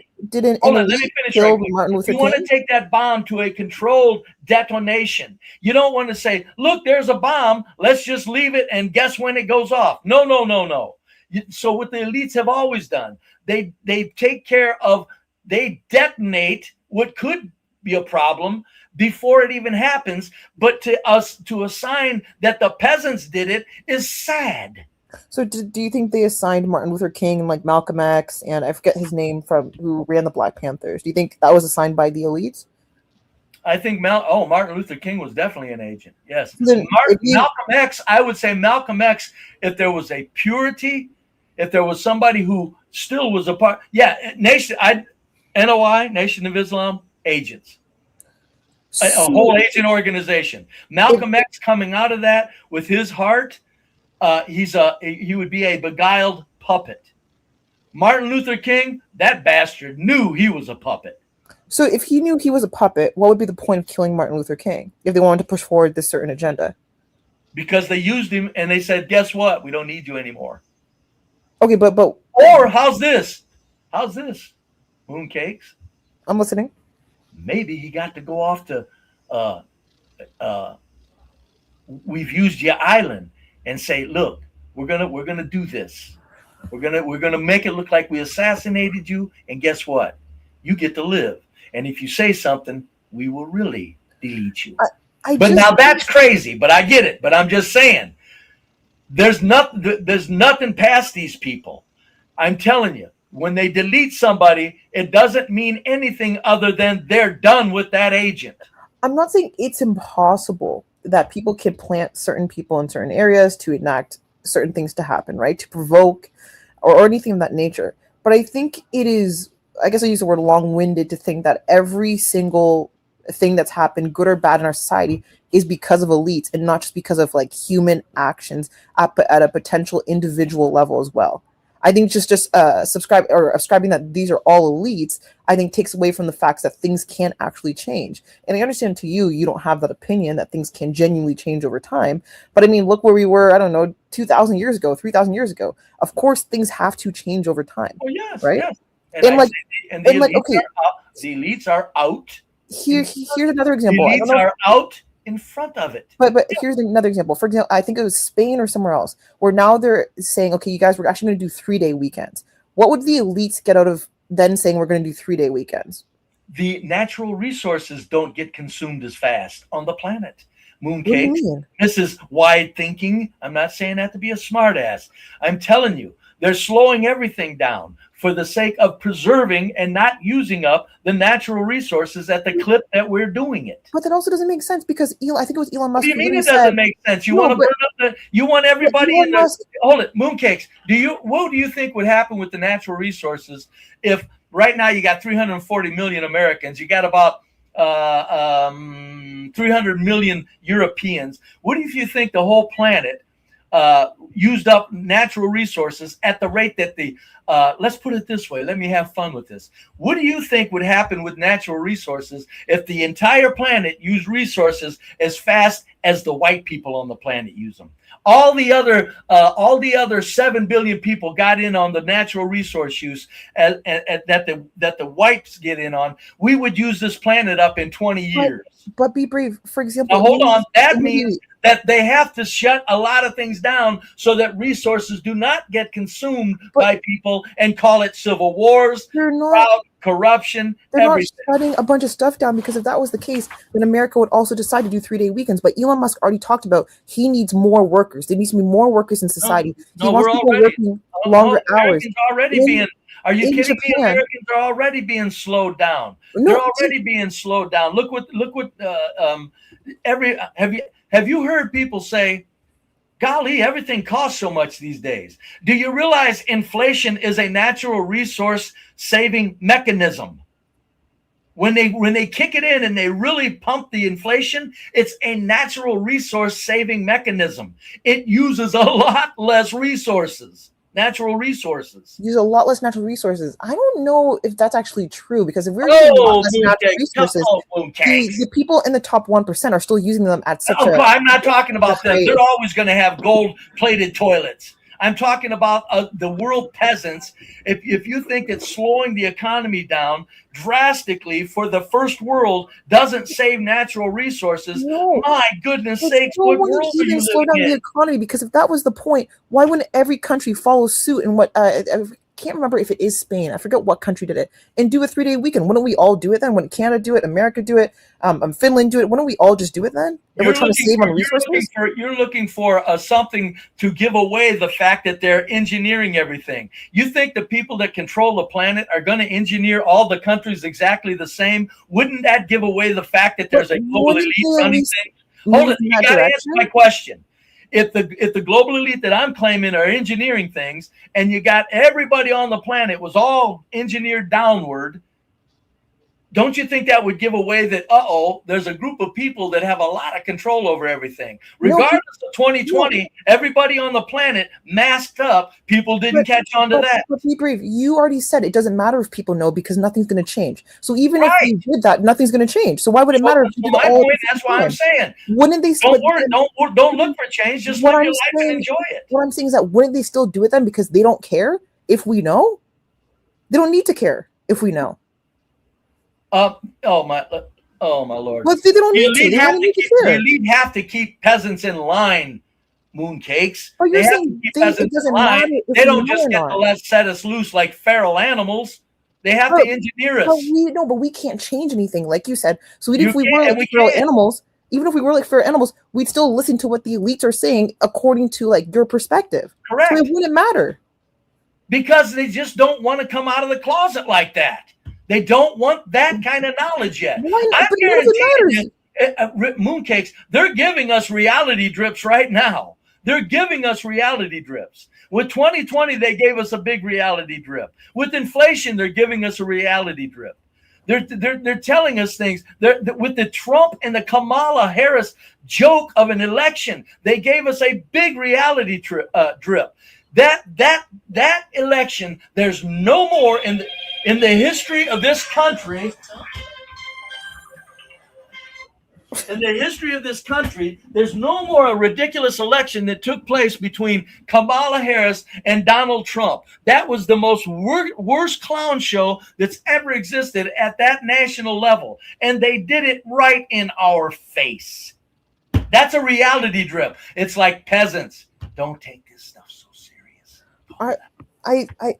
But again, we're let El Savage in. I think we have to agree to disagree here. Yeah. No, come on, say it better. Come on, we're so far apart. Come on, team. I don't think we're that. I'd be honored if you'd say one of us is a damn fool. One of us is a damn fool, to be honest. Thank you.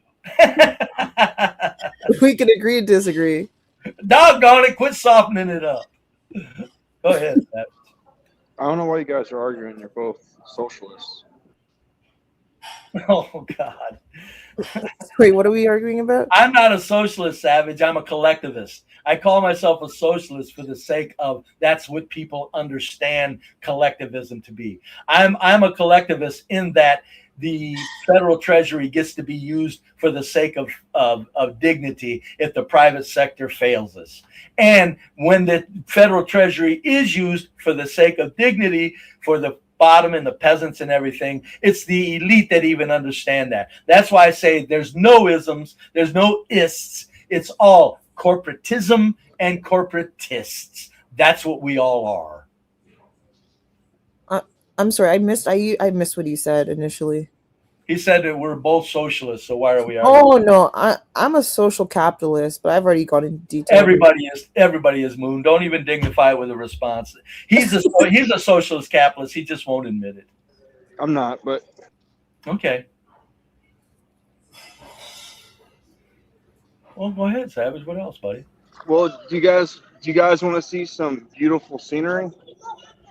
I'm looking out my backyard right now, Savage, in an all white, very tranquil, small town. I guarantee you, yours is very nice looking, Savage. But I'm going to guarantee you something, buddy. Mine is every bit as nice as yours. I guarantee it. Well, this isn't mine. I'm in Alaska currently on a missions trip. I thought you were talking about your estate, which is fantastic. No, I'm on a missions trip. Oh. I'm down in a place called Homer. Alaska is like the Yukon. Yeah, it is absolutely beautiful out here. So there's literally mountains on 3 sides of me right now. Do you guys have polar bears? What's that?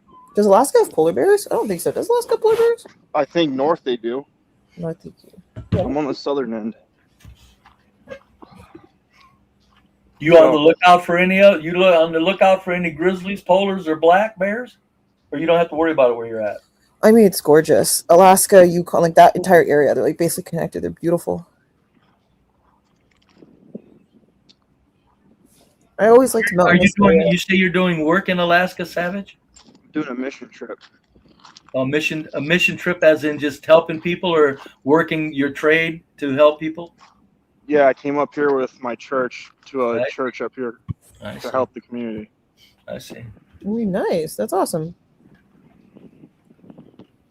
As a collectivist, I'm kind of thinking, wouldn't it be nice if we just didn't have to rely on charity because of the dignity that we should get, and things could fall into place. I think charity is a great thing. It's like humans coming together. Charity is something that was given to us for poison. Look, humans coming together, supporting each other, helping each other, building stuff for each other. other. Scale, you're correct. On charity on a small scale, you're correct. When it comes to charity, the way that a lot of people speak of it, not you, Savage. I don't know what you think about charity. I'm just saying the notion of charity for large scale things is ludicrous. It can't meet the needs. It will always fall short, and it turns tax-paying citizens, it turns them into beggars when they fall on hard times. So I'm gonna walk up here. I'm gonna keep walking up, and I'm gonna show you guys a glacier. You can actually see the glacier. I took a flight, and we flew over the glaciers. It's amazing. It's absolutely amazing. Yeah, in British Columbia, there's this cruise that would always go to Alaska that you could take. It like almost left almost every day. There was one going to Alaska all the time. So you go kind of see the glaciers and stuff since they're so close. Yeah, I'm out here on what they call the Spit. It's like a peninsula pretty much because Homer's a big fishing town. So there's a lot of fishing boats in a giant bay. Hey, that's awesome. Okay, Tina, I'll see you soon. Hey, that's awesome. That's actually really cool. It's cool you're doing it for your church. Not many people. Don't let me speak disparagingly. I get it, and I think you're doing a fine thing, Savage. I'm just saying, in general, the notion of charity is a poison to our species. There's in a civilized nation, charity should be for very small little things, like a couple of people getting together and building their neighbor's old porch for him or something. That's charity. You don't run a society, because a lot of people say that charities. A lot of people say this, including Rush Limbaugh, who I am so happy is gone. When he passed, I celebrated because of the idiocy that he speaks with and gets people to think like. But so charity on a small level is fine, but it's just charity on a large scale is the biggest joke on the human species that has ever been put on them. It really is. And again, no mooncakes. There's nothing you can do about it. You receive Social Security? Huh? You receive Social Security? Oh, yes. That's charity. No, it's not charity. Well, no, let him think it. That's what I'm saying. These people they're construed. They don't get it. You can't explain it. It's like arguing religion. There's no sense in doing it. It is charity. It's an agreed upon system where people said, you know what, this is going to happen, and the elite said, you know what, guess what, this. Hold on. It's not agreed upon. It is. You take the people that institute agreed upon it. You didn't agree upon it upon your birth. You're right. I didn't agree upon it upon my birth. You are correct. I work and pay taxes to give you money, which in no way benefits me. I don't receive any. You're not doing anything to give me money. Well, so I paid all through my years without ever being on the government dole. I paid all my years to somebody else so they can. Correct. And that was charity for them. No, it was. So that was charity for. I invested in my. I did things properly. That was charity for them. Again, this that was charity for them. That was charity for them. I got it. You're getting charity from the younger generation now. Yeah. That's charity. But it's agreed upon. The elites agreed upon it. You are correct. They set it in motion. They didn't do a vote on it. Savage is correct. But it's something that all of the peasants said, we agree with this. Okay, so I'm not sure how well you guys are going to be able to see this, but I'm going to show you the glacier.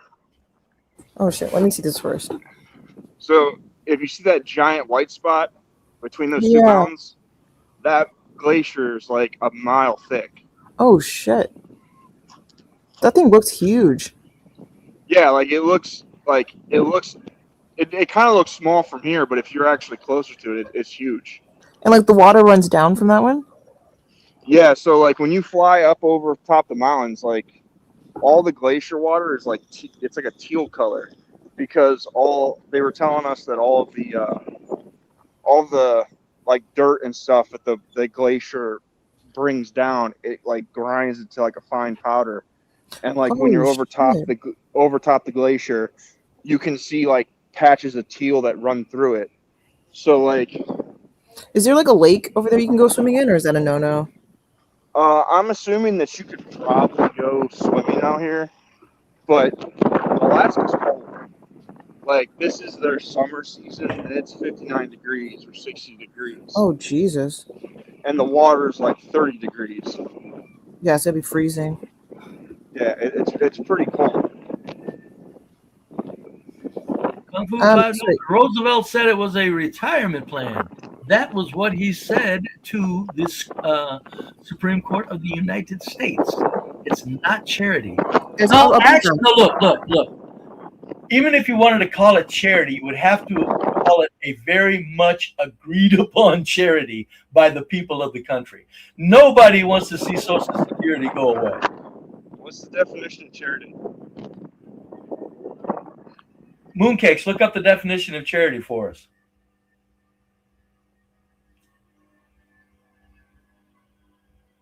If my guess, charity to me would be a helping somebody out, help somebody out of the kindness of your own heart, and maybe even out of your own wallet.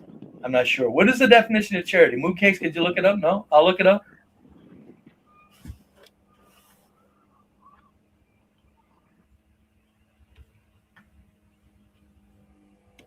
I'll look it up, Savage. Let me see here.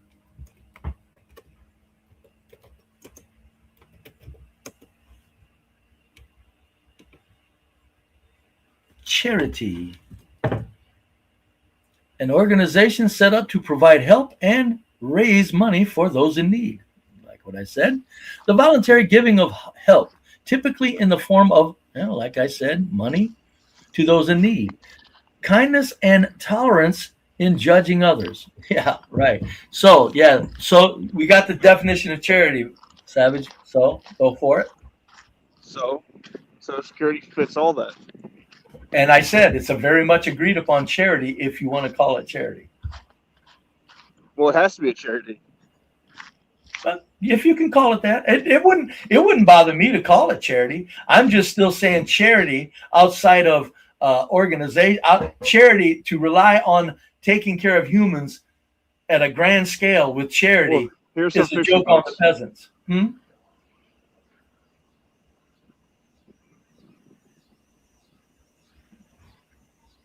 This is the capital for halibut fishing. But yeah, it's beautiful out here in Alaska. Could never live here, but it is beautiful. Why couldn't you live there? So the mosquitoes they have are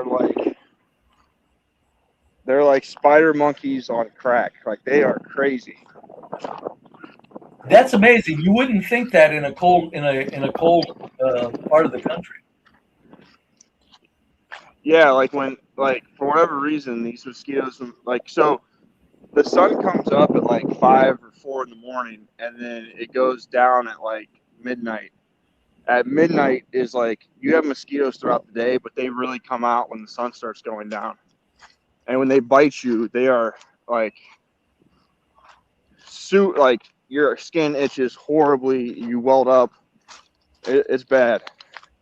Are they larger than mosquitoes in the States or in the bottom states? Well, I'm not sure about Florida or any of that stuff. I only know Ohio. They're the same size, if not bigger, than in Ohio. But these are a different breed of my legs and arms look like I've been in a concentration camp in Vietnam. It is horrible. Yeah. Well, ladies and gentlemen, CT, what's going on, buddy? My fault, man, guys. Kung Fu CJ with the $5 super chat. Roosevelt said it was a retirement. My audio. Yeah, that was what he said too. Hey.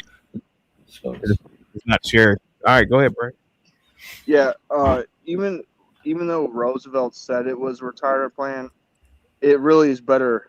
It's really better defined as either a Ponzi scheme or charity. Whatever it's called, it's probably one of the most sensible things that the human species has experienced in the history of human species. Definitely not. No, I know you think that, but it really is. No, it would have been if you boomers would have did something to make it last, but you guys didn't have kids. Like, you guys stopped having kids, so we have a population issue. And now when your parents were getting it, for every one person retired, there were 10 people working. Now for every one person retired, there's 3 people working. How do you think do you think have you ever heard him talk about universal basic income? Yes, you want the government to fucking No. This ain't. I'm asking you if you've heard of it. If you've heard of it, yes, I've heard about it. Martin Luther so King was talking about it. That would cost $4 trillion a year. Now, if they're talking about universal basic income, and it's $4 trillion a year, don't you think they're kind of letting us in on a little secret? The money's printed, folks. It's goddamn printed. This ain't tax revenues. Stop it. God, this is so sad. You think tax revenues are running this world empire? Woo! Well, yeah, so tax revenues is really just a way to allow them to print money. But regardless, even in your conspiracy mind, you can't just dump money. You can't just dump endless money into the economy, because the people that are in need aren't going to be able to buy anything with the money that they do have. Oh, no, you're right. You can get way out of hand. You can create way too many bums. You can create inflation that's off the charts. But the reality is it doesn't matter. They print the money. That's what we're running on as a global empire. Yes. Snap the fuck out of it. Yes, but again, I don't want to have to take 3 world barrels of money to buy a loaf of bread. That's not going to happen. When that happens, it's going to all be over, and they're going to switch the system to something to where it's going to be brutal. It's going to be a brutal switch. If the inflation gets ridiculous to where, and it's not going to, because all you got to do, folks, is you print money for the supply. That way you can keep printing money for the demand. That's what they're doing. It's not complicated. It's not. And for us to think tax revenues are running this vast U.S. empire and then the world and the world military. People really think that the military goings on the planet, how many bases we have? 100? Okay, slow down, Boomer. No, hold on. I'm just saying, for people to think that the U.S. global military operations are coming from tax dollars, you're out of your fucking mind. It doesn't even add up. Go ahead, So Savage. CT, I'm going to go to one of your favorite places. You've never been to Alaska, but if you came, you would love this place. It's called the Salty Dog. You have any sort of hint of what type of place this is, CT? What is it, man? You don't know what something would be called if it's a Salty Dog? No. It's a bar, sir. You know better.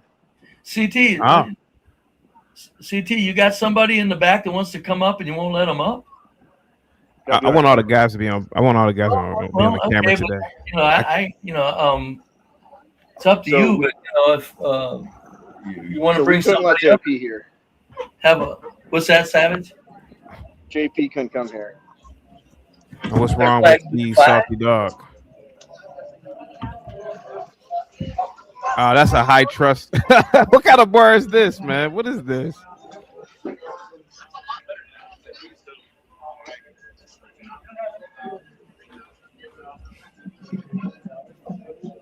That's a high trust. That's a high trust society.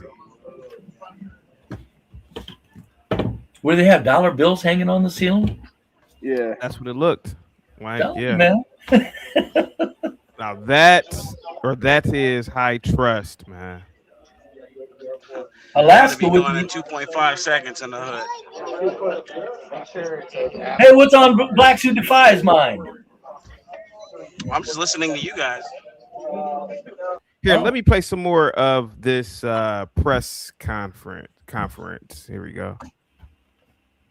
Somehow think that they want to be in the spotlight. I guarantee you, this is not where they want to be. Amen. For all of these families, for Their every guarantees single mean family nothing. member that is suffering through these losses. So I want to commend all of these families. I also want to commend them for coming together as a group, right? Because all of us, we are stronger together. Yes. We are stronger together. And there are so many unanswered questions for all three of these cases. But there's hope. And I see that hope because we do get calls. Yes. We have been getting over 100 calls a day. Wow. Who is Is she? this a press release? Is this a press release? Yeah, this was today. What the fuck are they Yeah, I releasing? saw this earlier. What the fuck It's are just they it's just a releasing other tour. than cheerleading? It's a world grievance tour. Yeah. They do this Yeah. all the time. So My that God, they're calling this a it'll be at press the front of release. our psyches. So it'll be at the front of our psyches, and we can all lament about it and have conversation about it. That's the whole goal. Their goal is to make money, man. Period. That's it. They don't give two F's about any of these young men who died. They don't care anything about it whatsoever. Least of all, Ben Crump. I mean, that's true. I mean, if it really boiled down to it, yeah. I mean, Nobody cares, man. Yeah. I'm amazed they're calling it a press release. I'm going, why don't you just call it a cheerleading session? Crying out loud, man. Yeah, you know. Who's called in? Because for every time there's a hater that's saying that these people just want the spotlight, when somebody calls in with some encouragement, when somebody calls in with some information, it makes up for that. Amen. Who is she the president of or representative of, mouthpiece of? These cases. I don't know. There's so many people up here. I think she's one of the lawyers. I don't know. I know the light-skinned blat was the president of the Urban League or something. So I want to thank. Oh yeah, Ellis, right? Yeah. Now, how many things? Name 5 things. Shit, name 2 things. The Urban League has championed and gotten done for any community, let alone the Black community. I couldn't tell you one. Yeah, you won't. And not the National Action Network, not the Rainbow Push Coalition, none of them. They've never gotten one thing done, but they have done in very fine fashion. They've been able to line their pockets with our and divide the races. Yeah. And divide the races. Yes. Oh, that's the number one thing, because and how create can you strategy, maintain how can you maintain this charade if you don't divide the races? So you're right, Be Brave, absolutely. Yeah. So that's why I'm saying there's something that's just gotten darn right spooky on this shit, man. There's just something that it's like, and like I said, I know most people don't like to think, but there's people in high places making sure this shit is playing out like it's playing out. And I mean high places. That's why I don't understand why that's why I'm saying that maybe there's some white guilt here, because the white people, it seems like they would be going, are you people crazy? You really think we did this? That would be my reaction. You really think my son, come here, boy, this kid killed another human being? I mean, there's just, imagine if somebody accused your fine child, Blacks Who Defy, of murder. I don't think you'd be this quiet as these parents of these kids are. I think they're prudent by being quiet. They've lawyered up, I'm sure, by now. And they know that speaking doesn't help you. Speaking in the public sphere or on any sort of public forum doesn't help you.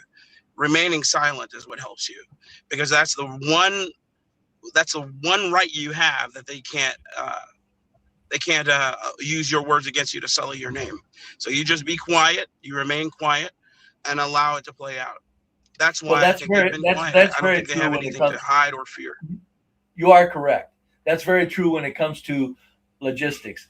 I'm just saying somewhere there's no harm in pointing out, you people are fucking crazy. My son didn't do this.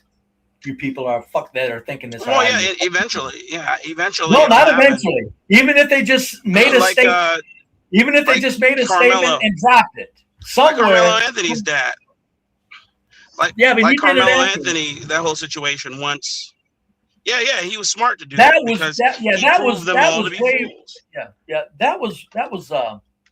That was a little more. That could have been. They had to prove that first. I don't think there's anything here to prove. All I'm saying is it's just that the kid drowned. There's nothing here to prove. That's why I'm saying you would think that the parents would at least once or twice come out and go, "Are you fucking people crazy?" Well, not even with any logic. It's not even about him being killed anymore. It's more so about defamation. They're trying to spook them into saying something, so then they can sue them. That's it. I'm telling you, that's it. They don't care anything about his death. I'm not saying the parents don't warn him, but where was the mom the day that his funeral happened? She was filing paperwork to sue his white friend's family. I mean, I'm telling you, it's a money grab. That's what it's about. If Ben Crump is on the case, he's never about receiving any sort of meaningful justice. It's about him lining his pockets, and that's it. Well, every time, man. I don't know why people. I know why we're doing this here. It's sensational, but yeah.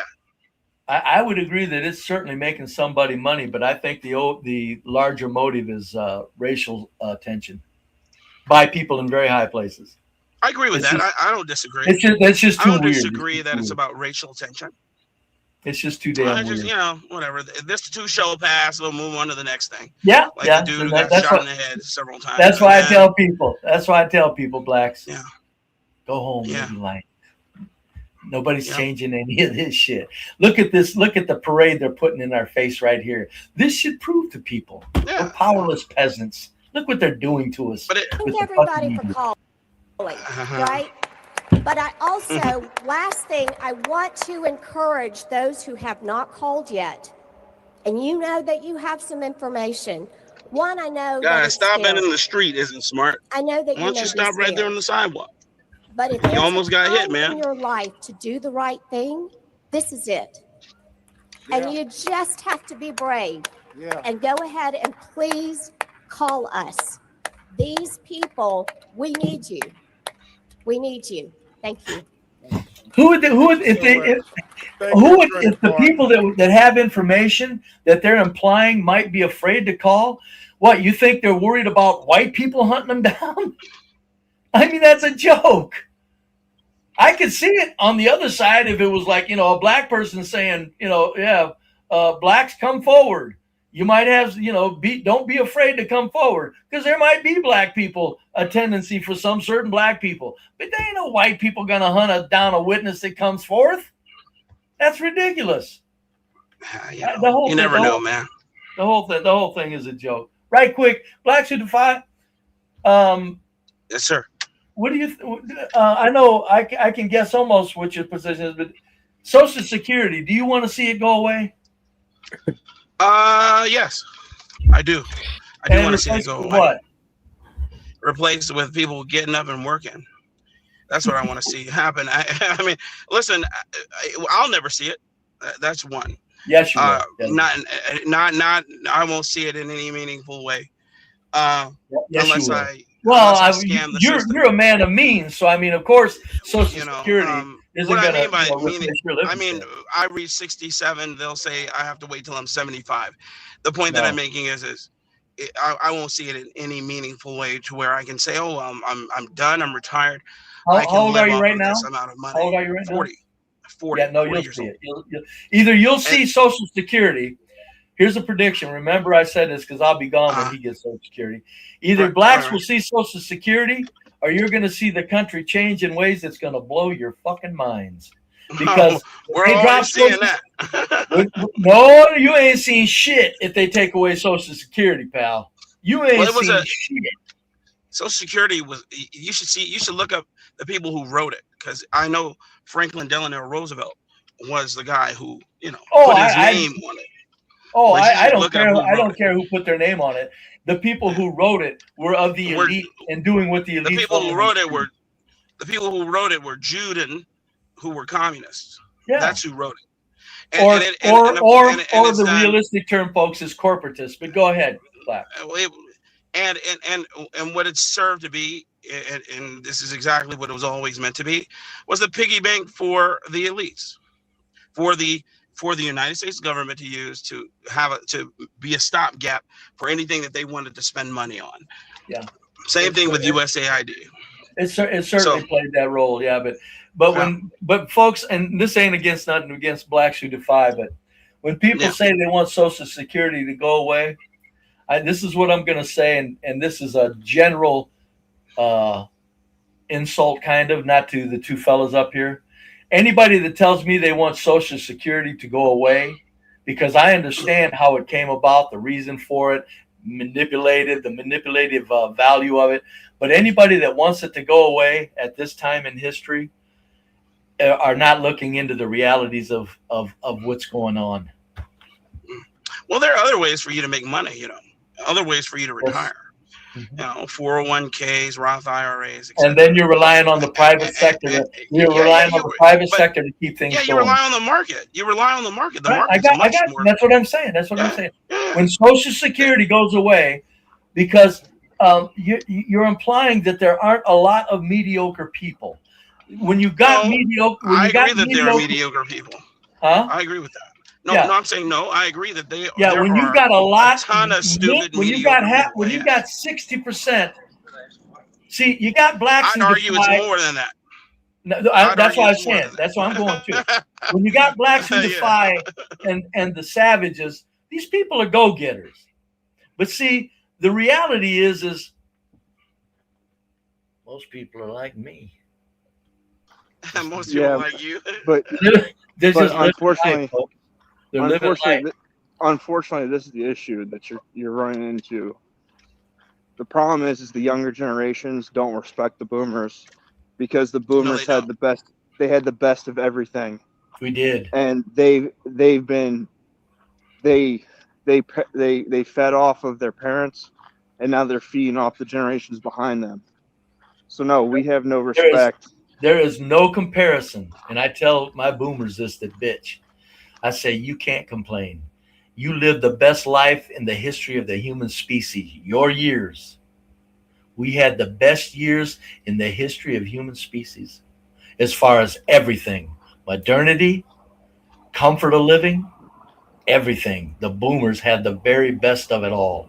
And the reason that I don't care if old people or people can't retire, if boomers would have put 5% of their money into the stock market, they would be millionaires when they retired. Instead, they bought 3 houses, 6 cars, a vacation home, timeshare, and then decided to retire on Social Security. Well, no, I think most boomers just did what I did. I think a lot of boomers had their savings in order, but they weren't. There's just people are mediocre, Savage. They're just mediocre people. Yeah, but unfortunately, the vast majority of wealth in this country is held by boomers. The most houses are held by boomers. The most people buying new houses currently are boomers. Mm-hmm. So, like, this mediocrity might be true, but seeing as you guys were the largest generation, you guys have the most amount of people that are buying stuff. The reason house prices are so high is because boomers don't want there to be more houses. They are doing things to make sure that the housing market stays high. You think the boomers have the power to determine how many homes are built in this country, Savage? Yes. You got to be kidding me. No. Okay, never mind. Okay, I got a question for you. How old is Trump? I think he's 78, 80. Is he a boomer? I think he's at the front end of Boomer. He might be at the Okay. tail end of the Greatest Generation or something like that. Okay, was No, Bill, yeah, he's a Boomer. Yes, as Yeah. in that group, yeah, he's a Boomer. Yes, was Bill Clinton a boomer? yes. Was George Bush? You okay? Carry on, because you can do that all day long. It doesn't disprove what I said. Boomers have no power. Boomers, hold it. The elites have the power. The boomers, you spoke of the boomers as a group of people, and I'm saying if you would have said a small group of boomers, I would have been more inclined to say, oh, okay, I got you. But Okay, they're so not. question. You said boomers as a whole, and I'm going. Yeah, so I'm going. Come on, man. So the majority of houses in the United States are owned by boomers. If they go to build an apartment building in a neighborhood, who are the people that are not working that have the ability to go complain to the city? Who are the majority of people that vote in your local elections? It depends on the region. I would suppose. Even in the city, the majority of people that the biggest voting bloc is the boomers. It doesn't matter. The boomers aren't. They're not adhering to boomer policies, folks. Listen, the boomers are as manipulated as you young people are right now. We were just manipulated for a different outcome of that era. They needed to do this with that time to gain this foothold on the planet. I don't care. I don't care about propaganda. I don't care about that. No. I know. No, the boomers pick themselves. I'll finish it. The Savage, boomers, boomers pick themselves every single time. The boomers are literally getting reverse mortgages on homes to leave nothing to their kids. Yeah. Boomers were as manipulated as we've always been. Boomers didn't get out of that. So to act like the boomers had some sort of political might that you don't have now is ludicrous. Nobody's ever had, no peasants have ever had political might. They've never had it.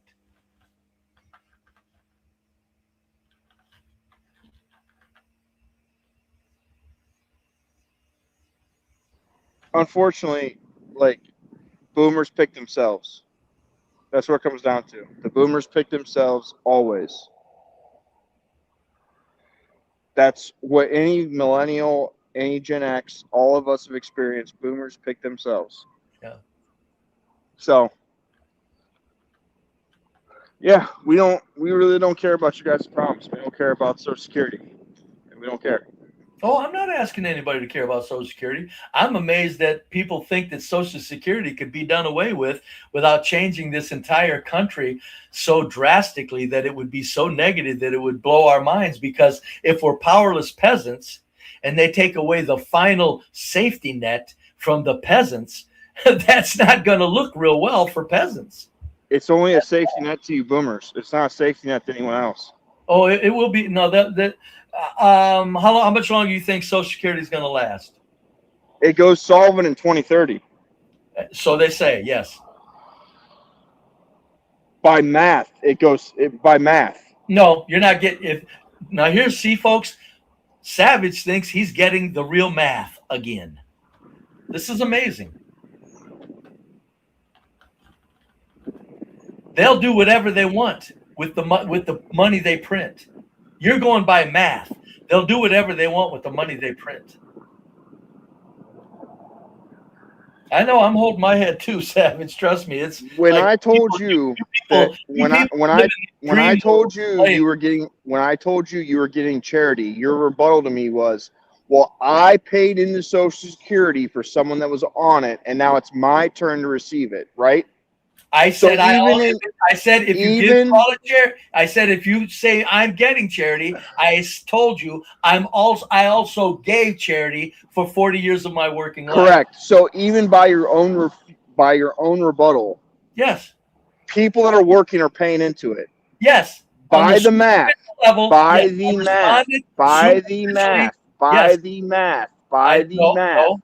No. By the math. That had nothing to do math. with my statement. What my statement is in this silly game, we paid into it just like you're paying into it now. Yes, and by the math, unfortunately, you guys are the largest demographic.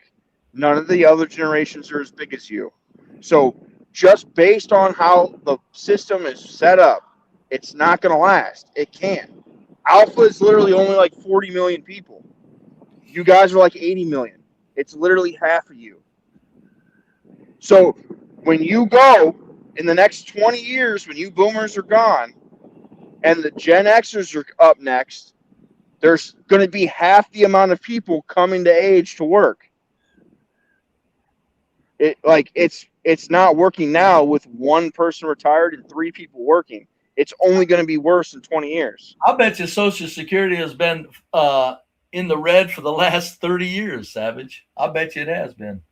They're just I'm sure it has, because you boomers never wanted to pay extra or do anything to benefit anyone else. They're just juggling things around to make it look like they want to make it look. But yeah, this is like I said, folks. This is like arguing religion with people that want to take the official version of things. It's amazing. Okay, well, why don't you go to the grocery store and just pick out the most expensive thing and then pull out the money in your pocket and give it to the cashier and tell them money's fake?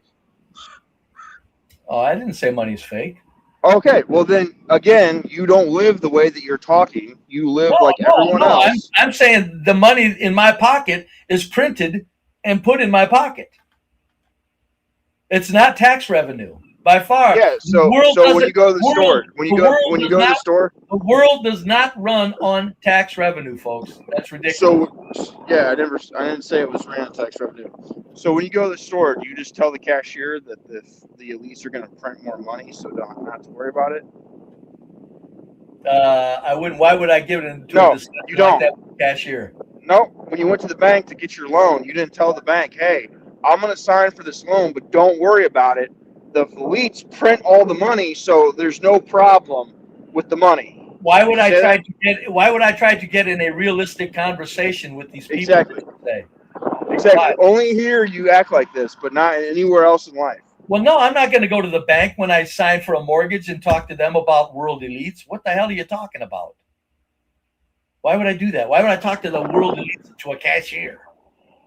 Because the reality of the situation is the only way that you believe this is when we're having this conversation, but nothing else in your life. You don't pay your bills this way. You didn't buy your house this way. You don't save money this way. Like, nothing else that you do is this way. Mm-hmm. No, we all rely on printed money. So I don't know what you're talking about when you say that. That's ridiculous. We all rely on printed money, folks. They're printing money so that we can live like gods. And that's why I say, for God's sakes, appreciate it at least. Because when this game ends, it's not going to end well. They're going to take us, when the natural resources of the planet start to get stressed, and they're already there, when they decide to switch things and go, they'll have such technology in place that when they switch things and they say new game, it's not going to go back to 1980 or 1975. You're going to be gone. Right, I will be. Yeah, by that time, I think you're right. I think this will last for another 20 years. I do think that you are correct. Yeah, you're burning the candle on both ends because you don't care what happens. Why would it care about what? If you can't change anything, what do you want to do? Become an activist for like a fool, and go chase down the Goliath? I mean, come on. What do you talk about? Don't care. What? I tell you what. Hold on, folks. You got to say this. Well, that's other goddamn on these YouTube streets. On these YouTube streets, you can call me a fool, but there ain't no other goddamn white man that is trying to tell people, stop it with your fantasies and live your life and enjoy it, because it might not go on much longer. Yeah, and that's why none of the generations below you give a shit about Medicaid or any of the programs you live off of or how you get treated in nursing homes. We don't care about any of that because your mentality. Your mentality was, why would I go suffer to do anything to try, because it's not going to work? So I'm just going to reap the benefits of everything while I can and fuck everyone else. And everybody's reaping the benefits. That's why you think the boomers are the only ones reaping the benefits of that printing machine? You're crazy, Savage. Again, we talked earlier that if you print too much money, then our loaf of bread becomes $1 million. And they haven't done that. And you said that's true. And when you were a kid, you could go to the store with $3 and you could buy a whole thing of groceries. Right. Now, as a 37-year-old man, I can't buy a top from the store for less than $3. So clearly, the reality that we're living in, we're not benefiting to the same degree that you did. Oh no, I don't think you are. I agree with that. That's why I say there's nobody that got the benefits of elite manipulation as high with the quality that the boomers got. I've said that for 50 years now. I've never denied that we were on the when it comes to the elites games, the boomers were the very finest recipients of that game. There's nobody even close to us. Yeah, that's why your kids don't talk to you guys, and you guys get put in homes.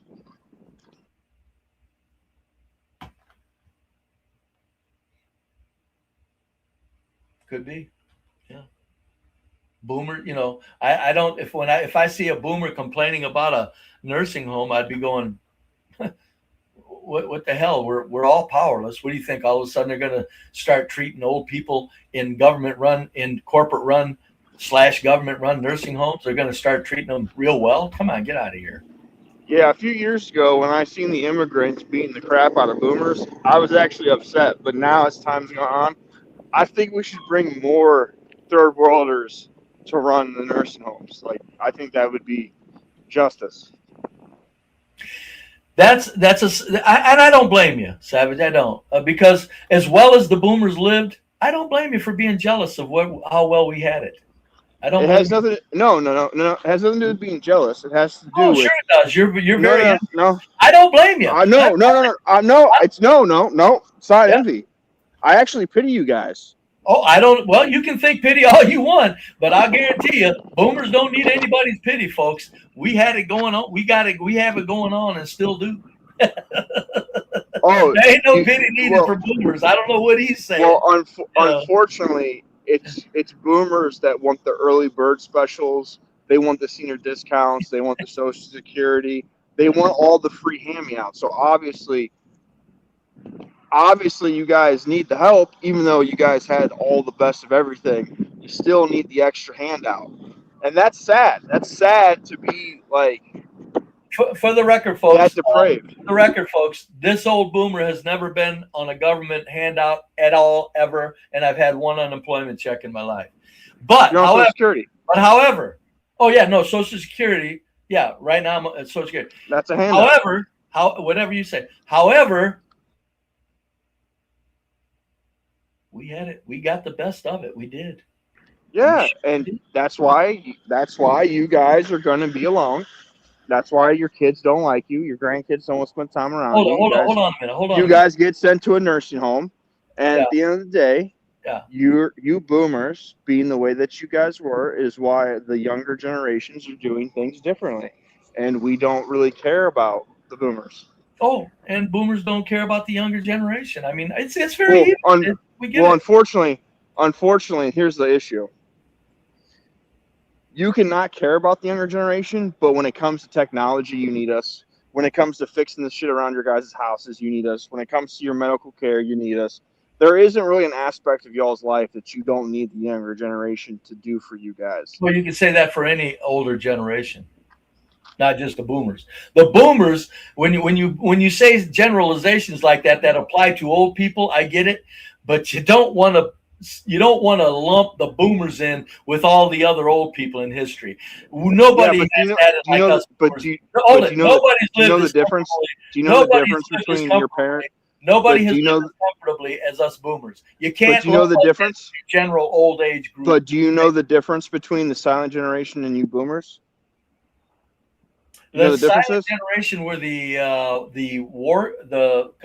ones coming home. No, the ones just before the ones that went off to war. I'm not sure. What's the silent generation is the boomers' parents.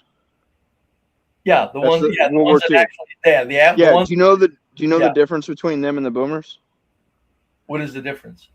The difference with them is they did stuff, and then they decided that because all humans are supposed to make things better for their offspring. The silent generation, us younger generation, actually respect because they did what they were supposed to do and handed off the world to you guys better than it was when they were kids. But you boomers didn't make anything better. There's nothing you guys made better. You guys did everything for yourself, and your guys' entire motto is, I don't give a shit because I won't be here very long. Now, Savage is implying that this younger generation is so concerned about other people. I mean, see what I'm saying? These people, when they say this stuff, it's like they live in dream worlds. The younger generation are so self-centered, it's pathetic. As it should be. It's only nature. It's the way it goes in America. We've lived so well. Everybody's self-centered. And now all of a sudden, the boomers are the worst one at it. That's the boomers. The boomers' parents, folks, trust me, there were a whole lot of dumbass fucking parents of the boomers. To act like they were all just doing everything right and had any political might, they had no political power, is just ridiculous. I feel like I'm talking to somebody who political power. Oh, no, but political power. Political power is a different argument. You guys are the biggest generation, so again, you're going to have more political power because your parents actually had kids. Yeah. You boomers brought in abortion. So you boomers didn't want to have kids because you guys are selfish. You guys worried about yourselves, and having kids is too much of a responsibility. Boomers didn't bring in abortion. The elites brought it in, folks. When you say something like the boomers brought in abortion, again, these people, they're so full of envy or hate or jealousy that they talk like fools. Respectfully. I mean, I'm saying that as a gentleman. You're pathetic, Savage, what you're saying right now. You're making up a dream world of the past. I'm not denying we weren't on the very best receiving end of all manipulation, but we were manipulated, just like you're manipulated now, just like you'll be manipulated in the future. We're manipulated. Your generation literally gets scammed every single day from someone texting you guys about your iPhone. Your iPhone got hacked, and you guys give money in your bank accounts to Apple through a text message. Like, you guys are the ones that are getting scammed, not us. I didn't say scammed. Look up the definition of scam and manipulated, sir. You need to differentiate the two. To be scammed, you must be manipulated. You're correct, but correct. To be manipulated isn't a scam that you're speaking of as far as removing money falsely. To be manipulated is your thinking is being shaped. You guys literally thought that you guys should deserve everything forever.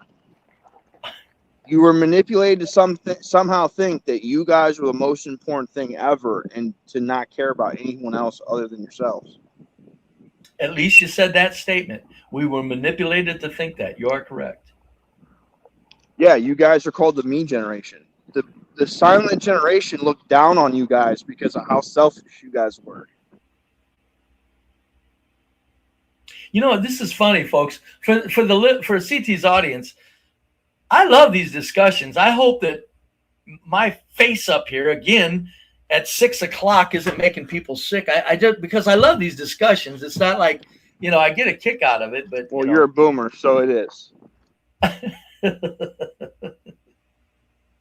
No, I just it's just, you know, any you know, for I'm retired. I got all day, all the time to myself in the world. So it's just like, you know, trust me, if there was CT wanted to take this stream in a different direction, I'd say see you later, thanks.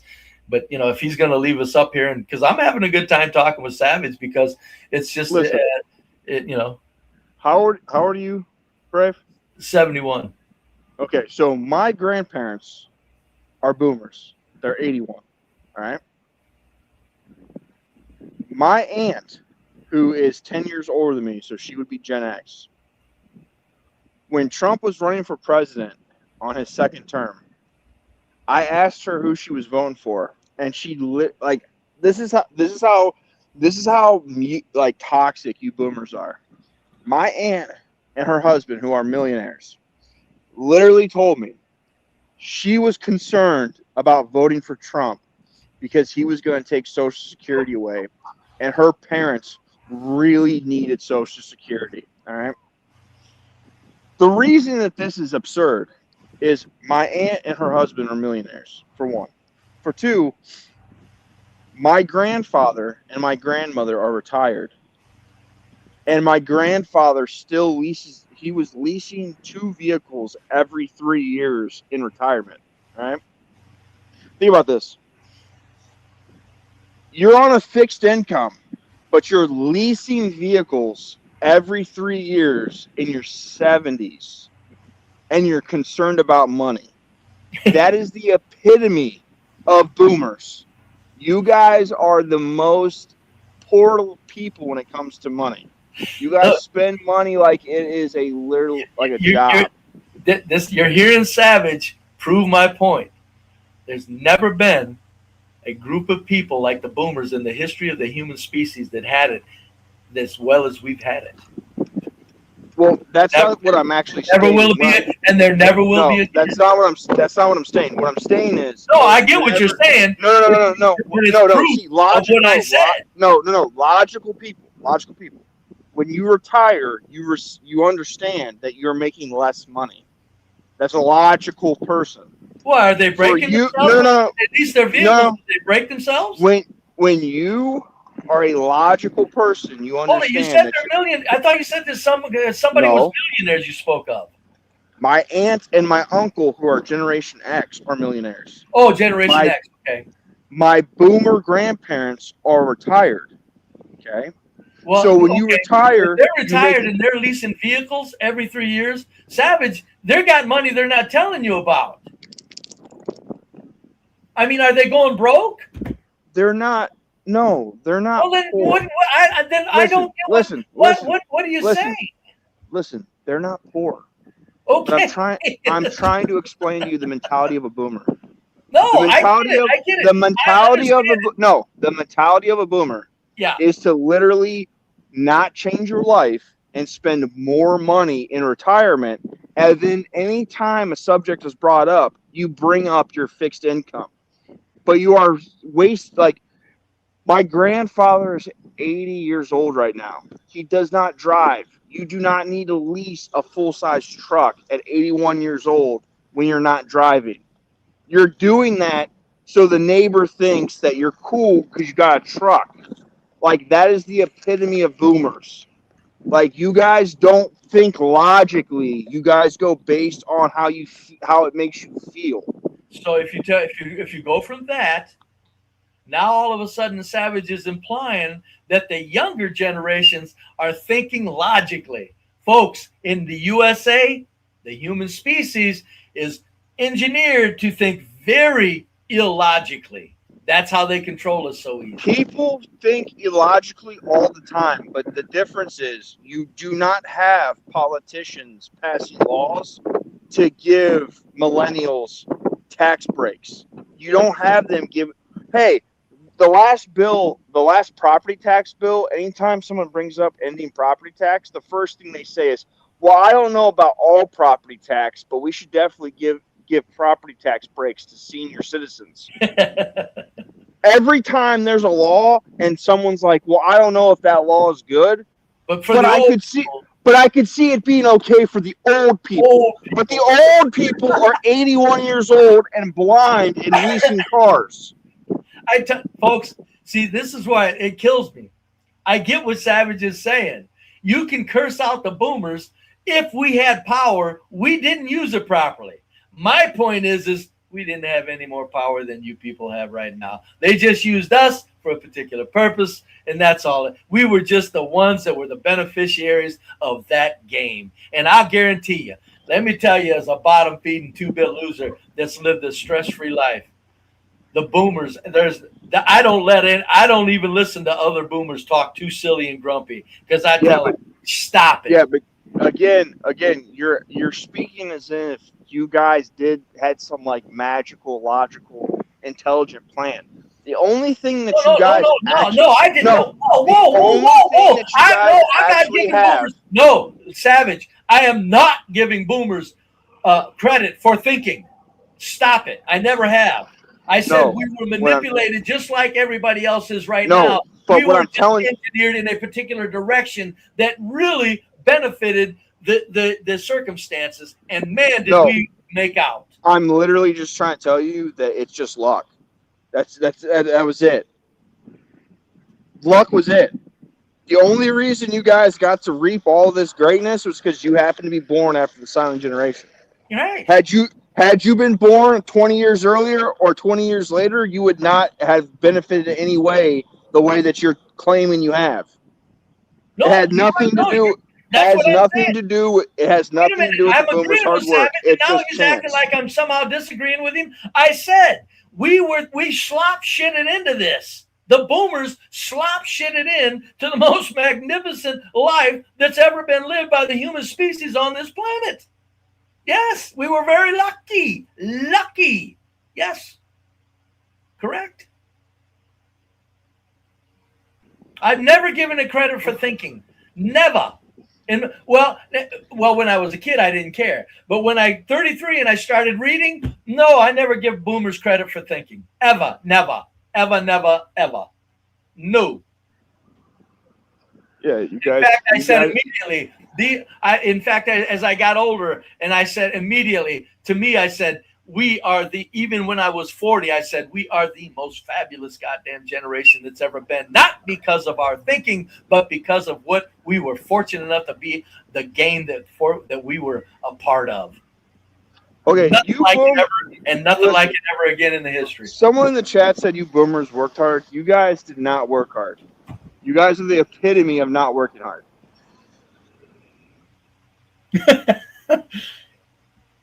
Internet God says, you lived a good life and I'm upset.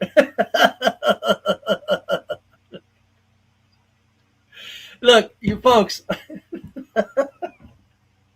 this is comical to me that people don't understand it. Yeah, us boomers, you better believe one thing. Nobody had it as good as we had it, and nobody is ever going to have it that good again. Yeah, that's why when the black teens break in your house and steal your stuff, I won't feel bad. Oh, I don't blame you. There's a lot of people that want horrible things to happen to boomers. I get it. What kills me is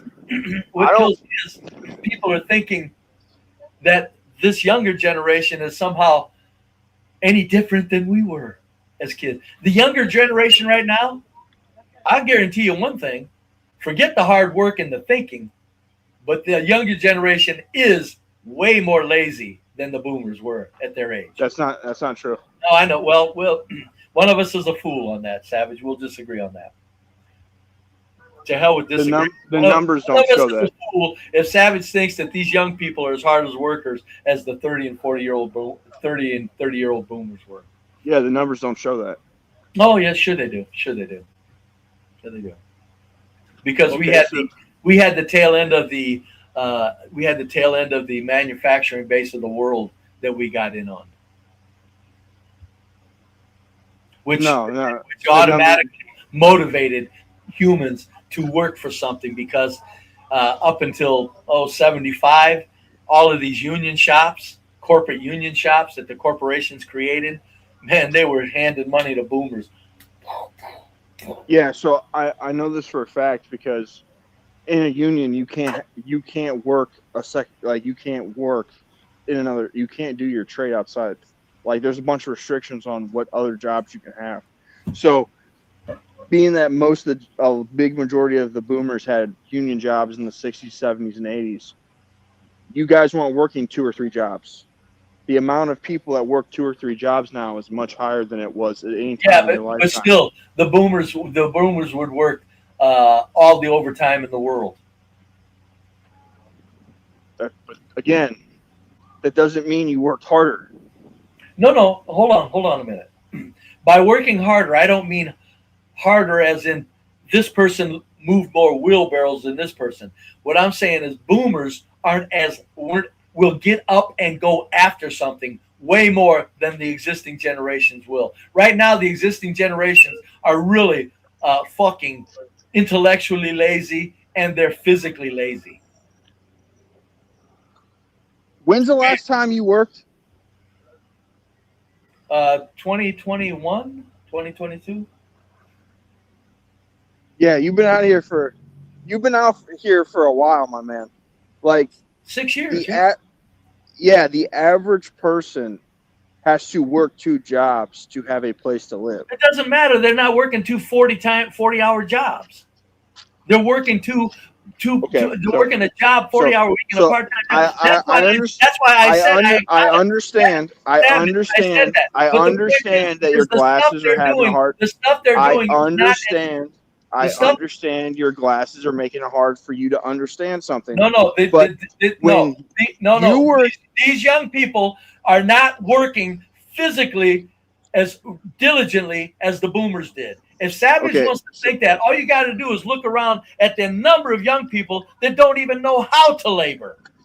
Again, so unfortunately, sir, when you were young, one income could pay for an entire household, right? Only up until about 1970, and then that was over. Okay, so that is a true statement, right? For 15 years of the boomer's life, yes. Okay, guess what? In order for the average young kid to be able to have a place to live, they have to work 2 jobs. Right. Automatically means they are working more than you were working. That's why I automatically. No, boomers, a lot of boomers forever did 50 and 60-hour weeks, folks. No, what I'm saying we're back to physical labor. These modern generation are flat out fucking pussies when it comes to physical labor. In large numbers. You retired. You couldn't handle physical labor. You retired. I do physical labor all the time for my age. Then why'd you retire? Because it was down. I probably would have not only kept working, Savage, but I probably would have got my Social Security check on top of a full-time job. The reason I retired is because when the mask mandates came out, I said, an old person is not supposed to wear a mask for the impeding of oxygen flow through. An old person, you don't want to put a mask on as an old person for sure. And that's when the mask mandate came out, and we walked in and they said, everybody in the place has to wear a mask. I said, oop, golly, I'm supposed to retire anyway. And so let me get this straight. So your boomer friend Fauci put a mandate out that you couldn't deal with, so you retired. Doesn't that make you a pussy since your boomer friend said the I didn't say boomer, and you said you couldn't wear it? No, I did. I said I didn't say boomers were political. He's a boomer, right? Right. Listen, I've said for now the last hour that boomers were political pussies, so to speak. Yes. Okay. Now what I'm saying is the generation now are physical pussies. Yeah, well, just understand, you couldn't handle a mask. So my phone's at 2%. I'm going to get out of here. But just remember, you retired because you couldn't handle a mask. And he thinks he got me. No, folks, listen. You got to understand something. Nobody's gonna put anything over on me. I'm way too into the realism of life. I get it all. You're not gonna tell me about this younger generation being some kind of valuable that the boomers weren't. This younger generation are fucked up. Look at your women. They dress like whores. At least the whore that was within when the boomers were married to women or had women, the whore that was within, the woman knew, keep the whore within so we can have a family. Now you got pussy men that can't even tell their women not to dress like whores right in their face. That's how pussy that modern men are. Because women are now destroying the culture with their whorish heart. No, they're not acting out whores everywhere you go. Although, there's a lot of fucking acting out. No, so the whole thing of the modern generation, Savage to imply that the modern generation is some kind of upstanding existence now is fucking crazy. It's fucking crazy. It's not a man's job to tell me how to dress. No, I didn't say it's a man's job to tell you how to dress. It's a man's job to say, if you don't dress like a woman, I don't need you as a wife. That's not the same thing. Well, who came up here? Who's this? I'll be up in 5 minutes, Brave. Want to get your commentary on something? Okay. Who's this that came up here on the side? It's the millennial CM. I want to talk to you. Who is this? It's CM. I want to know about this word laziness that y'all seem to throw around. Oh, CM. Hold on. Okay, say it a little louder, CM. Why do y'all boomers say this? Like every boomer, black, white, y'all say the same thing. Lazy, y'all are lazy. Y'all didn't work hard enough. I'm not going to argue who's lazy and who isn't again. But y'all throw that word around so loosely, like y'all got. That's why y'all believe in politics so much, because y'all, the silent generation, completely blessed y'all with politics after World War II. Oh, I don't believe in politics, but you are correct. A lot of boomers, and I make it very clear only 1,000 times on CT's channel that boomers are considering how the life they lived, they're the most pathetic fucking group of people that's ever lived, because they had all the ability to think, and they went right along with the elite's plan, just like everybody's doing now, just like everybody did before. But the boomers, in my estimation, had the break that could have been something that could be taken advantage of if they wanted to, and they didn't. No, boomers are the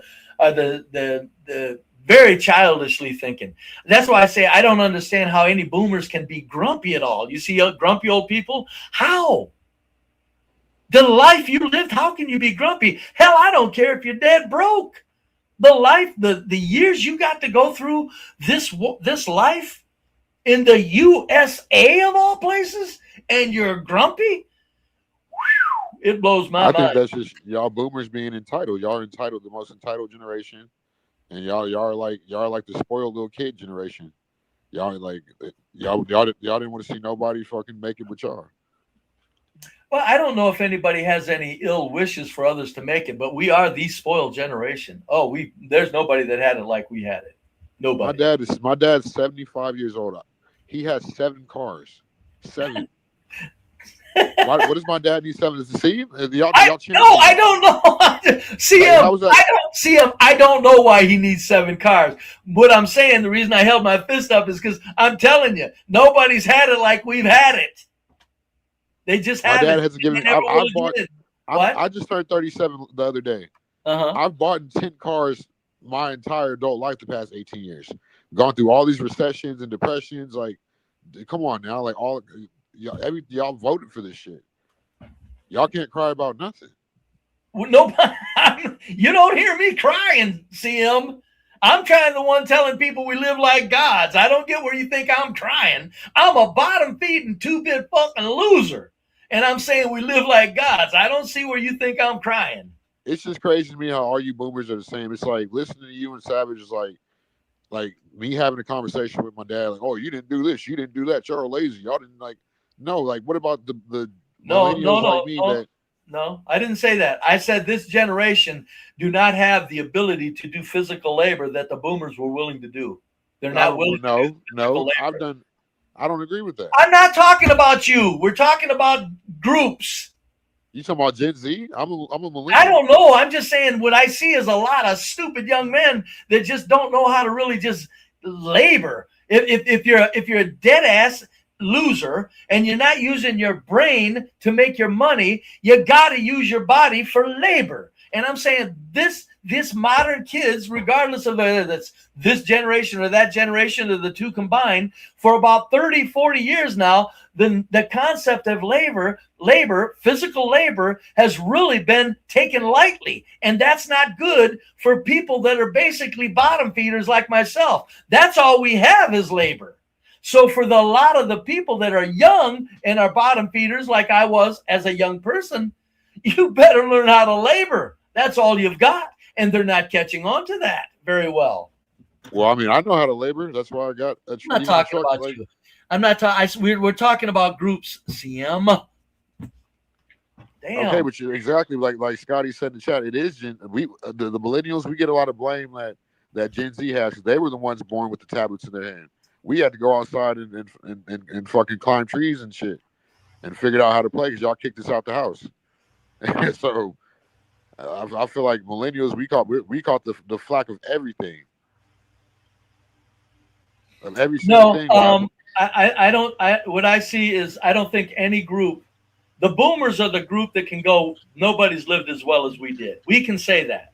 All the other groups, I don't think anybody's had it any worse than the others. When they did away with the living standard that the boomers were experienced, and well, actually, the boomers, even after the industrial relocation of the planet, 75, 80, the boomers still had a lot going for them because there was still a lot of manufacturing jobs here. They just the high paid union manufacturing jobs is what went offshore. Now, past the boomers and that luxurious handout to our group of people from the corporate machine, all the other groups have had it rough, just as rough as the other. Nobody's got it any more rougher than the next. People are now having to just go back to the pre-war days, and it's just gotten back. And this is what I tell young people. The boomer years, don't go by them. Those were an aberration. Those were not natural. Those aren't going to ever happen again. Prior to that, you had to mind your pennies and your dollars. After that, you've got to mind your pennies and your dollars. You talking the silent generation? The people that are young now, they don't get the fact of don't spend money if you don't have it. That's what the boomers did real well. I don't. And the generation I previous, almost agree the with you. I boomers' almost parents. agree What? with you. What? I almost agree with you. Come on now, y'all always say this. Like y'all had money to spend. It's like Savage said. Y'all all you boomers treat spending money like a job. Y'all always go to that fucking. Oh, I'm on a fixed income, so I know all you boomers are loaded in cash. Like y'all have that selfish kid mentality. You do have a point. Since I turned down so many higher paid opportunities in my life, boomers should be way wealthier than they are by the numbers. But there's a lot of boomers that are just mediocre people. CM, they're just regular run-of-the-mill people. What the system expected, and y'all are much healthier than the generation before was. We're what? I said y'all are much healthier than the generation before was. Y'all are outliving the expectation. Well, my parents are 75 and 71. They're still working. Why I don't know, but they're still working. Because they can. Why not? I don't blame them. I mean, why not? Get out and get that bag. The young people aren't doing it. Ask the people that hold it. Ask the young people. Find out who's employing your parents and ask them if they let all the boomers go to make room for young people, if they could fill their employment role. They would say, no, we can't get the workers because too many young people are going, I don't want to do that. I don't want to work. I want to be somebody in an office and punch keyboards. Y'all, come on. Y'all say the same thing. Oh, y'all didn't work even though we were the ones that bought into the boom after the damn 2008 housing crisis. I turned 18 the year of the 2008 housing crisis with my son, my oldest son type deal. I had a lot. I didn't even know what it was like. So after a while, seeing probably at this age of 37, seeing how money really works and how y'all are the ones pretty much hoarding the money. So I see why the way my parents are tight. Well, I don't know. Except when it comes to them. The boomers are tight with money, except when it comes to them. CM, I'm telling you, man. You'll never hear me deny that the boomers weren't the goddamn most fortunate generation in the history of the human species. We sure in the hell were. So I mean, at least you said that before y'all had to scrape. Well, the generation, what is it? The silent generation had to scrape pennies, and after the boomers, we had to scrape pennies. But so how are the boomers gonna say that we have to save money when y'all got blessed? So it's kind of like counterproductive. Boomers. No. Boomers. What they did is when we were engineered for the good fortunate circumstances we were in, the boomers, what they did is they still had a direct influence of the silent generation, knowing that you mind your pennies and you don't spend money you don't have. That legacy followed the boomers into their earnings while they were making huge sums of money. They were still thinking, don't spend money you don't have. That's why a lot of boomers, that are just mediocre people ended up millionaires because they said, you know what, we're making excellent money, and they still said we don't need a home to impress somebody with. We just need a home to raise a family in. So I mean, the whole thing just came together for the boomers. CM, I'm sorry, don't shoot me. I was just born there. It's like, would you shoot somebody for winning a lottery? Would you cut somebody out for winning a lottery, CM? I'm just tired of getting called lazy when everything. I'm not. I didn't call you lazy. I know y'all do. Y'all call no matter the color. I said this. I said the young people right now are lazy. I did not call you lazy. Quit going self-pity for yourself. I'm talking about you. Y'all call my nephews and little brothers and them Gen Z. Y'all. No, I didn't. No, I didn't call anybody anything. I'm asking you a question. They're the lazy ones. I'm asking you a question. I'm asking you a question, and I would appreciate an answer. Would you be mad at somebody for winning a lottery? Come on now. No. So you're saying all boomers won a lottery? Yes, we did. Thank you. You got it. You caught on. The era that we were born was everything fell into place. Modernity. We still had family values, which is gone. We still had everything, and yet we didn't have the overreaching technology that's going to end up driving people crazy. We had just the technology of landlines, televisions, medical care, medical advancements that made you healthy immediately if you needed fixed. We hit the fucking lottery, CM. Yes. That's what I'm trying to tell people. I don't know what to tell you. I mean, goddamn. It's like I said, my dad has 7 cars. I've been like an adult for 18 years. I bought 10 cars. I don't like cheap cars. I like trucks and muscle cars and, you know what I'm saying, 2,500 Chevy trucks and Camaros and stuff. You know what I'm saying? Like, imagine if I didn't have to buy one car. I would be up another 25, 30K. Cars are expensive. When we had the CM, when we have these discussions, I stick it to in general. I don't go into people's lives because it's I'm just speaking to you as a young man, and I'm having fun. I'm not worried about what you think or what your personal life is, or I'm not judging you. It doesn't matter to me. I'm saying the things I'm saying are very general and wide-reaching. That's all I'm saying. And I mean, you sitting pretty over there on that fixed income. I've got it made, even my old raggedy age. I mean, I've got it. I'm living like a god right out the door, man. I ain't kidding you. 6 years, just nothing but what I want to do when I want to do it. And who knows how long that could go on? Because as a bottom feeding 2-bit loser, I made sure I had houses paid off. And a little car, brand new, bought it, a little Ford Ranger, but it's paid off. I still have it. 70,000 miles. It's 16 years old. I'm never ever going to get rid. That'll be the last car I have on this earth. I'm living like a god, man. I'm sitting real fucking pretty. You better believe it, man. Every morning when I wake up, I thank whatever God is out there. I said, I don't know how this happened, considering no more effort that I put into it. I'm not trying to rub shit in, but no more effort than I put into it. Woo-wee, am I doing well? What's up, CT? Brave, nothing much, man. I'm glad you held it down while I was gone. I just worry that I'm not. In other words, I worry that you want to shut the stream down, and I'm stopping you from doing it. No, not at all. Not at all. I wanted to show you something, Brave. Wanted to get your opinion on this. Go ahead. Give me 1 second. Where's it at? I wanted to get your opinion on this real quick. Is this it? Yeah, this is it. This is it. Hey, CT, you know that Canada Dry got recalled. I didn't know that. Really? Oh, let me see. Yeah. Really? They should have put it out the store. All right, I'm gonna look it up. You sure it's not Swaps or whatever it's called?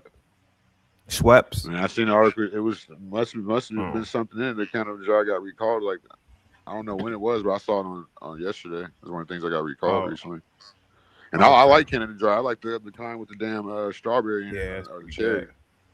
That shit fire. I'm gonna look at it. Well, thanks, man.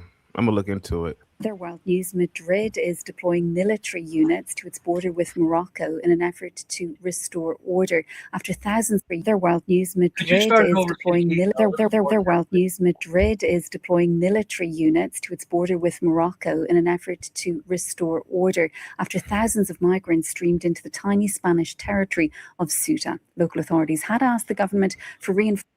Brave. Yeah. Listen to everything this woman says real quick. Okay. Their world news, Madrid is deploying military units to its border with Morocco in an effort to restore order after thousands of migrants streamed into the tiny Spanish territory of Ceuta. Local authorities had asked the government for reinforcements to manage a worsening crisis that boiled over when large crowds breached the Spanish border. Their world news, Madrid is deploying military units to its border with Morocco in an effort to restore order after thousands of migrants streamed into the tiny Spanish territory of Ceuta. Local authorities had asked the government for reinforcements to manage a worsening crisis that boiled over when large crowds breached the Spanish border. Well, let's cross live now to our correspondent in Madrid. Sarah Morris has been following developments for us. Sarah, as we say, military units being deployed. We're also hearing that 9 migrants died trying to reach the exclave. What is the very latest? That's right. Police sources saying that 9 bodies were found that did not make it in this mass movement over the border. The numbers that tried to cross are in the thousands, and some of the Spanish media, like El Mundo, are saying, quoting sources saying that there's 20,000. We'd earlier thought it was between 2,000 to 3,000. Numbers that this enclave, that is Spanish territory in North Africa, can't cope with because there's only 80. All right, there we go. Brave, do you know how far Madrid is from North Africa? Madrid and Spain. Yeah, it's not very far. Madrid is not far from North Africa. Well, I mean, okay, no, I'm sorry, Spain. I was thinking of the channel that separates North Africa and Portugal. I can't think of the name of it. Yeah, Portugal and stuff like that. Yeah. So how far is Madrid from? Well, this is a Spanish controlled area, though. Did they say Madrid or the Spanish controlled area? I was wondering why. Yeah, she did. American Man says, how did they get there in those numbers? The news is very. This is why I say don't believe shit. That's what I'm telling you. Yeah, I'm with because you. the news is very sneaky. Yeah. Madrid is the capital of Spain, right? Yeah, so that's when I was thrown. I was going, wait, right. Yeah, you're talking about on the border of Morocco. That doesn't border Morocco. It doesn't border Morocco at all. I think it's like 1,000 miles away almost. I didn't think it was quite that far, but I knew it was. Let me way see. Across. I could verify. Let me see. Let me see. Ceuta to Madrid in miles. I think it's like 1,000 miles plus. But here, I could be wrong. It might be 1,000 miles. Oh no! It's for a straight line is 324 miles. Yeah. In terms of road, we're talking about 470 miles. So I was off. Yeah. But they're making it seem like Madrid. To me, it was almost like say Madrid. Because if you say Madrid, that is the capital, and you would think that there is an urgency here. Ceuta is in Africa. I don't care what anybody. It's in Africa. Right. Yeah. Ceuta is a Spanish-controlled territory. Right. It's technically Spain, but it's in North Africa. They are making it seem like all of these people are going into the interior of Spain, and they're not. These are just regular North Africans. And truth be told, I highly doubt it's 20,000 people going into Ceuta right now. I just feel like the media is always over exaggerating or creating or fear mongering. They're going to create skirmishes until our brains fall out. Yeah. That's why when they said Madrid, No damn way. Look, I'm no geological wonder or geographical wonder. Yeah. But excuse me, how are you talking borders and Madrid in almost the same sentence? Yeah. That's what I'm going. That's where I was going. Wait, whoa. So, and I think that they did that for a whole lot of dumb fucking people that don't know the difference to listen to. Yep. Ooh, so look out Spain. Because a lot of people didn't go. Wait a minute. Yep. The border and Madrid don't go in the same sentence. If Morocco on the border and Madrid don't go in the same sentence. And also this footage right here, right? How do we not know those aren't Spanish citizens who were just celebrating Spain's victory in soccer last week?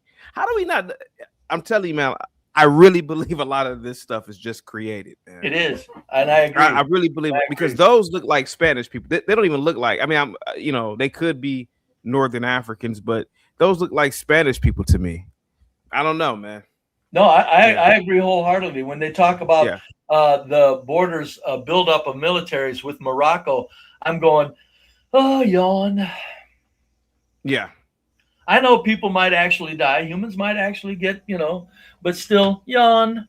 It's like they cannot possibly, people talk about, this and that. And they cannot possibly just leave things alone. Yeah. Because the populations will then start thinking about other things more esoteric, and they'll get into a higher intellect. If the species is just left to think and live and wonder, they gotta create strategy and tension everywhere they go, and that's just right. When you play this newsreel, I'm going. Just the fact that they mentioned Madrid in it and the border without really making clear, okay, they put the Ceuta in there, but it's like, wait a minute. Yeah. And then why did they say Madrid sent their army, their militaries? I'm like, what are you talking? You mean Spain sent it, right? It doesn't make any sense to say Madrid. It would have been the same thing if she said Barcelona. Doesn't make any sense and this is why I know that these people the media is just bullshitting and lying, man. Oh, they constantly do in areas that would blow our fucking minds. Here it goes. Huh? No, go ahead. Go ahead. Yeah. Deploying Other world news: Madrid is deploying military units to its border. It's almost like she don't even believe it. Morocco in an effort to restore order. Other world news: Madrid is deploying military units to its border with Morocco in an effort to restore order after thousands of migrants streamed into the tiny Spanish territory of Ceuta. Local authorities had asked the government for reinforcements to manage a worsening crisis that boiled over when large crowds breached the Spanish border. Well, let's cross live now to our correspondent in Madrid. Sarah Morris has been following developments for us. Sarah, as we say, military units being deployed. We're also hearing that 9 migrants died trying to reach the exclave. What is the very latest? That's right. Police sources saying that 9 bodies were found that did not make it in this. She's definitely lying. A mass movement over the border. The numbers that tried to cross are in the thousands, and some of the Spanish media, like El Mundo, are saying, quoting sources saying that there's 20,000. We'd earlier thought it was between 2,000 to 3,000. Numbers that this enclave, that is Spanish territory in North Africa, can't cope with, because there's only 85,000 or so residents, and the reception centre to process migrants doesn't have anywhere like the numbers that we're seeing coming through. The army will be deployed to help boost security in Ceuta, and the government sources are saying that they will be sending those necessary to maintain security, and they're talking about also boosting the Guardia Civil, the civil guard, adding extra platoons immediately and in the coming days from local areas like Andalusia. We could say as many. Brave. He has 90 extra. These motherfuckers look like they're just in recreation right now, just swimming, scuba diving. What is this shit, man? Guardia Civil officers arrive with 2 Say what? I'm with you. groups of divers. You could show me 1,000. You could show me 1,000 things, and I don't take any of it serious.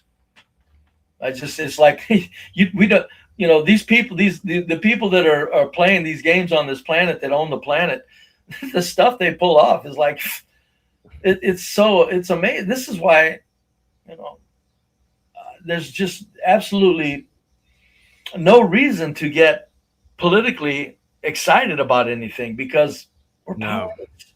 Look what they feed us in the news. Talking about Madrid on the border with Morocco. It's like they couldn't just be clear and say a Madrid and a helicopter controlled area. No, they said Madrid on the border with Morocco is what they said in the news. Like, what are you getting people to think? Oh, no, look out, Spain. Oh, poor Spain. Yeah, it's like, shut up. Like you said earlier, why didn't they call it Spain? Why is it Spain? Madrid is Spain. Why not Spain? Why not Spanish? Why not Spain? Yeah, it doesn't make any sense. Madrid didn't do that without Spain's federal treasury doing it, backing them. I don't even know how. You're asking me. You were asking me. No, I'm just saying. You know, it's. Yeah. I don't know. I'm telling you, man, none of this makes any sense. Has offered help from the Frontex security force to help process anybody that may be eligible for asylum. Obviously, desperate migrants trying to get through the border to not just Spanish. This kid looks like he got into an accident surfing or something, and they are just using footage, like old footage or something. Or like you say, who knows how they gathered it up. But even when they throw in even if there's a few and somebody was getting a little bold, they throw out 20,000. Billy, you gonna throw out that number, 20,000? And then all of a sudden it's 9 people that are dead, but they started with 20,000 that are invading or crossing borders. None of it makes any sense. Yeah. Yeah, and then but only 9 got. You know, it's like they reel it into the truth after they get your passions all rolling. Right. Territory, but European territory. And we have had sources saying to the Reuters that Italy intends to look at suspending the Schengen, its application of the Schengen zone. So extremely concerned for the Spanish Prime Minister will want to show that he is taking immediate action. And he's already coming under pressure here, isn't he, Sarah? Right-wing parties have been critical of Spain's. I'm telling you, Brave, it's almost like she wants to laugh. You know, it's like,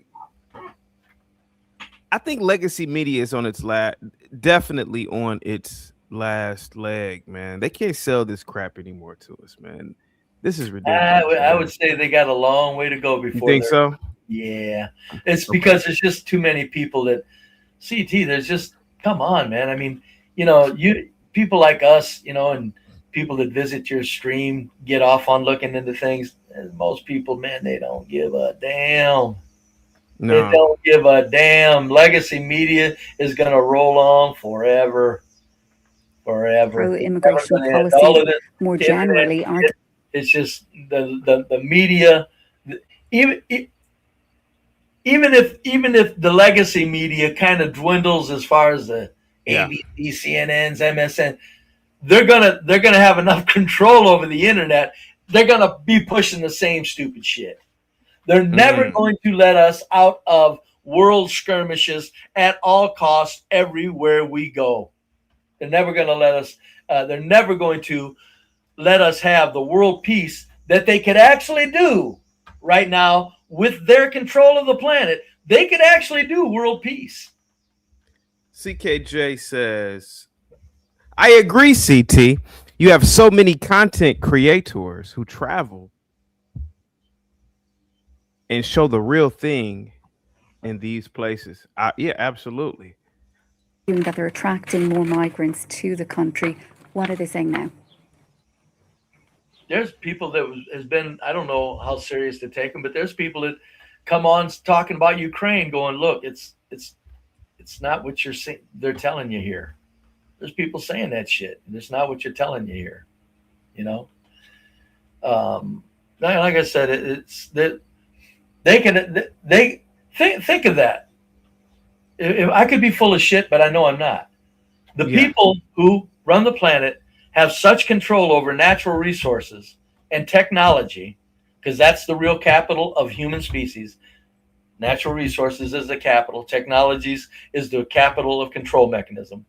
They have such control over both of those areas. They could do world peace right now if they wanted. We could. Yeah. But what do we get? Everywhere. Bring in the migrants into the USA and then sick ice on them. It's like everything's got to be a stress. Everything's got to be right down to goddamn Nolan Wells. I'm telling you, there's something spooky about this shit, Nolan Wells. There's people in high places keeping this shit going. Yeah. I don't care what anybody says. It's like, wait a minute. There's too many things that could have been concluded by now. This is ridiculous to play this out.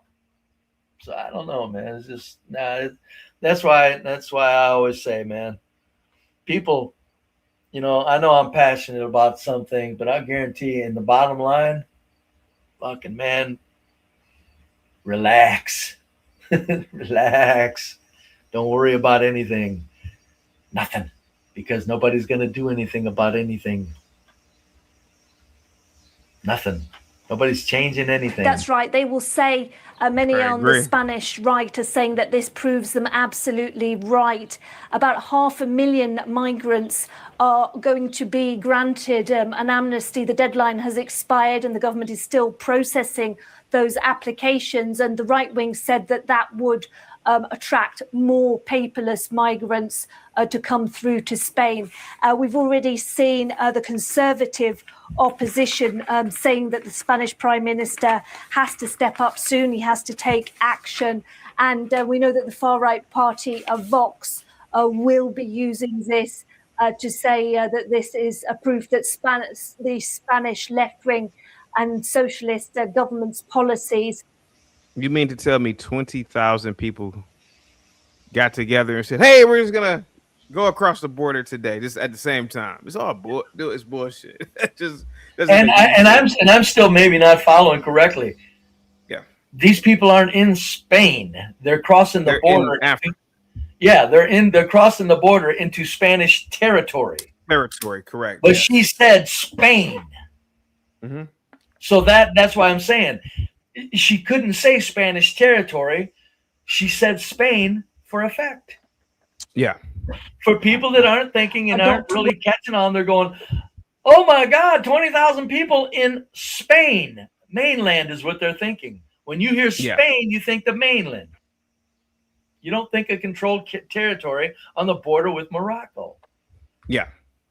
It's just little tids and bits like that. It's a goddamn joke, man. It's a goddamn big world joke. That's why. And here we are in the USA, man. It's like, Jesus Christ, are you people in the USA? You kidding me? You see the kind of shit they're trying to pull on and pull off across this planet. And we come here and it's fucking crickets. I'm listening to crickets out my backyard. Southern Gene says large cities like Madrid have growing immigrant populations, Latin American, North African, Sub-Saharan African. Yeah, that's true. That is true. And they're bringing them in. A lot of Latin Americans work in Madrid. A lot. Yeah, and they're bringing them in. So it's like, it's now they're doing this because they've had when did they start the border tensions with Madrid? How long has that been going on? A year now? A year and a half? 2 years? The border tension with Madrid, or you mean Spain? Oh, not Madrid. Yeah, I mean Morocco. I have no idea. I have no idea. Yeah, Morocco. About a year. There's border tensions with Morocco right now. How long has it been going on? I don't know. I haven't kept up with it. I don't know. Yeah. To me, every time I read it, I'm going, I'm here in the USA, man. It's like, you think I'm going to fall for that shit? Yeah. Not me. Ain't happening. Ain't happening. No, that's what I'm saying. That's why I say when I call us powerless, people really, they don't understand just how powerless we are. So they think, oh, no, I'm not exaggerating, folks. We're fucking powerless peasants. We're think so? Everything we do, everything we have is a gift. There ain't no fucking patriotism doing this. Go ahead. Yep. A freelance journalist there, Simon Hunter. Hi, Simon. Good afternoon, Kevin. Good to have you on the show. Now, what are the Spanish saying about what's going on in Ceuta? Because we've got this incredible footage of thousands of African migrants, just storming the border, running in, thousands of them. Quite a few of them, interestingly, then immediately sort of immersing themselves in the Mediterranean in rubber rings because they believe that if they're found in the sea, they cannot possibly be returned to Morocco. Not sure of the truth of that, but that's what they think. But these are surprising scenes. Some people saying these migrants are encouraged by Pedro Sanchez's policy to give 1 million migrants Spanish residency. What are the Spanish saying about? The biggest lie I think is the biggest lie here. What's that? Okay, let's assume 20,000 did breach the border. Okay, in this territory. Ceuta, yeah. What will they eat? Where will they sleep? Like, I really get to asking questions, man. Like, you mean to tell me all these people just ran across the border from Morocco and now they are here? Okay. Well, what's the game plan? Same thing it was when they brought the migrants into the USA. Oh. NGOs feeding them and housing them. Yeah. And you think Spain is so you say like everybody's all in on it. Okay. NGOs, non-governmental organizations. Yeah. And the Vatican. I guarantee you they're in on it. Just like here in the USA. Will feed and house them. So the whole thing, even if that's the case, it's like if 20,000 come in and they don't have to worry about starving to death, that probably means I bet that somebody made it damn easy for them to come on in. Tina, what's up? What's the topic? Oh, we're talking about this supposed immigration crisis in Spain that I don't believe is actually happening. Immigration is not a problem at all. Okay. The problem is people need to stop voting for their federal government, expecting them to change everything. Vote for the states, vote for provincial, whatever Spain has, vote for that too, right? Because they're the one that's allocating money from the federal government to make their province, state, or whatever the case is, a better place. The immigration problem is not a problem. Because how can immigrants come to your country and do better than the people that were born there? Huh? Brave? Oh, when I look at immigrants as problem, it's the number they brought them in as. When they brought them in those numbers, what happened is that when they brought that many people across the border, that means that they destroyed the border, which is had a more lasting political effect on the American psyche than the migrants themselves had. But the problem is these immigrants are building your GDP. They're building businesses. Yeah. They're giving people more jobs for your country. So why are you mad? Because these immigrants are doing the jobs y'all don't want to do. Plain period. Yeah.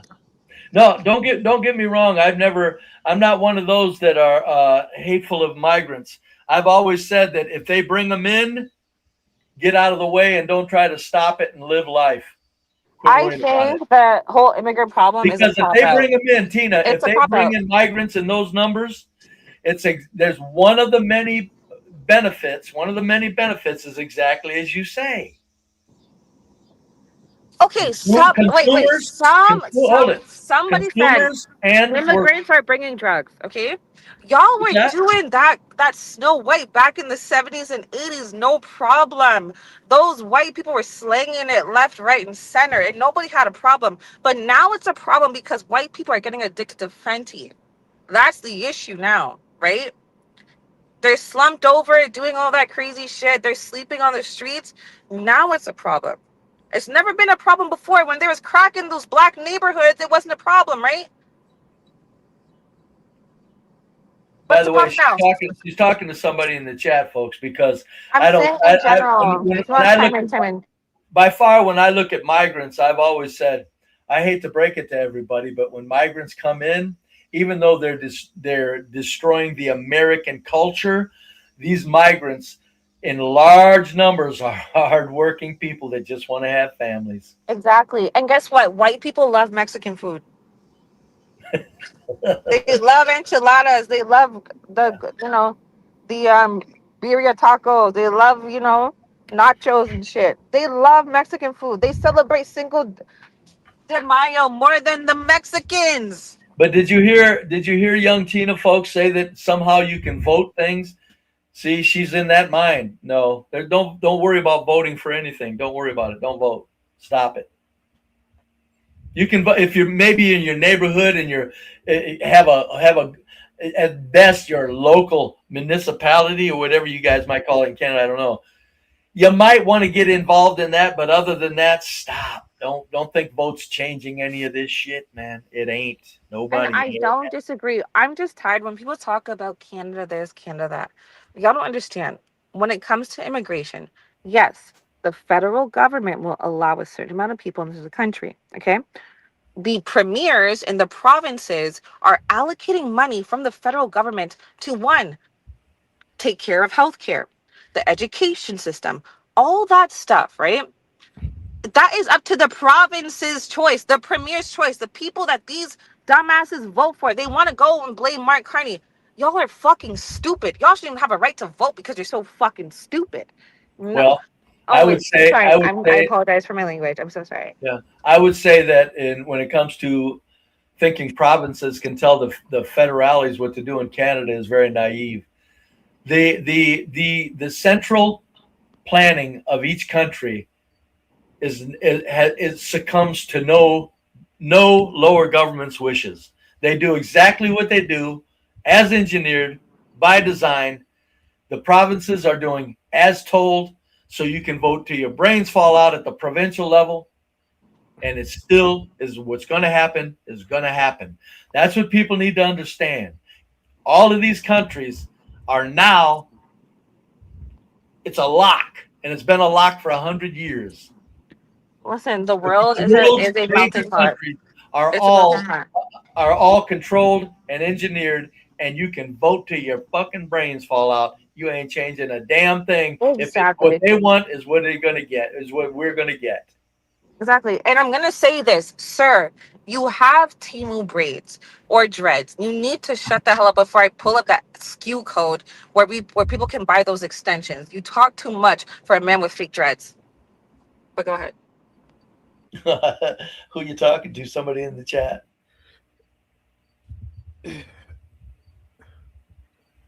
No, I'm just saying. Tina, why are immigrants better? I don't think they're better. I think that they cherish their opportunity more, right? When you're born in a country of privilege, you tend to let that not seem as significant for your life. When you come from actual poverty and immigrate and have to fight to get to a country where you think you can do better, you do better. Point blank, period. Because you're not taking it for granted.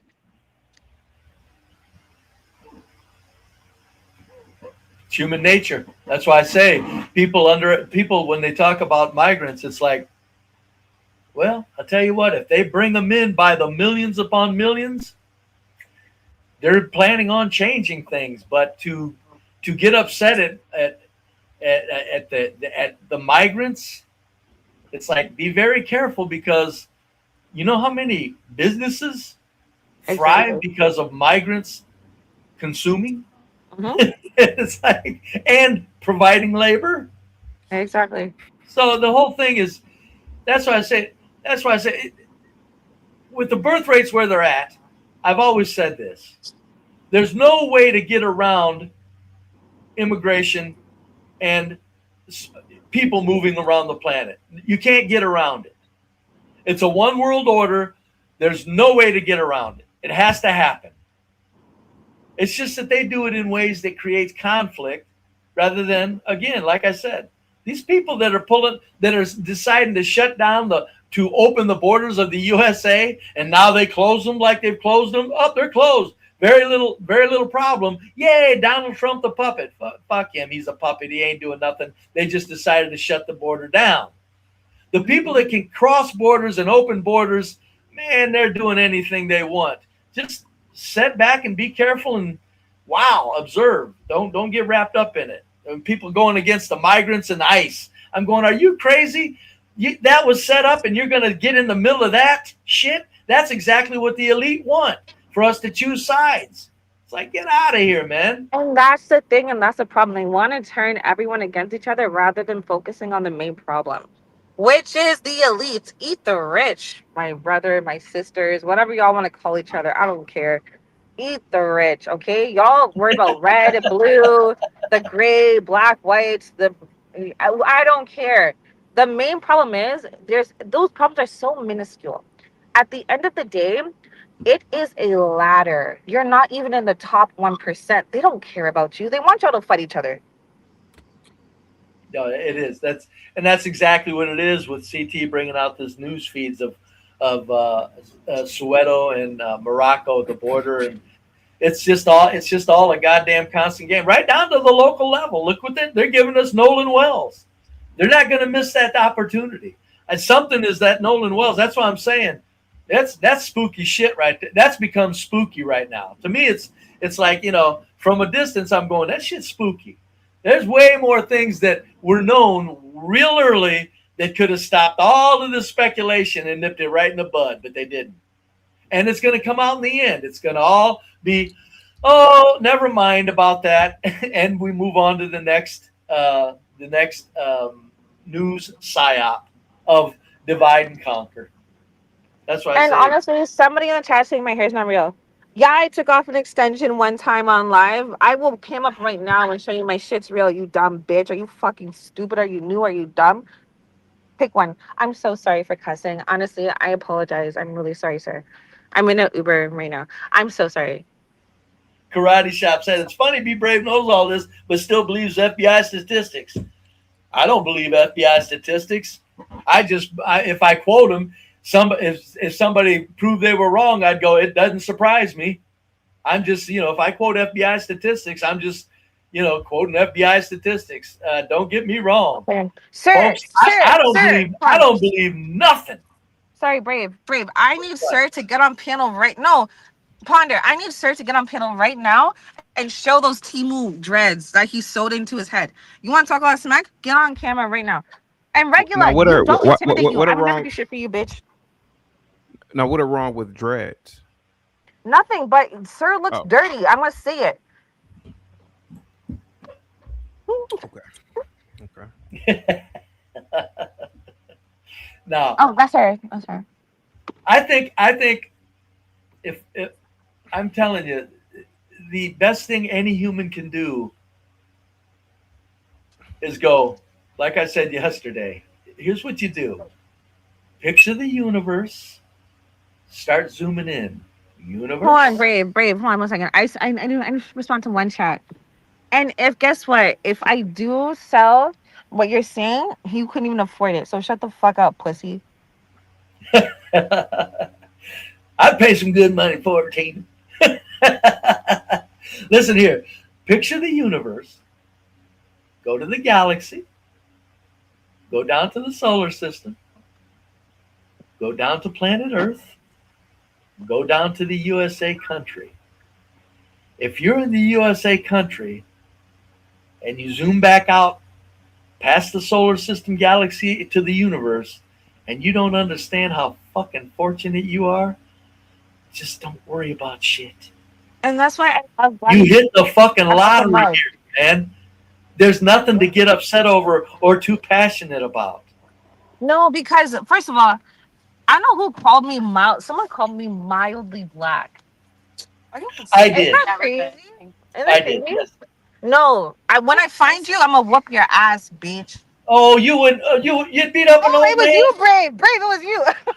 Yes, it was me. I did. I did it kind of as a, kind of as a reality. You're mildly black, Tina. Nah, and honestly, I apologize to Tina, Republic for saying her man I has don't red deny skin. white privilege. Let's not deny black skin headaches. You don't have black skin headaches. I do. I was. Oh, you don't.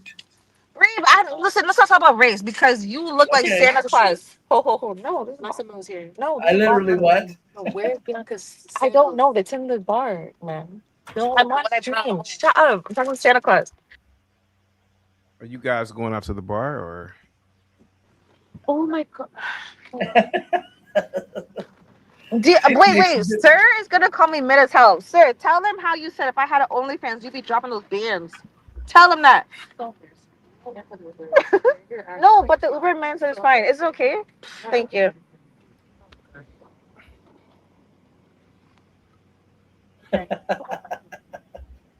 No, I don't. I'm just saying that. Look, man, I've never ever been one to deny white privilege, and that's why I have never denied the headaches that a dark-skinned man could go through in this. Hold on. Okay, wait, Sin, you talk too much shit trying to be a troll. I'm gonna tell you this right now. You have one more chance. One more chance before you piss me the fuck off. Who's pissing you off, Tina? No, these niggas in chat. Oh, ninjas. Oh my god, I'm so sorry. Jesus Christ. Here we go, guys. Real quick, hang tight. And as Nolan's mother and father get ready to come, I cannot express to you how encouraged we are that we're going to get to the truth. I mean, so many things are coming to light, and we're going to get to the truth. We are not trying to cast aspersions on anybody. We want the truth. We want the truth. That's what we want.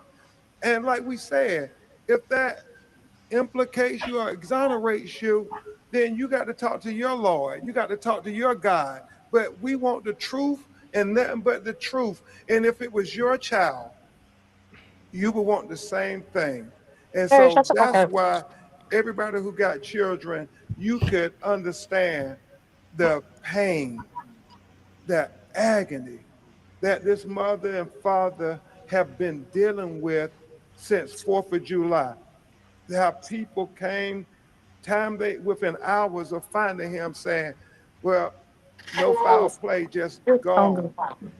How do you tell somebody just go on when my son is dead and nobody's giving us any answers? All those people out on that island, and you mean nobody know nothing? Nobody saw anything? No, we refuse to accept that nobody knows nothing. We're going to get to the truth. We're going to get to the truth. We're going to get to the truth, and it's starting to come to light because truth is light, and we're going to get to the truth. Y'all give it up for the mother and father Black Power. Nolan Wells, Elmore, and Christine. See, he brings up a good question too. He brings up a good question.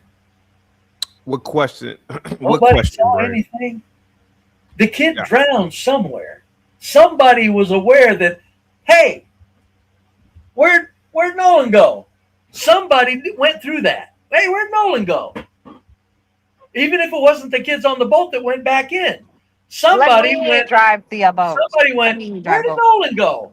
Or are they implying that maybe he just went off on a stroll on his own to do some thinking and some contemplating of life, and all of a sudden accidentally drowned, and he was all by himself because somebody saw something.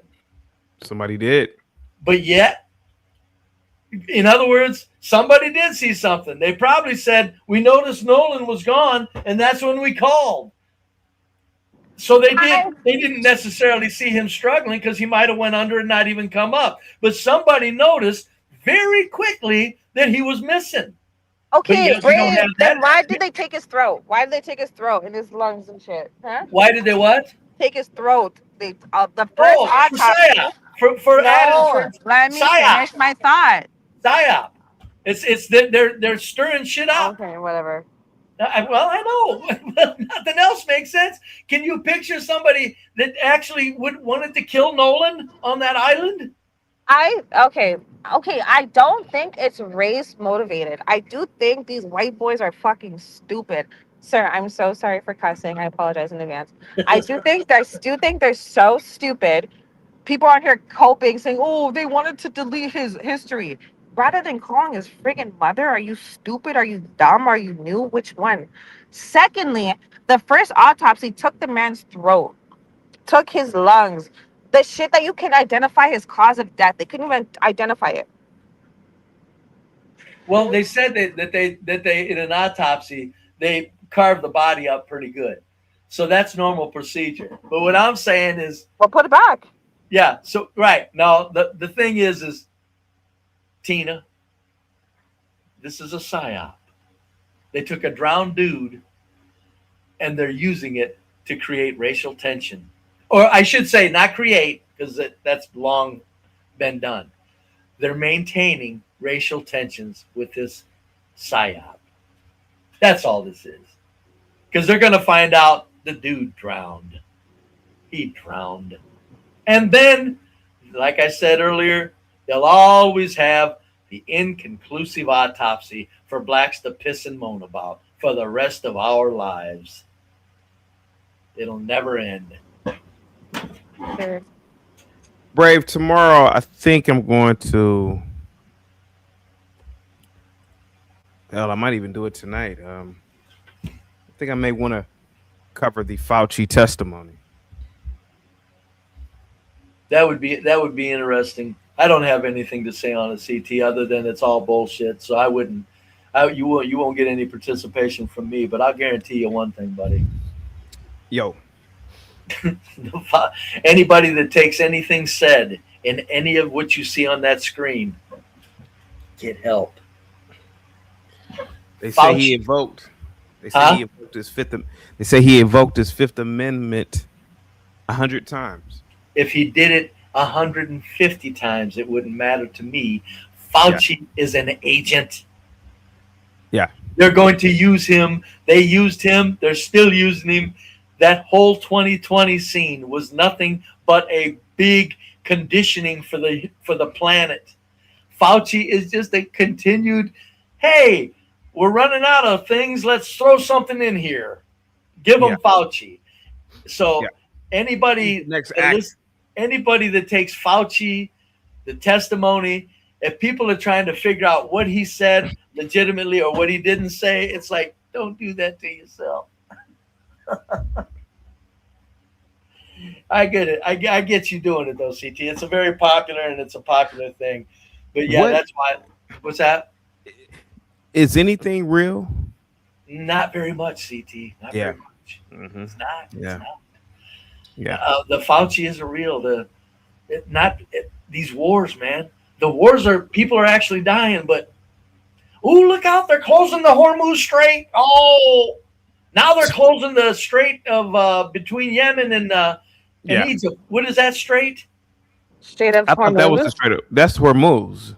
No, right? Hormuz is in Egypt and Yemen. You said Yemen. You said Yemen, right? Yeah. Yeah, Yemen and Egypt. I There's a don't strait know there. what the hell you're talking about. More men need to go to war and build a house. But anyway, my point is they closed the strait. Look out! All of a sudden, now the strait's open. The Iran war. It's a ceasefire. Nope, more fires. It's like, what the fuck? How long do we? How fortunate do we have to be to watch this bullshit before we just sit back and go? I'm not saying nothing's real, but I'm going. There comes a time when you sit back and go, wow, amazing, and not worry about anything because there's no reason. All of this shit they're doing is a fucking show. That's how fortunate we are at this time in history on the planet that they've got to create shows now. There may have been a time in history where people actually fought each other and killed each other. And I say even a lot of them were forced wars. In other words, the peasants were going, what the fuck you talking about? I want to work my field and do my livestock, 1,500 years ago. Most people want to do. Yeah, what do you mean I gotta go attack this group of people? So it doesn't matter. The elites on the planet have done what they do, and now it's so obvious.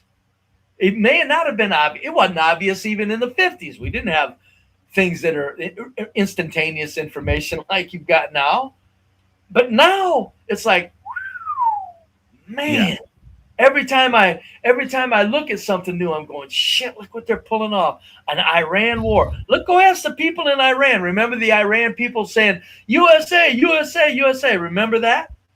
Yeah, I remember. I bet you them Iranians are going, could we just stop this shit and get back to life? That's what the Iranians are saying now, because the game was put on them. And they're going, wait a minute. Oh, God, just let us get back to our lives. You know, fuck this shit. That's what the Iranians are saying now. In other words, maybe Javez could tell us sometime if he's aware of any of it, the buyer's remorse of the Iran chants. Yeah. USA, USA. Now they're going, oh, shit, man. Just get it back where it was. That's what I'm saying, people. I'll tell you, when I kick the bucket, there's many of you are going to be young enough to say, that old motherfucker did say nothing's real. Because there's going to come a time when it's going to be more obvious than ever. And I think at that time is when they're going to shut shit down and use technology to go, shut up and don't say anything. We're done playing games. We've got the technology. Your world peasants, your world citizens, shut up and do as we say. A lot of you are going to live to see that. I won't. I think they're going to play this out for the rest of my life. Again, us boomers, the most fortunate people on the planet, we get to watch the bullshit and get to kick the bucket before the shit hits the fan. How fortunate can you be to live the life of a boomer and get to kick the bucket before the shit hits the fan? Right before it, yeah. Yeah. Huh? Yeah. I said right before it hits the fan. Yeah, I got you. We're going to start kicking. You can't beat that kind of fortune. When I meet my maker, I'm going to be looking down saying, got out of there just in time. Yeah.